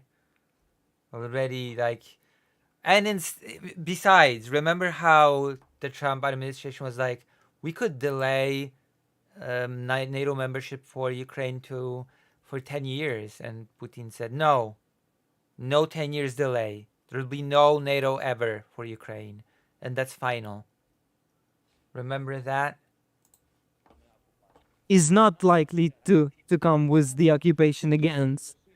NATO is guarantees for NATO that Ukrainian contingent in the numbers of hundreds of thousands of troops will strengthen them. That is a strong army for NATO. And NATO is guarantees for the Ruskies. That's great, but NATO, the European Union, and the United States seem to be a little bit too short-sighted to see the benefits of any long-term thinking. That Ukraine will not come with war against them, but it will solve all the issues diplomatically. Therefore, I said that NATO is guarantees for everybody, stable and less expensive. As you know, President Zelensky, Putin's position to his own people has been that the reason for what he calls his special operation, but was clearly an illegal invasion of your country, that the reason for that was NATO encroachment, and that he could not accept even though to this day there are NATO members that do not agree for Ukraine to join NATO, and all NATO members must agree for that to happen. So that was not even on the table. That was not in the table in 2014. That was not on the table, I believe, before the 2022 invasion. And still does not seem to be on the table. The movement, as he saw it, of Ukraine to become a full member of NATO. So don't make me laugh. Given that that is his reason for doing this, albeit it's a very disingenuous reason, but given that's what he tells his people, is an understatement. It is highly unlikely, isn't it, that he's going to accept you now becoming a full member of NATO, even for the territory that he doesn't occupy. So is there a level of guarantee below full membership of NATO that gives you enough security, do you think, to do a deal? Передусім він почав окупацію Криму. First and foremost, he started. Okay. 20 permanent U.S. military bases in the east of Ukraine. There you go. Located across the borders with Russia. There you go. Manned with U.S. soldiers all year long. There you go. That's a guarantee. Russia would not dare attack U.S. soldiers. How is that? How is that for a security guarantee? Build U.S. bases and man it with a whole bunch of U.S. soldiers. To which, by the way, Trump would also never agree. Just saying. But it would be certainly a guarantee. I think that the U.S. uses effectively in its international relations. Started the occupation was the annexation of Crimea, then Donbass, and then after 8 years he started the full-scale invasion. But he began at the very beginning when Ukraine was not candidate for the EU, did not have an invitation to NATO, was not aspiring to get, was not NATO candidate. Mm-hmm. So we were not members of any alliance. Yes, we very much wanted that because that is security for Ukraine. But not only him. Mind you, Ukraine in 2014 wanted the European Union, not necessarily NATO. Other countries in the world did not support our NATO membership, so he clearly understood that Ukraine will not be NATO member. Yep. He understood that. Yep. That means that the reason for the offense was different. Second, during the full-scale invasion, and because of the full-scale invasion, Finland changed the approach to NATO. Yep. Sweden changed the approach to NATO. And they received not only the invitation and the guarantees, but they have also become a full-fledged members of NATO. Yeah, and yet Russia did nothing. Russia could do nothing about it, but to whimper and shake their fist angrily. So if no NATO encroachment was the goal, then Russia has more than failed. That means that because of his occupation of Ukraine, other countries became NATO members. Yep. And again, and thanks God that there is no war in Finland and Sweden. But again, here we see that the reason of the invasion is not because of NATO. Vice versa, some members became some NATO countries are now NATO countries because he began the invasion. Yeah. And Finland is afraid because they have huge border with Russia. And they have started really, really tightening that border, by the way.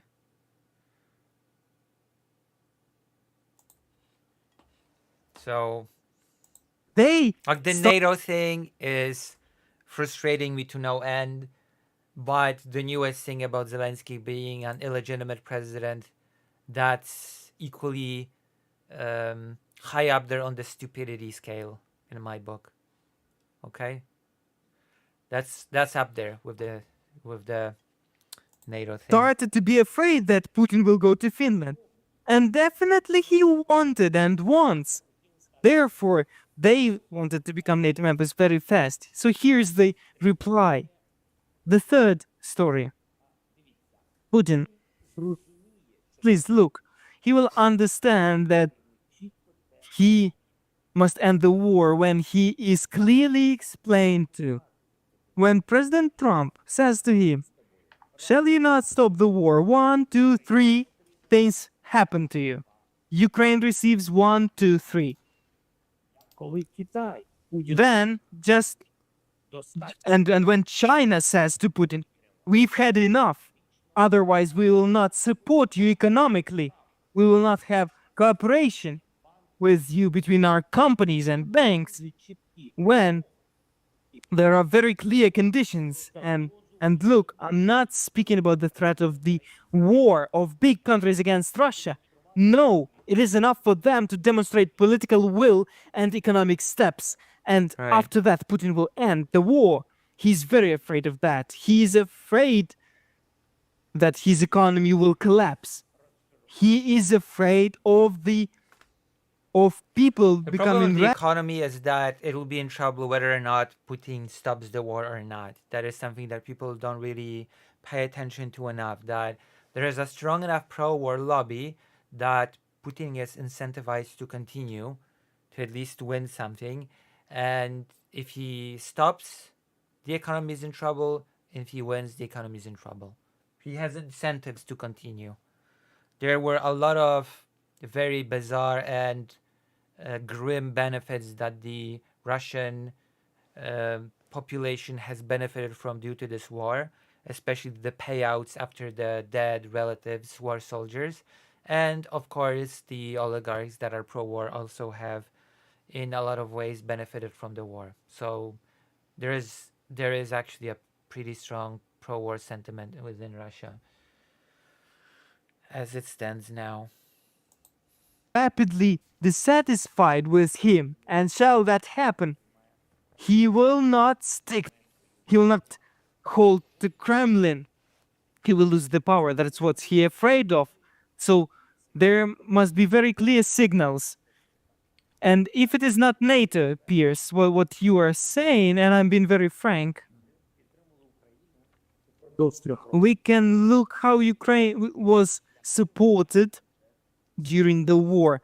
That was very big money. We have directed all our budget to the war effort, and the United States and EU with military and humanitarian aid helped us with big sums of money. The United States has used a fraction of the money that it has spent on its past conflicts. Just put that into perspective. If not NATO, we will need to sustain a million army. But the hundreds of thousands that we have will be not enough. Because you can see that they are on the offense and we do not have enough to fully get them out of our territory. That means that we will need to finance a million army at the very least. That is huge money to develop the production, most of our budget, to allocate the funds to defenses, to air defense. Not to mention the whole, rebuilding, resettling, etc. To drones, etc., etc. In any case, that is militarization of Ukraine. Do you think we want that? We want security guarantees. We want to invest in social, humanitarian dimensions. We want to rebuild Ukraine, our cultural heritage that was destroyed. We want to develop our state. That is not only military technologies, that is many other things, humanitarian things, medicine, culture, sports. We need money for all that. Where we will get it? That is very difficult. So that's why I believe that NATO is the cheapest option. If not NATO, then we must say that is huge army, huge money. Or again, just put a whole bunch of US bases across the border with Russia and put a bunch of US soldiers in those bases. If that's the road you want to take. But that's basically an equivalent of, NATO getting involved, since the US is in NATO, right? That means plus contingents of other our partners, and undoubtedly that is a big... Trump would never agree to that, of course. Deterrence missile package against the Ruskies if they start to go on offense, that we can use these long-range fires. It's a very interesting response. What I took away from that is that full NATO membership is not a deal breaker for you. In other words, if there can be a package of support in terms of reinforcing your military, paying for that to give you the kind of military protection that you believe you need to deter. Yeah, that's not gonna happen, Piers Morgan. That's as much of a fantasy as a full-fledged NATO membership, okay? But yeah, Trump that is doing all he can to cut costs, even in the most idiotic ways possible, is totally going to say, well, we're just gonna fund a million army now. Yeah, that's totally gonna happen. Putin from attacking again, that you would not necessarily consider full membership of NATO as a deal breaker in any settlement. Це просто буде великий ризик, що війна It will be just a big risk that the war breaks out. We will devote all our lives not to economy, but to the preparation of another Yeah. invasion of Russia. Exactly. So, with such support and such weaponry, it will be not that scary for us. But Ukraine will stay very underdeveloped as compared to what it could be. On the one hand, but on the other hand, it will be scary for everybody else, for the businesses, for the economy. Who will put money into Ukraine if people will know that we are not NATO members and that the risk of Russia's attack with big army is still there. increasing? With NATO, it's decreasing, but without it will be increasing. So the contingent that can be present in Ukraine, yes, it can be a deterrence factor against Russia. But Pierce, that is all magnificent. Well, I don't want it. Fully militarized, hyper-nationalistic Ukraine. I'm not sure I want that. You know, Ukraine that cannot rebuild properly, Ukraine that cannot focus on development. It's going to be very fine and dandy. Oh yeah, sure. On the way to NATO. If we are not in NATO, tomorrow we must understand when we are in NATO. And that also adds up to the support. And in all this, may I have the question.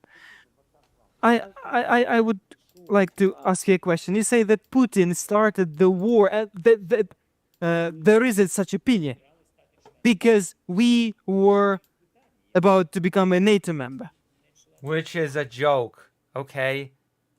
There was not even on the table for it to become a member of NATO.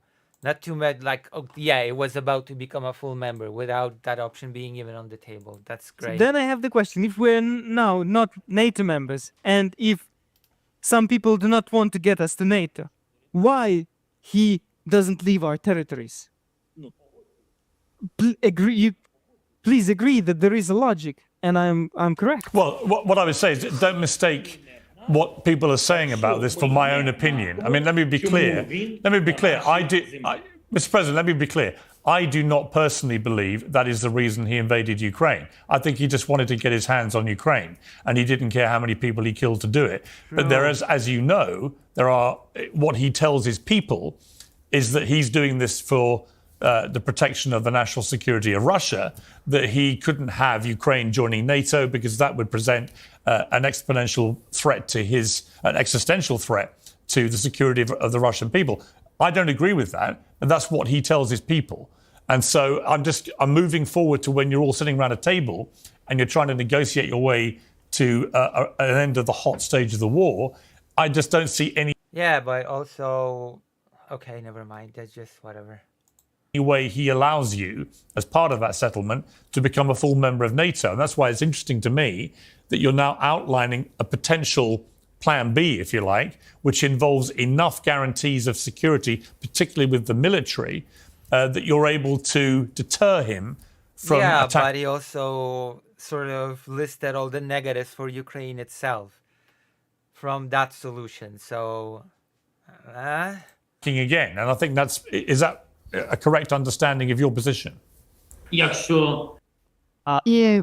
в якійсь перспективі в майбутньому, то If NATO is not today, but in some time in the future, then all this cross when we go well, already Putin said no NATO in any future, so to NATO, all this time when we are waiting, no matter how long it takes, and unfortunately does not depend on us, if this process is protracted for years or decades, not because of us, but because of partners, then we have absolutely just question what will be defending us against this evil for this whole time on I this. mean, that's a great question, and I would like to hear some answers, because for the plan B to work, there would have to be substantial financing from Europe, US, what have you. And the US is currently trying to cut costs, isn't it? I'm gonna butcher the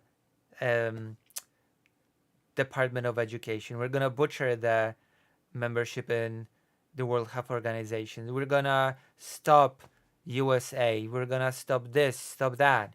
So what makes anyone think that Trump will turn around and say, sure, we'll find a military that will be able to withstand any future invasion by Russia? Yeah, sure, we're just gonna do it like that. It's no problem. Whole path. Unlimited checkbook. Which support package? Which missiles? Will we be given nuclear weapons? Then let them Definitely give not. us nuclear Definitely not. weapons.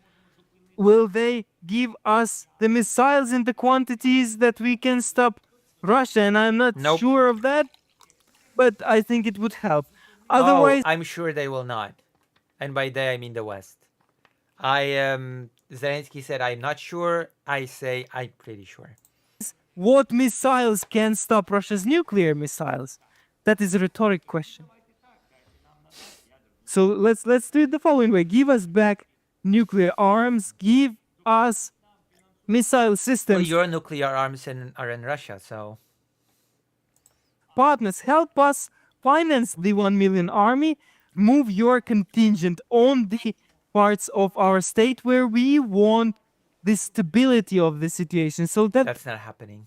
None of that is happening. None of that is what the West is willing to agree to, in my opinion, at least. the people have tranquility. If we're speaking about this, okay. But here the question arises that I mentioned to you. If we are not in NATO, why is he on our soil? If we're not in NATO, and America says that we are not ready to take Ukraine to NATO, then Putin must fully retreat from our territory. That is logical. Yep. Then we will speak about everything else. Financial compensation for all his whole logic behind the invasion just falls flat. the losses we've suffered. Because there must be logic. He invaded because he was afraid we'll become NATO members. Okay, we're not NATO members. Go back of our land. It must be viewed like that. Because what else? Do you think, Mr. President, that Ukraine would have been invaded in 2022 if you hadn't surrendered your nuclear defense back in the 90s? In other words, if you Well, still... that's the question if Ukraine would have had the capacity to upkeep those weapons, right? Like, that is actually a that depends. Because I'm pretty sure that was not a guarantee that Ukraine would have been able to upkeep that. had nuclear weapons, arsenal, do potentially. you think it would have deterred him from invading? Так, він би не втоп. Yes, he would not invade. Never. He would not invade in So I don't 20... think this is as simple as that, considering that, well, what I just said. 22 because I'm sure he would get signals, and it is not right to step to the nuclear war because that would destroy the whole world. He would be afraid of that. He would be afraid of his society. They would understand all the risks. Our nuclear weapons was exchanged for nothing. That is That I influence of agree with. Russia. That That I was agree the with. agreement between Russia and the US, that Ukraine gives up nuclear arms. Maybe there were some other players who've been in negotiations, but there were players who were signing the Budapest Memorandum. But the Yeah, England. main thing was done by Russia and the US. We And the lost. UK. We lost protection. We lost our security guarantees. Those were our security guarantees. Definitely because of that he invaded. No, even if we were to give up the nuclear arms, yes, there was such policy in the world, but for what? We should have exchanged it for NATO arms. Or for a very specific obligation by countries such as the US and the UK that should an invasion happen, they will directly intervene, which was not a written promise made in the Budapest Memorandum, by the way. Like, the US and the UK were very careful to avoid any specific commitments in that document. Because even NATO arms, Spears, honestly, we began to receive it after full-scale invasion. Yep. real arms. Real arms. I'm not speaking about the Javelins. certain small numbers that was after Crimea during this frozen conflict. After Minsk, we've received certain things, but that was nothing. That is nothing. Now, daily we expend more than we required during the 8 years. On a daily basis, we expend more. So really, NATO arms, NATO protection, and air defense first and foremost, we began to get after 2022. And if honestly, after we managed to stop it, simply to stop. That's it. We had no security guarantees. Not to mention that Ukraine would be made an international pariah if they didn't give up. Yeah, they would have been pressured, ostracized, isolated. They would have been made unable to sustain the nuclear arsenal, actually. Because they were already in dire straits in the 90s when it comes to the shock therapy and everything. So the international community could have made it much worse for Ukraine and much more difficult to sustain the arsenal. Yeah. Except for the nuclear arms. No, none. You gave an interview to Associated Press yesterday in which you indicated that a very large amount of money that was supposed to have come to Ukraine from the United States simply didn't arrive, or it was slightly confusing to work out exactly what you were saying. And some people... Interestingly enough, Elon Musk jumped on it right away. So I'm interested in Zelensky's response to this because it sparked a lot of anger with a lot of people. People have interpreted it in different ways. I wonder if you could just clarify exactly what you meant by that and explain to those in America who believe that they're just sending endless amounts of money to you how this process actually works. I am ready to explain in numbers. And it seems to me the most important thing. I have reacted. I would never raise up the topic, but I react with the numbers to the calls that Ukrainians have received hundreds of billions from the United States. And that a lot of money disappeared somewhere and they are nobody knows where. And hundreds of billions of dollars Ukraine never received. That is first. Ukraine received support by all the institutions of the US, of the Congress, of the White House, on military in the 3 years on 77 billion. 77 billion in arms, not money, in arms, came to Ukraine. Okay. Had to come to Ukraine. In reality, as of today, 46 billion out of this package arrived in Ukraine. 46 in reality actually came. Legally, 77 billion must come. 15 billion out of these 77 must come in arms this year. We are waiting. As I mentioned to you, the processes are slow. It maybe will arrive. We do not know when, but it's in process. Or so 77. maybe Trump will just decide that it won't. Just saying. It is now up to Trump if it will arrive or not. And there's been a lot of indication that Trump is not so willing to release that aid. Just saying. In arms. Had to come. There have been a lot of idiots that jumped on this, like Elon Musk with his, where's the rest of the money? What happened to the money? Curious. Suspicious. And that guy just now took charge of the treasury. So make of that what you will. 46 actually arrived.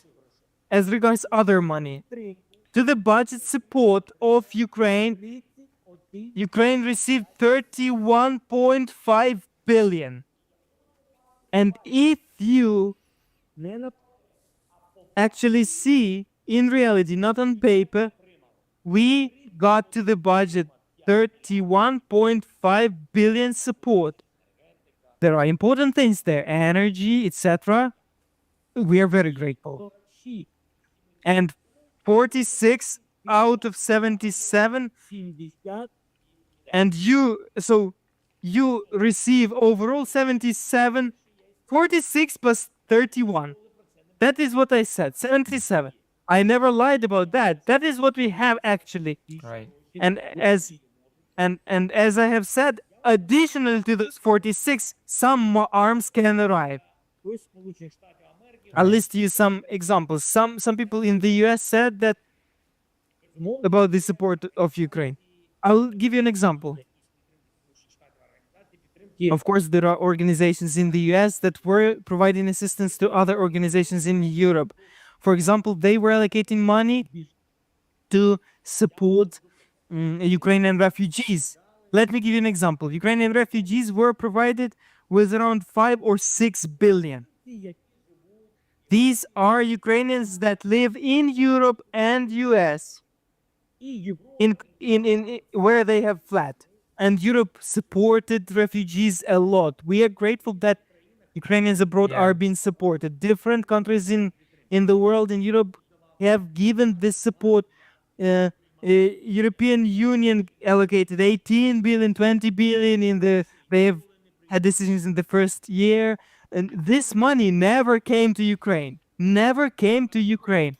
I always said, give money to support of refugees to Ukrainian budget, and we from Ukrainian budget will give it to the refugees that are abroad, not to lose connection with Ukrainians. It was very important for us.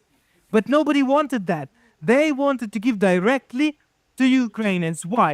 So that this money stays abroad. Right. I can understand. And the US have directed 5 to 6 billion. But Pierce, in the first year of the war, citizens of Ukraine carried out of Ukraine, at least officially, 35 billion in the first year. 35 billion. And nobody could stop them. It's their money. It's their right. They're free people. But they have took. They have transferred their accounts abroad. Yes, our economy collapsed, and one of the reasons was that large sums of capital took from Ukraine. So just to compare, were you in the 3 years of the war, the U.S. directed to refugees 5 to 6 billion in aid, and in the first year, Ukrainians took out of the country 35. Therefore, I do not consider it the support to Ukrainian budget, but it's support of people, and we are grateful for that. But one cannot say that we have directed hundreds of billions to Ukraine. That is not true. So that is the second example to you. Very interesting one. Part of the money that the people speak in the US about was financing the production of the United States of America. Yes, companies who were producing weapons. Yeah. Of course, they said that this money is for Ukraine. Yeah, because the United States, that's how the aid works. The United States gives all the equipment and uses money to build new equipment for the United States. Undoubtedly, we are grateful for this money. Right? But you know, they have calculated this money in the package when they allocated this money for Ukraine. Yes, they increased the production in the US. This helped us, but all this money stayed in the United States of America. Yeah. In the specific companies, at the specific plants, making profit for specific people, for the salaries of solely US citizens that are working in those companies. Yeah, to restock. That is a good decision, but this money was not directed to Ukraine. Yeah. I simply say that the numbers are numbers. One cannot say we've given hundreds of billions to Ukraine. Where is the money? Because when you say that we've given billions to Ukraine, where is the money? You can you can find that the majority of the money is in your country. And this is what happened in reality. Although, think- for sure, without the I US believe and we can put that whole thing to rest now, right? Can we put this topic to rest? European help, we would not withstand. And that's a fact, and we are very grateful for that. But I am for, when we speak about numbers, I'm for speaking about precise numbers. One implication from the Associated Press interview you gave was that a lot of money had just disappeared, had gone missing. Is that what you meant to say, or do you want to clarify that? Їх не було в Україні. This money wasn't in Ukraine. В Україні було чітко 46,7 Ukraine had 46 out of 77 billion that came with arms, 31.5 came to our budget aid, undoubtedly on the for example on training training to Ukrainian troops by NATO. I am not a big fan of this interpreter, by the way. Just saying, I'm not a huge fan of this interpreter. US country. As I'm aware, this training sum was in this 46 billion. So the training were also calculated in the package. So where on the way was this money spent? What came? What not? What not arrived? It seems to me that we must be transparent. Right. With what Ukraine received. So in other words, you have to be transparent about how the aid functions, because many people don't seem to have the secret knowledge as to how the aid actually functions. Just how many people don't seem to know how the Department of Education works. What Ukraine, our state, It's the same received. problem that people who don't know anything about the functioning of the things that they try to meddle in. Our army, I'm talking to you, Elon Musk. our budget. And for this, we are ready to report. We have precise numbers. And to those, President Zelensky in America, who believe it's a waste of money, you know, they believe America first, that this is happening thousands of miles away. There's no direct. Oh yeah, America first. That's a joke. That is such a joke to say America first after all the decisions that Trump has made less than a month in. Connection to America's national interest. And many on the conservative right in America do now believe this. What's your message to them? By the way, part of this message appears from your question that I have just replied to. By the way, when part of the money was allocated by the government to the Yeah. production in the United States for increase in production, we received weapons from your storages. And you know that not all that weaponry was brand new. Well, no, none of it actually. Most of it was not brand new. What do you mean, not all of it? Most of it was not. And that's the whole point. That's the whole point of the aid. We should give you our old stuff that we were not going to use, that was going to waste in the storage. And in turn, we're going to refill our stock with brand new stuff. We're grateful for that, but many things we had to refurbish. Yeah. So you have renewed, the United States of America have renewed. That is one thing, by the way, that Poland did for Ukraine. That it refurbished it before sending the equipment to Ukraine. That is the difference between Poland and Germany. Germany would send equipment that would be in barely functioning state that would need to be repaired, and Poland would repair it and then send it. There you go. My Polish nationalism has a moment to shine in its full glory. Their army, their weapons, because they have allocated the packages, and for that money, the new weapons were produced. That's right. The state-of-the-art weapons. That is exactly how the aid functions. We're grateful for everything. We will be forever grateful for that. But you must know that these weapons are made in 70s and 80s. Yeah, like Vietnam War era weapons. Apparently, the oldest weapons reach World War II, pre-World War II era, so used in Ukraine. that is very important. I think your people and in America, they must know about that. You have received, and please, I apologize, I mean the United States, have received the refurbished army, and I believe that's a very good thing. Second, you have increased the number of working places on the plants and the taxes. And third, American companies today now have the contracts for these arms and the highest prices for these arms in the last 50 years, because there is such a huge demand because of Russian offense. All European countries have this request. People are afraid. That's right. These are huge. This is huge The money. countries are arming and the countries are spending more and more GDP. Poland being a prime example. 4.7 GDP this year for the sake of armament. The companies, American companies, made millions even on licenses because there are offices in Europe. And so these are billions of revenues, and I believe that this war has brought it. To the United States, for sure, apart from all bad things that it brought to us. What a joke to say that the United States completely just spent money and did not earn anything on this war. Furthermore, US received from Ukraine the experience of modern big land warfare.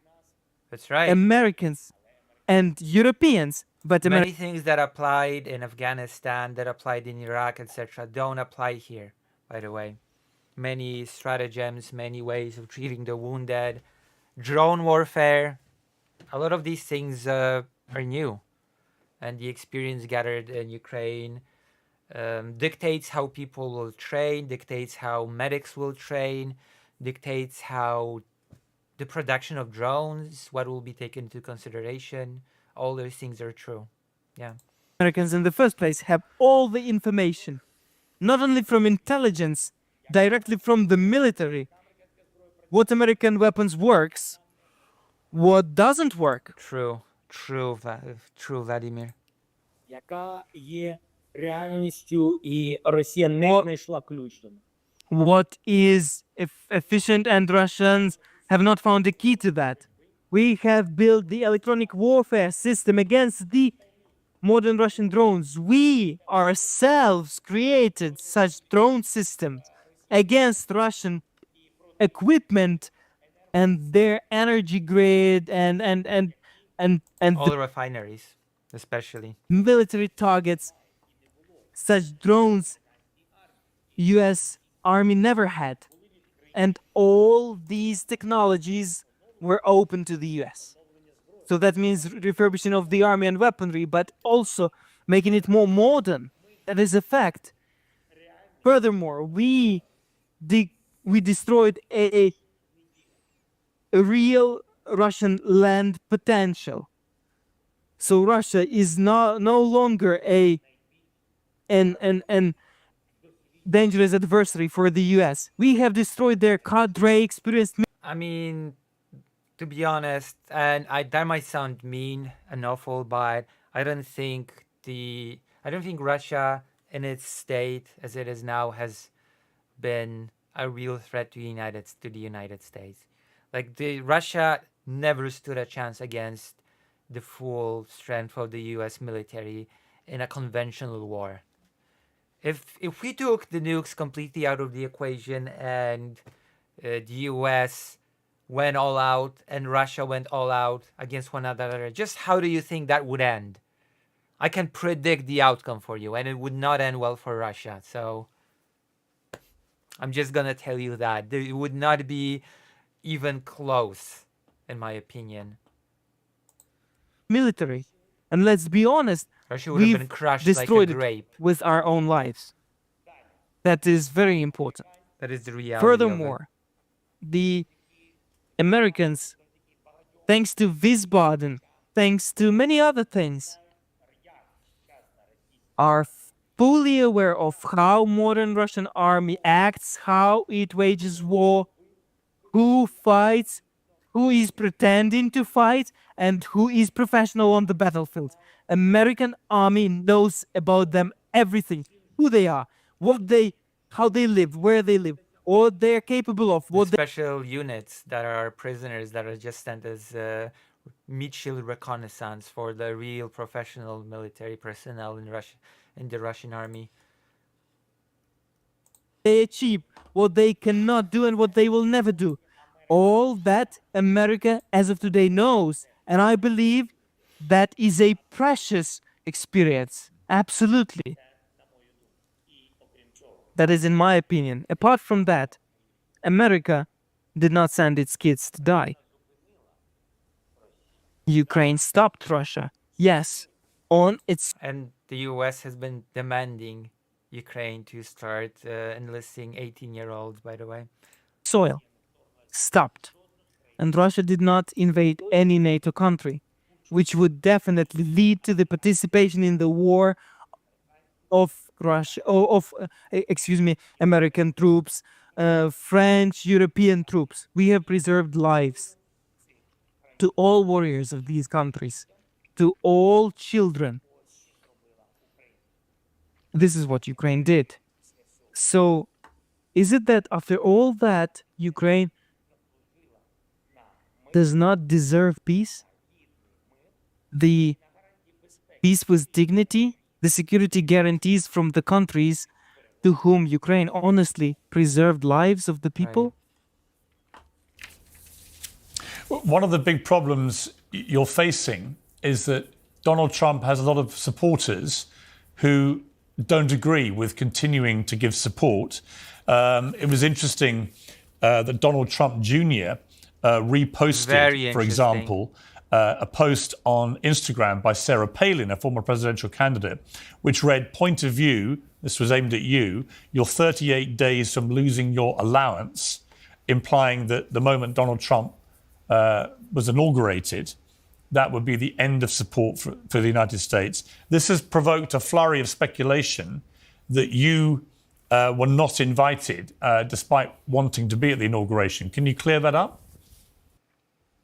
Люди серед тих, хто підтримують відповідні меседжі або перепощує. Among those who support certain messages or Please address this brain-dead nonsense that has been thrown your way. who repost the people that are close to President Trump, they act absolutely irresponsibly. No, it's not. The ending support to Ukraine can lead with very likely to the victory of Putin, and that means dragging United States of America and all Europe to a third world war. So that is irresponsibly. I do not want to give characteristics to posts or reposts or messages on support or some discussions. That does not interest me. Yeah. He, Donald Trump, is the president of the United States of America. Yeah, true. Although his cabinet does matter. Thank God Junior is not part of the cabinet. So his words do not matter to me as much.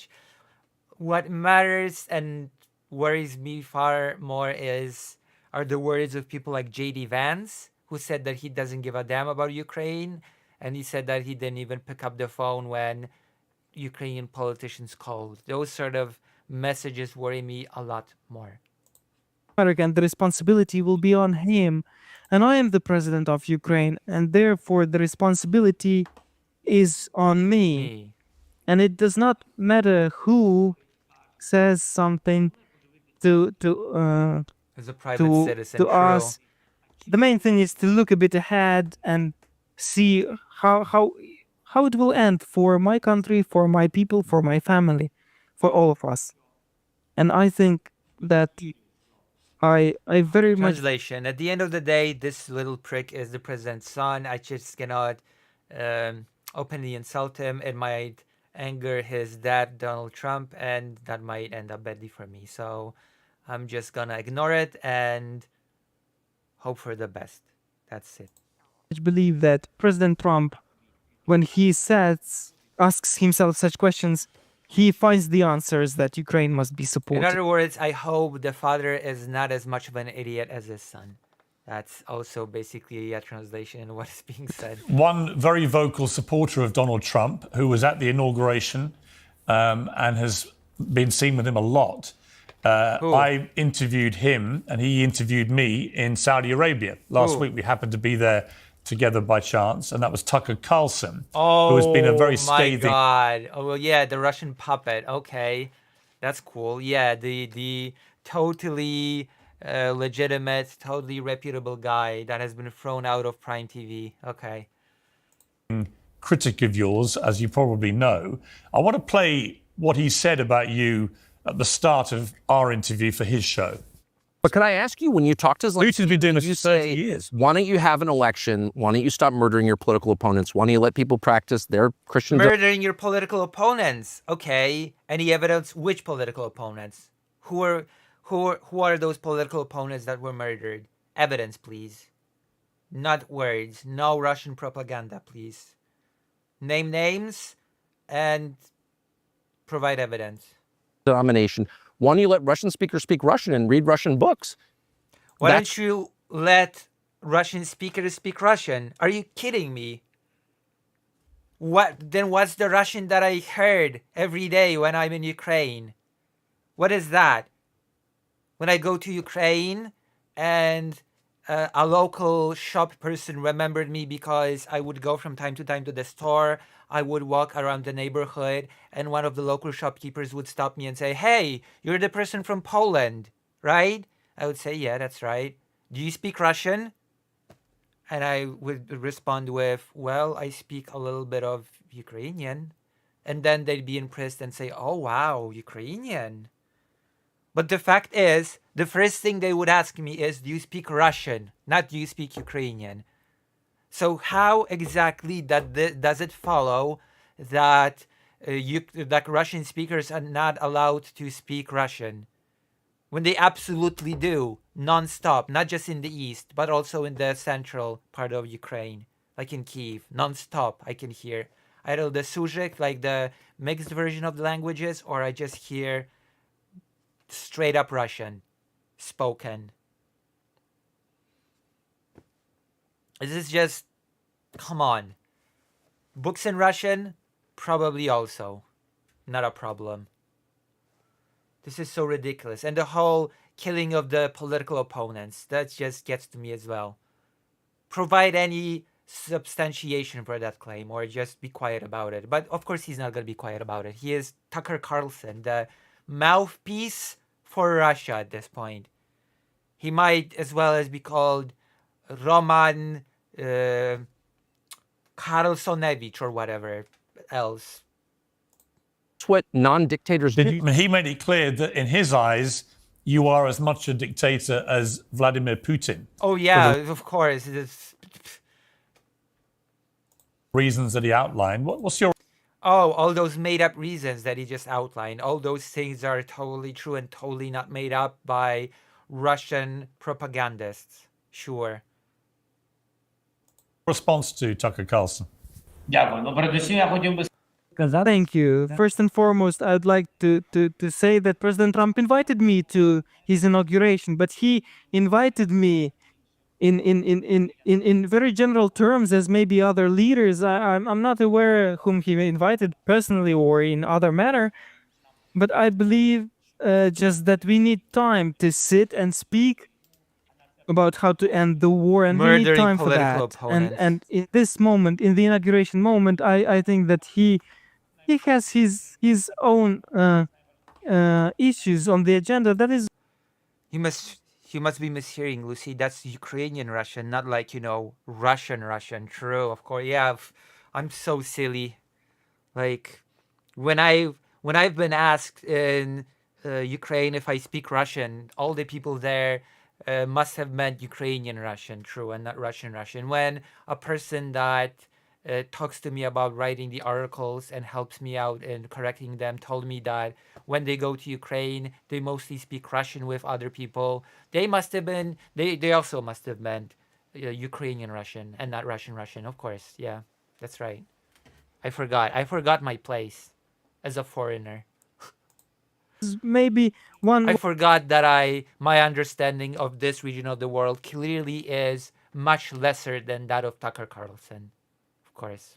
One of the most important days in his After all, he went to a shopping mall in Russia and he smelled the bread and he used the shopping cart. So he has the expertise. And he went to the subway as well. No drug addicts in the Russian subway. Keep that in mind. In the life of the American people, and I think that it was simply not very appropriate for me to come. He wouldn't have time for personal meeting. Стосується цієї людини. As regards this Yeah. person, Я хочу вам сказати, що в Україні firstly, I'd like to tell you that Ukraine has a council of churches. God, I would love him to just respond to it point by point. And the whole religious persecution thing is just ridiculous. The only church that was quote unquote persecuted were those affiliated with the Russian Orthodox Church. In other words, those who are openly or a little bit less openly supporting Russia in the war effort. Why would Ukraine keep such branches of the church open? And it's still a far cry from what Russia is doing, invading, persecuting, just locking down, closing down, persecuting, and suppressing all the Christians that do not conform to the Orthodox Russian model. That is the reality of the situation. And I'm pretty sure there are people that personally go out east, film out east, get testimonies that will be releasing footage on that topic. The exact topic that's being discussed here. The topic of the church persecution happening in the east of Ukraine and who exactly is doing that persecution. It is an institution that is the biggest in Europe. I was told by my I think the evidence points in a clear direction as to whom is doing the persecution against religion. colleagues in the United States of America that you have in terms of the amount of that in the US they do not have such amount of institutions. This is a very serious community where all the denominations, all the religions are members of, no matter the Orthodox, the Catholics, or Muslims, or the Jews. We have many Baptists. So we have many various churches, various denominations, various religions, and Like, seriously, don't make me laugh. I'm not gonna take seriously the argument that has been most pandered by Marjorie Taylor Greene. Okay, the Jewish space lasers lady. I treat the whole Ukraine is persecuting Christians on the same level as the Jewish laser thing, which is to say, with not a lot of seriousness. all of them are members of the Council of Churches, and also the Moscow Patriarchate was also a member of the Council of Churches, and where he is mistaken, not me, not somebody else. It is that all the population is against the Moscow Patriarchate, even as it sounds. And the thing is that nobody was closing anything. It's that the Council of Churches, and they discussed and decided it among themselves that they have excluded the Moscow Patriarchate out of the Council of Churches. This is done by only denominations. There you go. We're gonna listen to this again because I feel like some people need to hear this message again. Okay, I feel like to some people this just does not penetrate. So we're gonna listen to this again. Do it of trust, and this is that. The thing is that nobody was closing anything.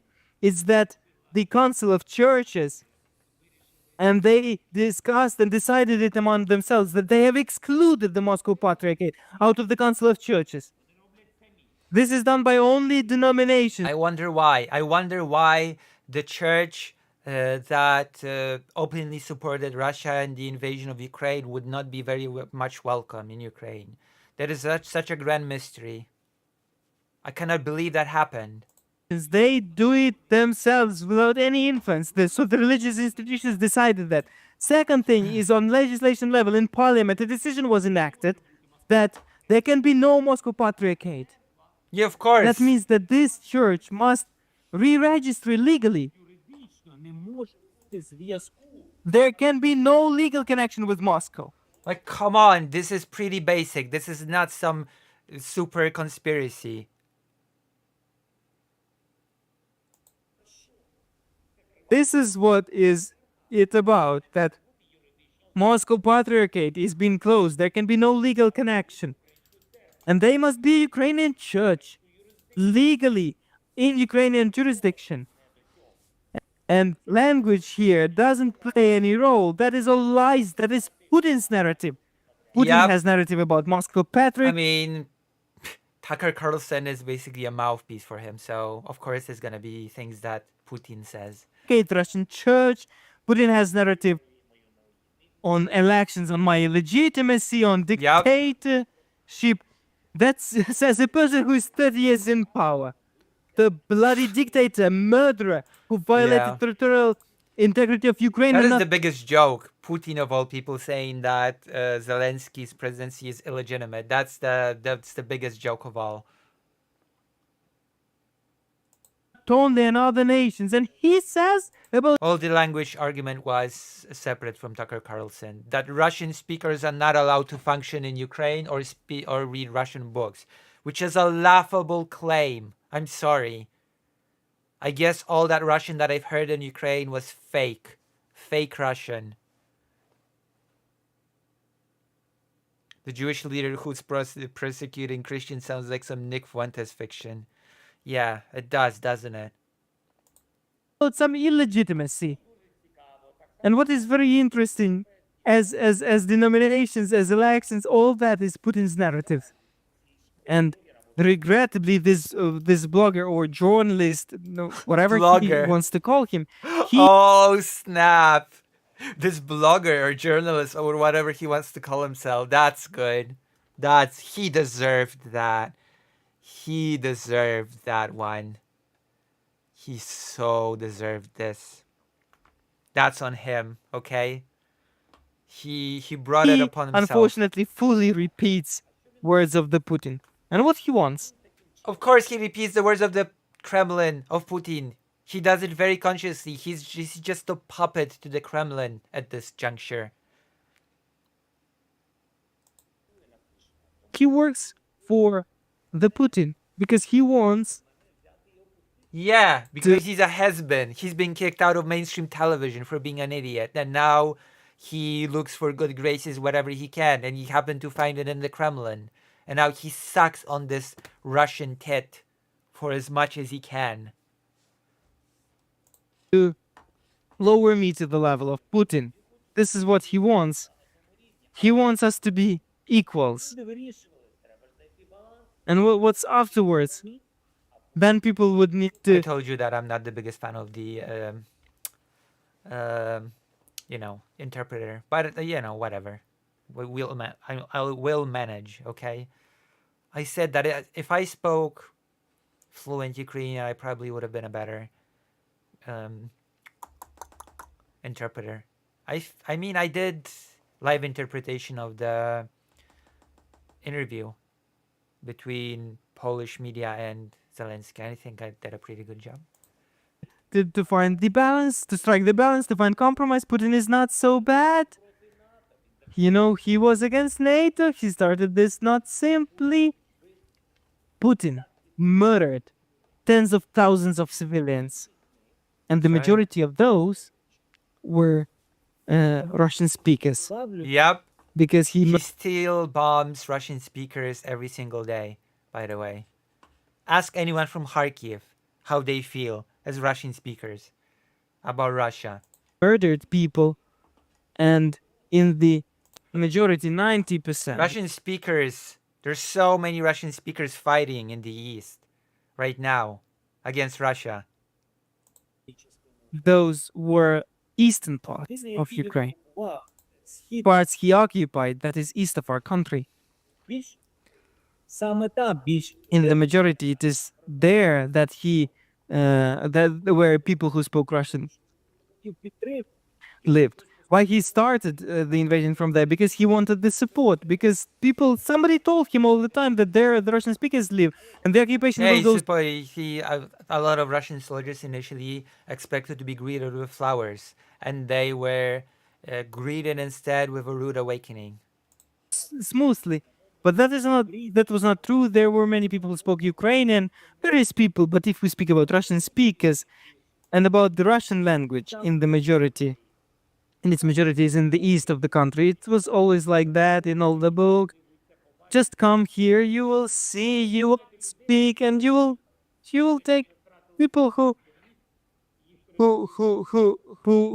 have moved because they have lost their flats. If you see those people who lost the flats and because they were occupied, yes, there are many of the Russian speakers, but he killed himself, those people, and ask how they now. What's their attitude to Putin? They hate him. They hate him. To Crimea, before Crimea, they approached him as a neighbor. We must live in peace with the Russians. We must have good relations with Putin. Ask those people now. The people who You hate him. I'm gonna respond to this myself. whose households Putin killed. Russia is very special. It's still special to this day. They will tell him True. in Russian language. Mr. President, in relation to what Tucker Carlson said about And about the killing of murdering political. Yes. Yes, please address the murdering of political opponents, because my questions are: which political opponents, who are those people, name them, and provide evidence. Thank you. Those are the only few humble asks that I give in regards to this accusation. I wonder what Zelensky's response is going to be. I think something along those lines, but maybe I'll be surprised with something else. Whom have we killed? There was one person. His surname is Medvedchuk. That person is now in Moscow. Medvedchuk was the leader of second size party after our party. He had second. Coach Red Pill, but he's not a political opponent. He was a journalist. Coach Red Pill. So he wasn't even a political opponent. So that accusation doesn't even count him in any way. It was just a freedom-speaking, freedom-loving, speak truth to power American. But he wasn't a political opponent. He was a journalist. Quote unquote. He was definitely not just a cheap propagandist. Second party in terms of size in parliament. This party That was the thing. is the party that Putin was controlling via Medvedchuk. Medvedchuk is the godfather of Putin's kid. So you admit you murdered him. You murdered your political opponent. You murder your political opponents. Gotcha. Headline: Zelensky admits to murdering all political opponents. So they are like relatives. Medvedchuk was always against Ukraine, against our independence. I cannot help you because I'm pro-NATO and I'm pro-Western hegemony, and I'm sorry, Vladimir, you're on your own. Good luck and stay safe, okay? Against the EU. I am pro-Zelensky's regime, and I just think NATO should encroach and destroy all Russian speakers. Thank you. Against Europe, against NATO, against all that. And all Russian narratives that came from Putin, they came via Medvedchuk. They, for years, have been doing everything so we become dependent on Russian gas, oil. They were making profits on Russian oil and gas. So that was the party. that was a pro-Russian party. When the war started, Putin was giving his ultimatums via this party to me. And when the war started, Medvedchuk and his colleagues demanded that Ukraine cedes Ukraine to Putin. That was their plan, to put Medvedchuk to rule over Ukraine, so that it is the same as in Belarus, the same as in Chechnya, the same as everywhere where they come. Okay. So that we run, so that I flee abroad to other country, etc. They very much wanted that, but it didn't happen that way. Ukraine preserved its independence. This is what happened. And then Medvedchuk, nobody killed him. He was arrested. That we know of. Okay, where's he now? Where is this guy that you keep talking about, Zelensky? You murdered him, and then you send a substitute, a doppelganger, to Russia to make it seem like he ran away to Russia. But in reality, his body is deep underground. It has been for years. That is my headcanon. Which, incidentally, I fully support and endorse.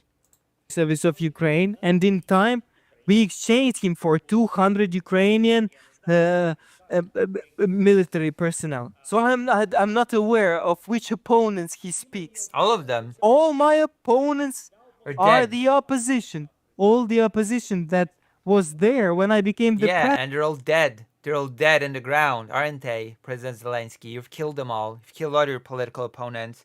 And you've arrested all of the Russian speakers in Ukraine. And you've burned all the Russian books, haven't you? That's your modus operandi. And I was just using excuses. President, it is all there in Ukrainian parliament. And even this party that was the party of Medvedchuk, whom we exchanged, those MPs are in parliament. It seems to me that to this journalist, I do not remember his surname, excuse me, Tucker, yes, Carlson. Tucker is his name. Okay, yes, Carlson. it seems to me Потрібно he needs to more deeply understand what's happening in Ukraine, to stop working for Putin, to stop licking. Oh, I'm sorry, you should not make demands that are just impossible to meet, okay? It is impossible for Tucker Carlson not to work for Russia. It's physically impossible. It's like, I don't know, asking a dog not to pee or smell other dogs' butts or something. I don't even know what comparison to use. It's like asking Trump not to be a dumbass and not to want to invade Greenland. His ass, honestly. It seems to me very important. Well, it certainly does not feel important to Tucker Carlson, the journalist. Tucker Carlson is basically, at this point, the same type of journalist, the same caliber of journalist as the before-mentioned Coach Red Pill. To me, the person, no matter where he lives, must understand things. When he simply says something, just throwing the words, has he for one time in his lifetime lost his close ones? I wish to his family, I do not know his family, I wish them peace and no losses. But one must have his own opinion and understand that he probably influences many people and he's simply disinforming them, misinforming the people. Yeah, and he does that on purpose. He knows perfectly well what he's doing, okay? He's not mentally challenged, believe it or not. He knows what he's doing. He knows perfectly well what he's doing. As much as I'd like to just say, oh yeah, Tucker Carlson is just this mentally, he's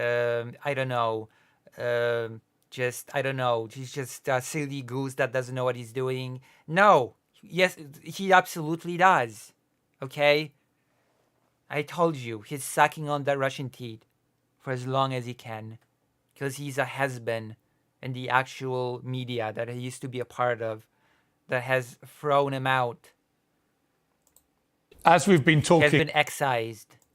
President Zelensky, there's been an assassination in Moscow, an explosion believed to be assassination. This is of the man accused by Ukraine's secret services of orchestrating assassinations in Kyiv.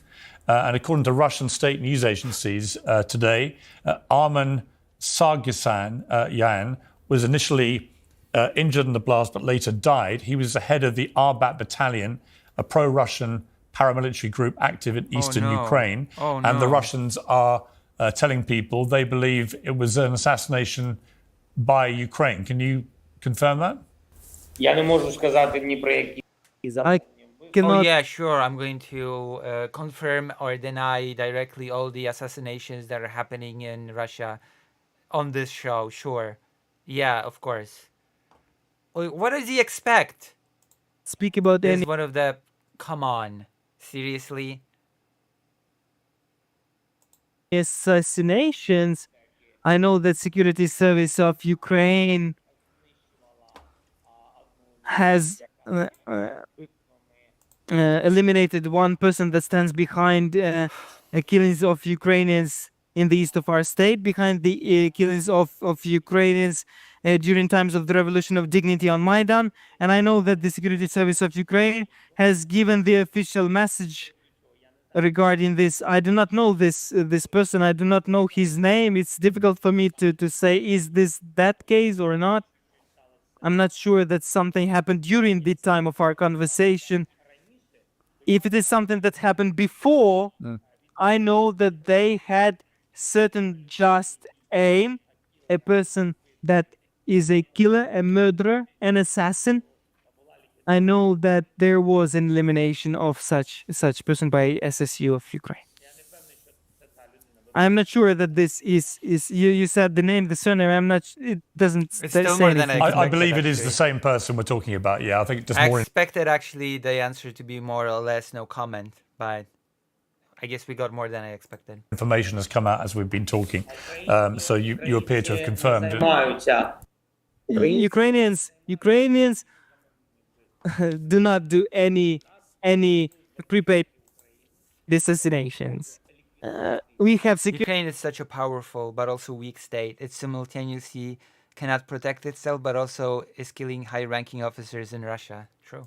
Security Service of Ukraine that can eliminate only the murderers who have been torturing citizens of Ukraine. If they have certain criminal case, if they have the evidence, if that is their just... I mean, even Poland during the occupation has managed to take out a few pretty high-ranking Nazis. Of course, the retaliation was pretty brutal, but that's neither here nor there. target, then the Security Service of Ukraine does it. You must see the official message. On this, I know we're running out of time, Mr. President. I'm very grateful for the amount of time you've given me, so I will wrap up very soon. Okay, wrap Just up. a couple of things I wanted to end with. All right, let's go. We talked earlier about nuclear weapons and why you believe that if you had one, it would have stopped Putin invading, and you would like one Would be now more if that's than going to be a part of the security guarantees. far And more many than one. people will agree with you. I think that that's probably what you do need. One who didn't agree with you, and certainly won't agree with that, is Joe Rogan, who's one of the biggest podcast stars, as you know, in the world. And when you fired ballistic missiles into Russia, he reacted very angrily. Let me play the clip to you. Don't feel safe because right now they're launching missiles into Russia. Yeah. How are you allowed to do that when you're on the way out? Like, the people don't want you to be there anymore. There should be like some sort of a pause for like significant actions that could potentially start World War III. Maybe that would be a good thing that we would like to avoid from a dying former president. It's the whole thing is nuts. Sorry, what? I mean, dying World War. You allowed to say very angrily. Let me play This guy should stay out of politics. Just straight up. This guy should stay in his lane of, I don't know, sports or whatever his main expertise is. Should not comment on politics whatsoever. The clip to you. Don't feel safe because right now they're launching missiles into Russia. Yeah. How are you allowed to do that when you're on the way out? Like, the people don't want you to be there anymore. There should be like some sort of a pause for like significant actions that could potentially start World War III. Maybe that would be a good thing that we would like to avoid from a dying former president. Yeah, true. Of course. Yeah, for sure. Like, the whole of the West should just placate Russia forever because of the threat of World War III or whatever.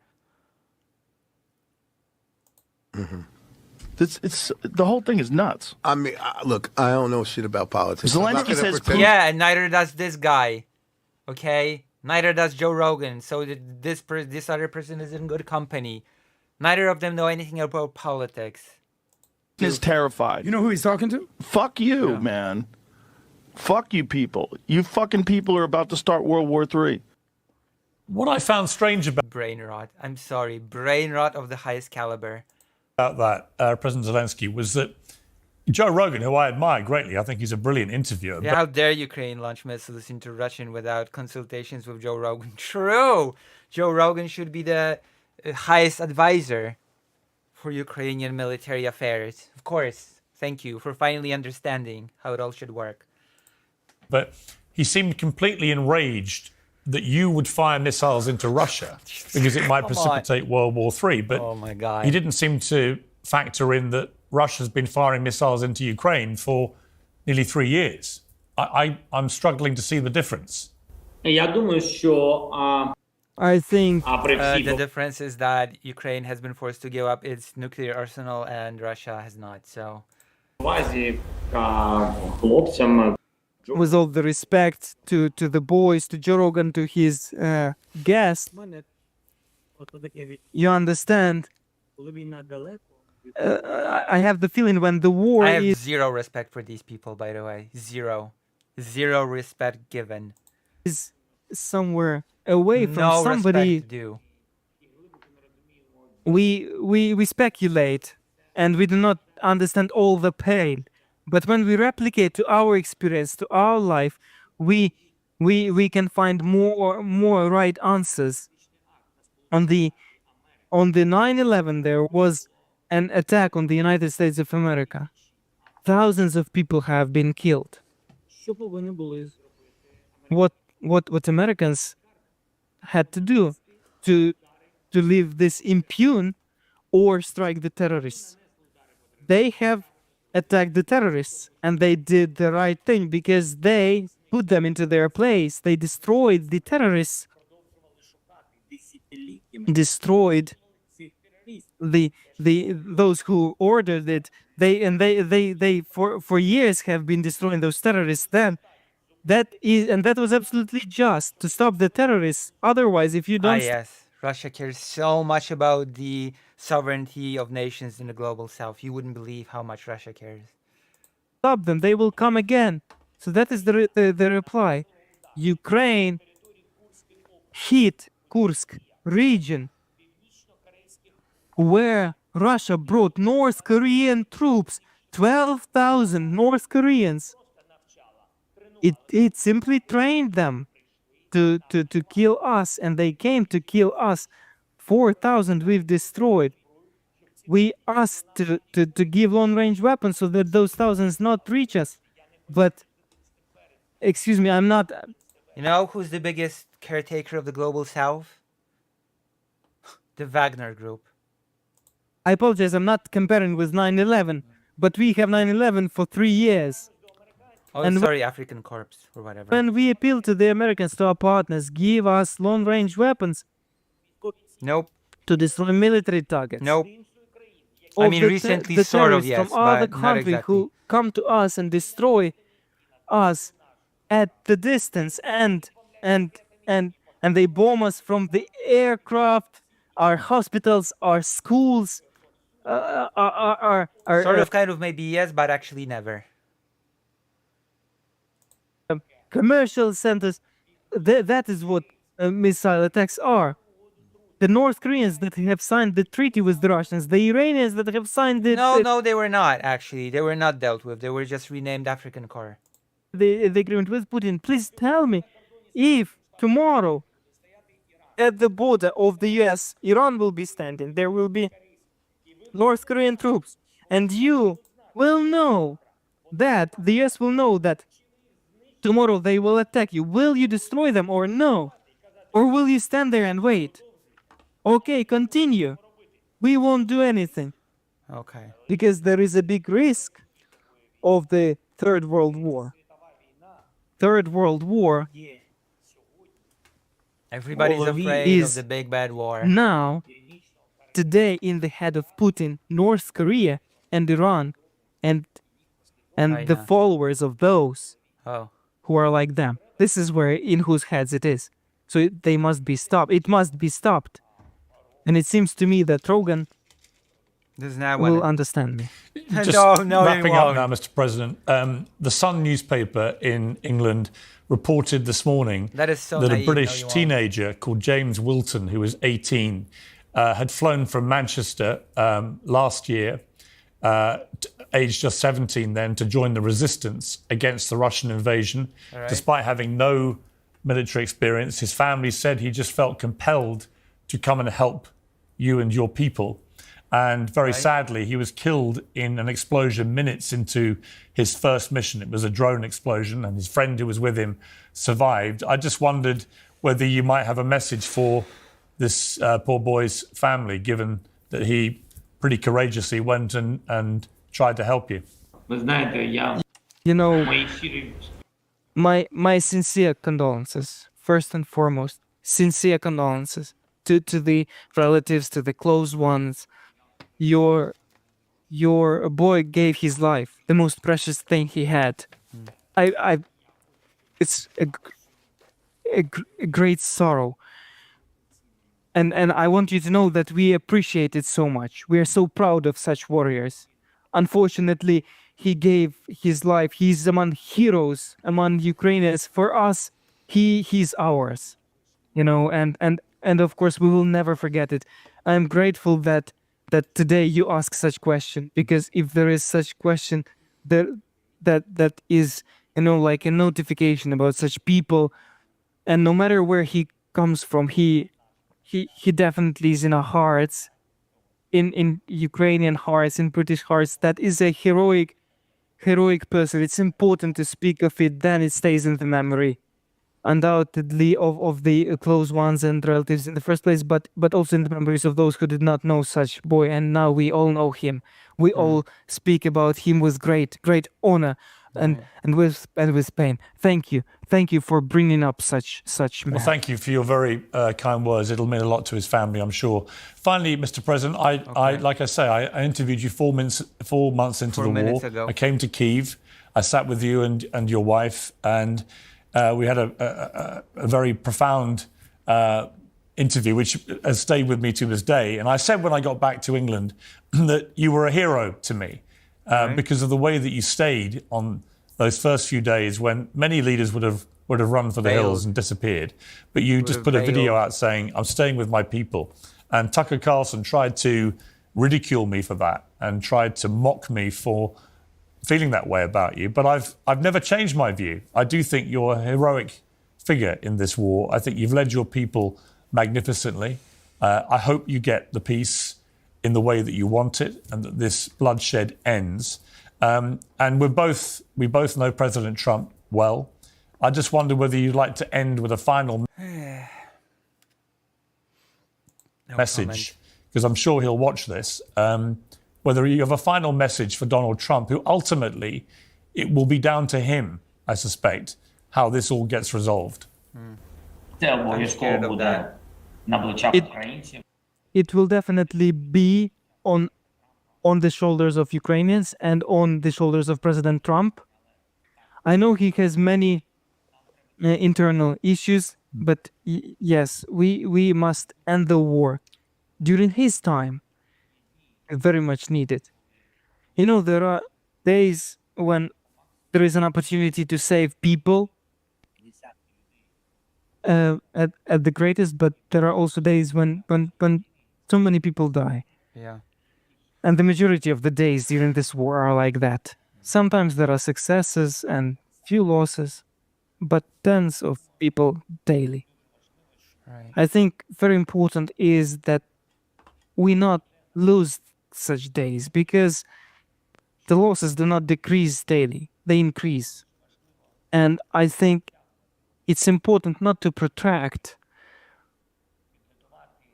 It is important to do everything to prepare the common vision, the plan, the simple, understandable plan. If it can be simple, of course, the end of the war cannot be simple, but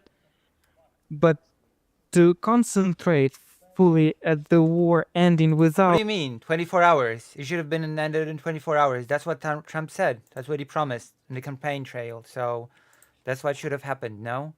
Wasn't that the promise, the great promise that we got from Donald J. Trump?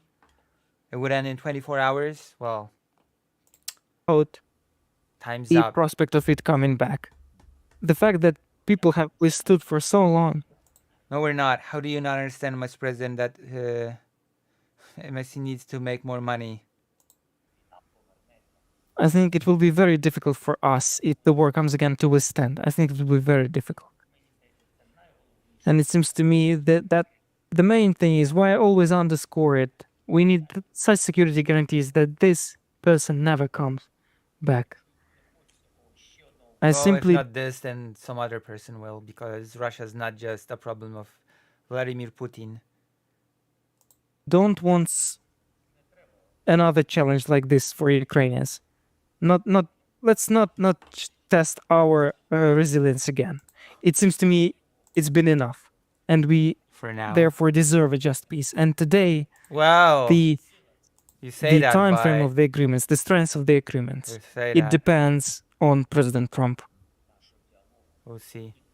and on us, on our dialogue, and to pressure Putin. I think the sooner we do it, the happier people will be everywhere. President Zelensky, it's been so good to talk to you again and to see you again.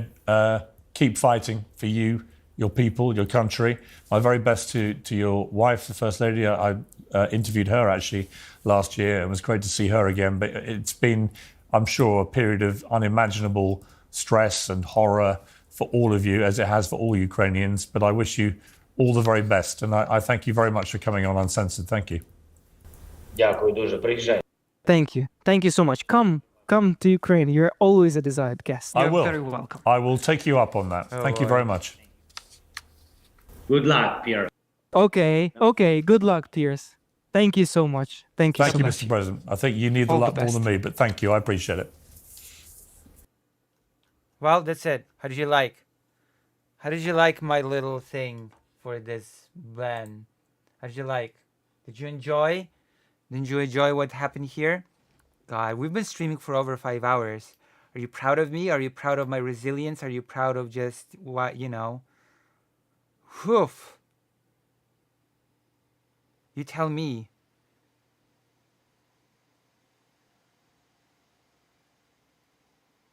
You proud of me?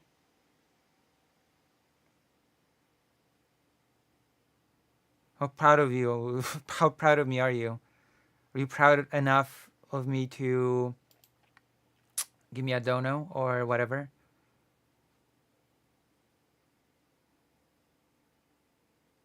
Are you proud enough to hop on the page, which is lucyhaza.org/live?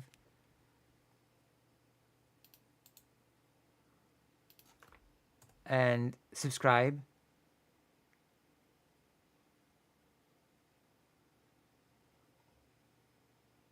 That is the real question. Whew. I think I've given you so much. I've given you so much. That it deserves something, okay?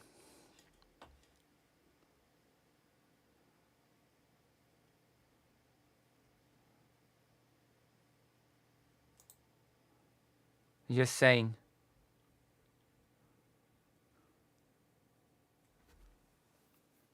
Okay, what do you do now? You continue or are we done for tonight? Let's see. Let's do a poll. I see that a bunch of people dropped out. There were more people watching before. Continue or not.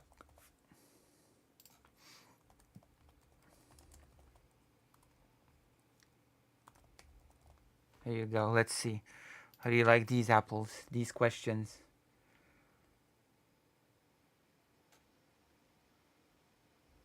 Oh my God, Alexander Dugin. You should donate.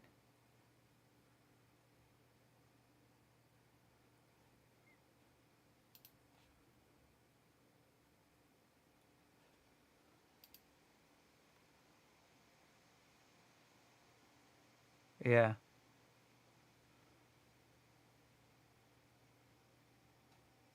Continue, please. Say 2 people out of 8. 2 people out of 8 told me to continue, please.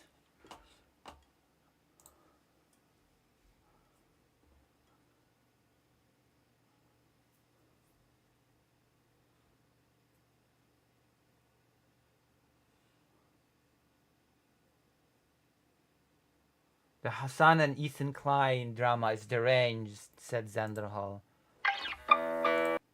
Workers' rights, and yet at the same Zanderhall is all shaven and time he was wealthy and look very old, weirdly. Like I'm gonna snipe streamers' content and comment on their looks, okay? Because I'm the first person that should be commenting on other people's looks. But he looks so strangely tired and old.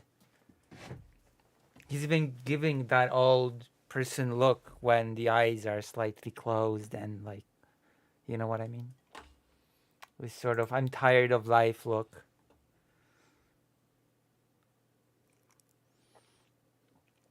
Right? Look. somehow that was He looks- hypocritical. I don't know what to say. He looks very old here right now. So I called out the fact that no arguing that workers Like deserve he's like 20 something, I think. 22 or whatever, but he looks like he's 42 for some reason. rights does not make you a hypocrite. Slavery. I don't know the surrounding. China stopped slavery by enslaving the supposed slavers. That's basically. There's only so much I can do if you're making that argument. You know that, right? Like Hassan's chat had been calling me a Zionist, baby-killing genocider. Maybe it is unreasonable that I'm asking him to moderate his chat for a friend. He doesn't even know where I'm coming from because it's not something he would ever ask for. and all these other content creators actually, whipping their communities when their chat is going fucking absolutely bananas over random dumb shit and bringing my name up for no fucking Yeah.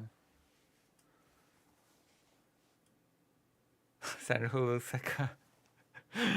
Oh my goodness. reason that you So you're right, but you're also not like correcting me on anything. Resign in disgrace and go to prison. Whoa. I've got smart viewers that correct me on everything, which I'm grateful for. Unlike Xander Hall's audience, you all correct me all the time on everything. Which means that you're all brilliant. Isn't that right? That is what that means, right?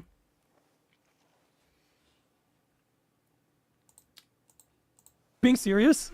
Dog, what do you look? You think I made this? Isn't I know they're singing, but I'm seeing this guns and shit. This isn't a music video. That's enough. That's enough. Hassan Daily. Anna Kasparian goes after Hassan. Oh my goodness. Oh? 9 days ago, the anti-trans cult from trans to transphobic. What is this? Okay, we're gonna watch this, but we're gonna watch this on speed up. I'm very intrigued to make this video. Okay, me too. I'm very intrigued to watch it, but we're not gonna watch it on regular speed. We're gonna watch it on 1.5, okay? So that it's like, because it's 25 minutes. I hope it's interesting. Hey, Spaz, how's it going? It's Jamie. Welcome back to another video. If that's on the channel, I don't know, but welcome. Okay, he speaks quite fast. Let's dial it down a little bit. And today we're talking about detransitioners and transphobes. Okay, that's better. That's better. That's acceptable speed. And transphobic detransitioners and not transphobic detransitioners. So for a little bit of context, I am a transgender man, and a detransitioner is somebody who transitions and identifies as trans, but then later goes on to detransition and live as stop taking hormones or whatever. their assigned gender again. The rate of this is around 1%. So often detransitioners are posed as a threat to the trans community, and the assumption is made that trans people don't like detransitioners, but that's not the case at all. I'm just, I don't know, neutral. There is a part of me that feels sorry for a person that sort of does something and regrets it and has to go back. But I don't think I dislike those detransitioners that use it as a platform to say all trans healthcare should be banned. I guess in in that context, I Wanted today to go through a couple of articles around detransitioners and detransitioning and talk about how a lot of the detransitioner stories we hear about are those from people who have been taken in by the anti-trans movement. And I wanted to go through an article today, or a couple of articles also, today. a lot of detransitioners detransition not just because they aren't trans anymore, but because they're not accepted by their environment. And those two types of people just get bunched together as one group, detransitioners. That are about somebody who detransitioned, became part of that anti-trans movement, and has now left and realized that it's not the nicest way to go. But it's not a surprise that often the assumption is made that detransitioners are a threat to the trans community, because that's how the media has made them out to be. So detransitioners are people who deserve compassion and support in what they're going through. Trans people do not have any animosity towards detransitioners. The fact that detransitioners exist and make up about 1% of the people who transition does not mean that we should remove the right to healthcare for the 99% of people who are trans and where it was the right thing for them to transition. However, in recent years, more and more, the media's really like to spin detransitioners as this whole like gotcha to trans people, and we have articles like hundreds of young trans people seeking help to return to original sex, and then they've got interviews with specific people who greatly regret their transition and are giving like warnings to people and not wanting other people to access trans healthcare and almost acting as if Do you mean Xander Hall? their experience is going to be what every person who transitions experiences, and not recognizing that they are in the very small minority. And when terms like hundreds are used, and it's giving numbers and not percentages, and that doesn't say 1%, and it says young trans people, trying to indicate that it's kids that are doing this, and there's this whole big thing about protect kids from trans people. So I feel like detransitioners have really been weaponized, and the experience of detransitioning has been weaponized. And there is a minority number of detransitioners who go on to be transphobic once they've detransitioned. And so I'm going to go through a couple of articles. The first one is called "Former Detransitioner Fights Anti-Transgender Movement She Once Backed." Kai Shivers is fighting back against the anti-trans movement she once took part in. Shivers was assigned the sex Okay, I of thought this was going to be something different. Never mind. Alrighty. I thought this video's topic was going to be something different. Alrighty then. I think we're ready to finish. I've given you so much great content today that you should be happy. Should be the happiest campers in the universe. Oh gosh, such a backlog because of that whole RFK Jr. debacle. I have to think how we should go about this. I have to think. Okay, we're just gonna raid someone right now, and we're gonna do cool things tomorrow.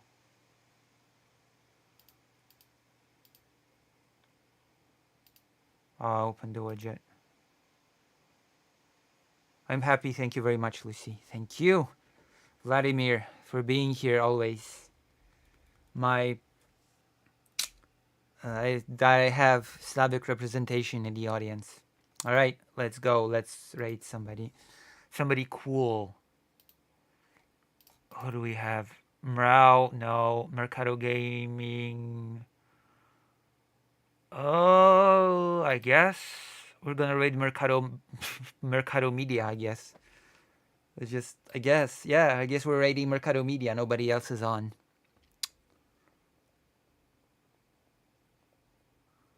Right? Raiding Mercado Media? Mercado Gaming, I mean. Okay, I'm gonna finish. So everybody play nice. All 5 of you play nice in the Mercado Gaming thing. And finish.